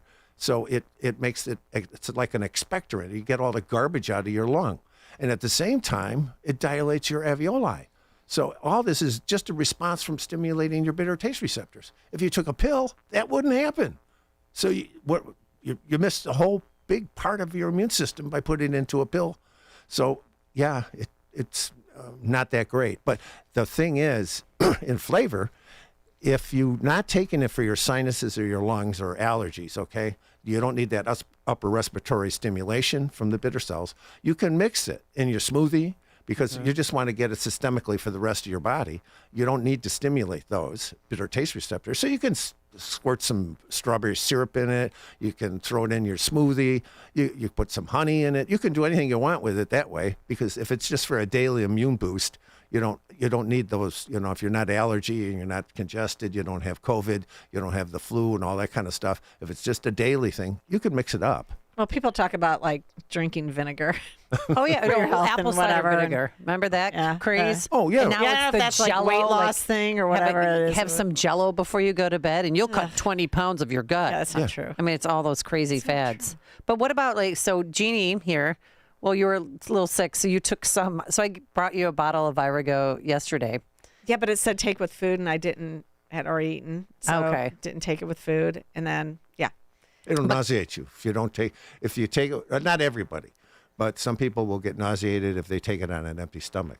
You don't have to have a lot of food. A couple pieces of toast and in your stomach when you take it. That's all. But it works. But could you ever take too much? So if you're taking other supplements, like if you're slamming vitamin D or zinc, magnesium, can you still, on top of that, take Virago? Yeah, you can. Virago has D in it, but it doesn't have a huge amount of D because I figured people are going to be taking supplements too. Mm-hmm. But I added it in there for the synergistic effect with all the other nutraceuticals in there. And it wasn't meant to be your daily supplement for D. Okay. It was meant to be a synergistic effect with all the others. So it's not a high dose. And I take 5,000 IUs of D3 every day with vitamin K, MK7, that works synergistically. It's like the MK7. That's what I heard. Yes, take vitamin D, but with vitamin K7 too. Yeah, if you don't take it, you might as well, it's a waste of time because you need the MK7 for calcium deposit in the bone, and you need it for the when you get hypertension. This is why it's good for hypertension. It's like a hose. Your vascular system is like a hose, and it gets brittle when you have hypertension. It gets brittle because you get zombie cells in the epithelial cells there. those zombies are everywhere. They are. Zombie cells is going to be the name of my new band. It's going to be great. Jeannie's going to be the drummer. And zombie cells are everywhere. I mean, they are. It's like just like in the movies. Okay. So. That it's like a garden hose, and it gets really stiff. It gets calcium deposits, and the zombie cells are there. Well, the MK7 breaks away that calcium from the walls of your arteries and starts to make them elastic again. Oh. So that's why Virago works so well. It's synergistic. So is there a superfood? I just want to know, is there a superfood? Well, it's not a food. I know it's not, but I'm just saying. In general, like kelp. Is there in general? Is there a superfood? Well, there's a food that it has a lot of good things in it, but it's not everything. Okay. Nothing is everything. Virago isn't everything. There's nothing's everything. There's no panacea for everything in this world. Right. So, or else we'd all be eating it. It'd be gone. That's right. Well, if you had one food that you would say people really should pay attention and eat that food. Well, I would. In general. I would. Nothing particular. No. Okay. Like steak. Well, steak is important. French fries. Yes. Dr. Hebert. If I had one food, it's French fries. Yeah, I have a weakness for fries. Well, like Dr. Jordan Peterson, he was basically, I only eat steak, essentially. Oh, that's right. He's now has health issues, of course, but you have people that are like these extreme protein. I eat steak. You do. I'm a carnivore. Good. I love my steak. My cardiovascular guy said, you're going to ruin your cholesterol. And he said, when you come in, I'm taking your cholesterol. And? My cholesterol was 110 and my LDL was 43. Oh. So I just I can eat steak. And yeah, you're fine. I'm cruising because I love it. So. But then you take Virago, once or twice a day? Or I take it once a day. And if I go into a crowd, I take an extra shot, or if I go into a hospital that's like a virus cesspool there, I always take a shot. Well, I think that's how I was on a plane for 5 hours. Yeah, that's what you want. You want to take it before you get on a plane. And, sure. and a baby aspirin. Really? Oh, yeah. You can blow a clot because you're sitting on an airplane. Take a baby aspirin before you get on there, and you avoid that. Oh, I know. I always walk around too. Just to avoid the blood clots. But even that, a little baby aspirin totally helps prevent that. All right. So how can they get their bottles of Virago? You can go to myvirago.com. Myvirago.com. And right now, if you use the immune code, you'll get 30% off for the 560 listeners. And we try to get it out immediately. When you order it, we get it out the next day or the same day. So we work pretty good. And the shelf fast. life, once you open up the bottle, how many days in the fridge? 3 months? About 3 months. You like it better refrigerated, Jeannie. Yeah, people like it cold. Oh, yeah, it's really much better cold. Yeah, it's like, it's like, all right, I'll put it in the freezer. Chilling your martini. We're going to do shots tomorrow. Hey, we can make Viragosicles. Oh my God. I'm sorry. Poor Jeannie, she has to put up with my silliness. All right, thank you, Dr. Michael Thanks for Hebert. having me, and thanks to the 560 listeners. And remember, myvirago.com, 30% off. Use the immune code. Thank you. Thank you. It's news, opinion, insight. This is Chicago's Morning Answer on AM 560. The Answer. Each morning, the newsmakers and the newsbreakers shaping today's conversation are heard on the AlphaWealthGroup.com answer line on Chicago's Morning Answer. When you need answers about what's happening in your world, you turn to AM 560 The Answer. And when you need answers about how to prepare for and protect your retirement, you turn to the Alpha Wealth Group, now the proud sponsor of the AM 560 answer line, right here on Chicago's source for news, opinion, and insight. AM 560 The Answer. Advantage Gold, America's #1 precious metals company, is sounding the alarm that a storm is coming and that now is the time to diversify your portfolio before it's too late. That's why we're offering an emergency gold and silver protection kit valued at $49, absolutely free for anyone who calls today at 800-900-8000. This kit includes critical information for investors with a retirement account seeking to own physical gold and silver, but want to do it tax and penalty free. Advantage Gold has helped investors protect and secure their wealth with physical gold and silver since 2014. Call Advantage Gold now at 800-900-8000 and we'll rush your emergency gold and silver kit plus a free copy of Ken Rogoff's book, Our Dollar, Your Problem. See how gold and silver can help you protect and secure your wealth with the help of Advantage Gold. Results vary. Consult your tax advisor before investing. Call 800-900-8000. That's 800-900-8000. The following is a paid political announcement. Conservative Rick Niemeyer has represented us in Northwest Indiana for many years, and he's notched conservative victories win after win. Niemeyer passed the largest tax cut in Indiana history from right here in Northwest Indiana. And he stood up to protect Indiana farmland from Chinese companies, closed every loophole from foreign ownership to protect our way of life and our food supply. And guess who passed constitutional carry for the whole state of Indiana? It was Rick Niemeyer from Lowell, Indiana. Oh, and he banned biological boys and girls sports, too, standing up for farmers, families, and values. That's why Rick Niemeyer has been endorsed by the Indiana Farm Bureau, the NRA, Indiana Right to Life, and more. Now Niemeyer is fighting the tough issues of today, standing up to NIPSCO and their rate hikes, and protecting farmers' property rights against the land grabs of pipeline companies. Rick Niemeyer, the conservative you can count on for state senate. Paid for by the committee to elect Rick Niemeyer. AM 560, The Answer. All right, I'm going to be flying today. Which airline should I avoid? Well, I don't know. Maybe Delta.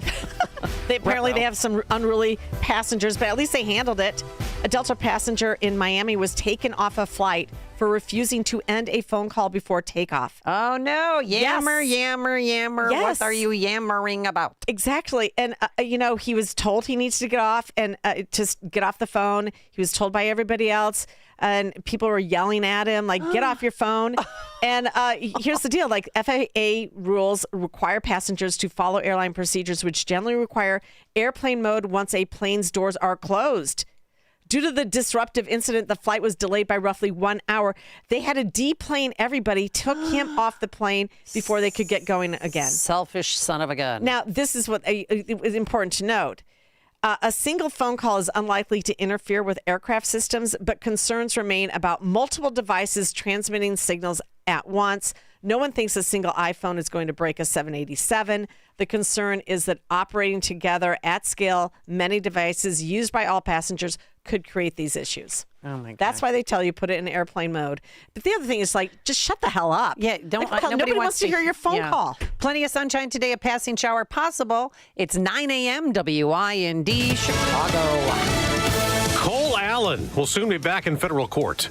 I'm Dave Anthony, Fox News. Next hour for the suspect in Saturday's White House Correspondents' Dinner attack. The U.S. Attorney Jeanine Pirro just told Fox. We filed papers in court this morning for the detention hearing today, indicating that this defendant was calculated, he was premeditated, he had every intention of killing the president and anyone who got in his way. The Justice Department says a Secret Service officer saw Allen fire the shotgun in the direction of the stairs leading to the ballroom before he was arrested.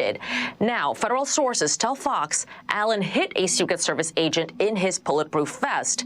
There have been questions about who had fired that shot. That's Fox's Madeline Rivera. War Secretary Pete Hegseth will testify next hour at the Senate about the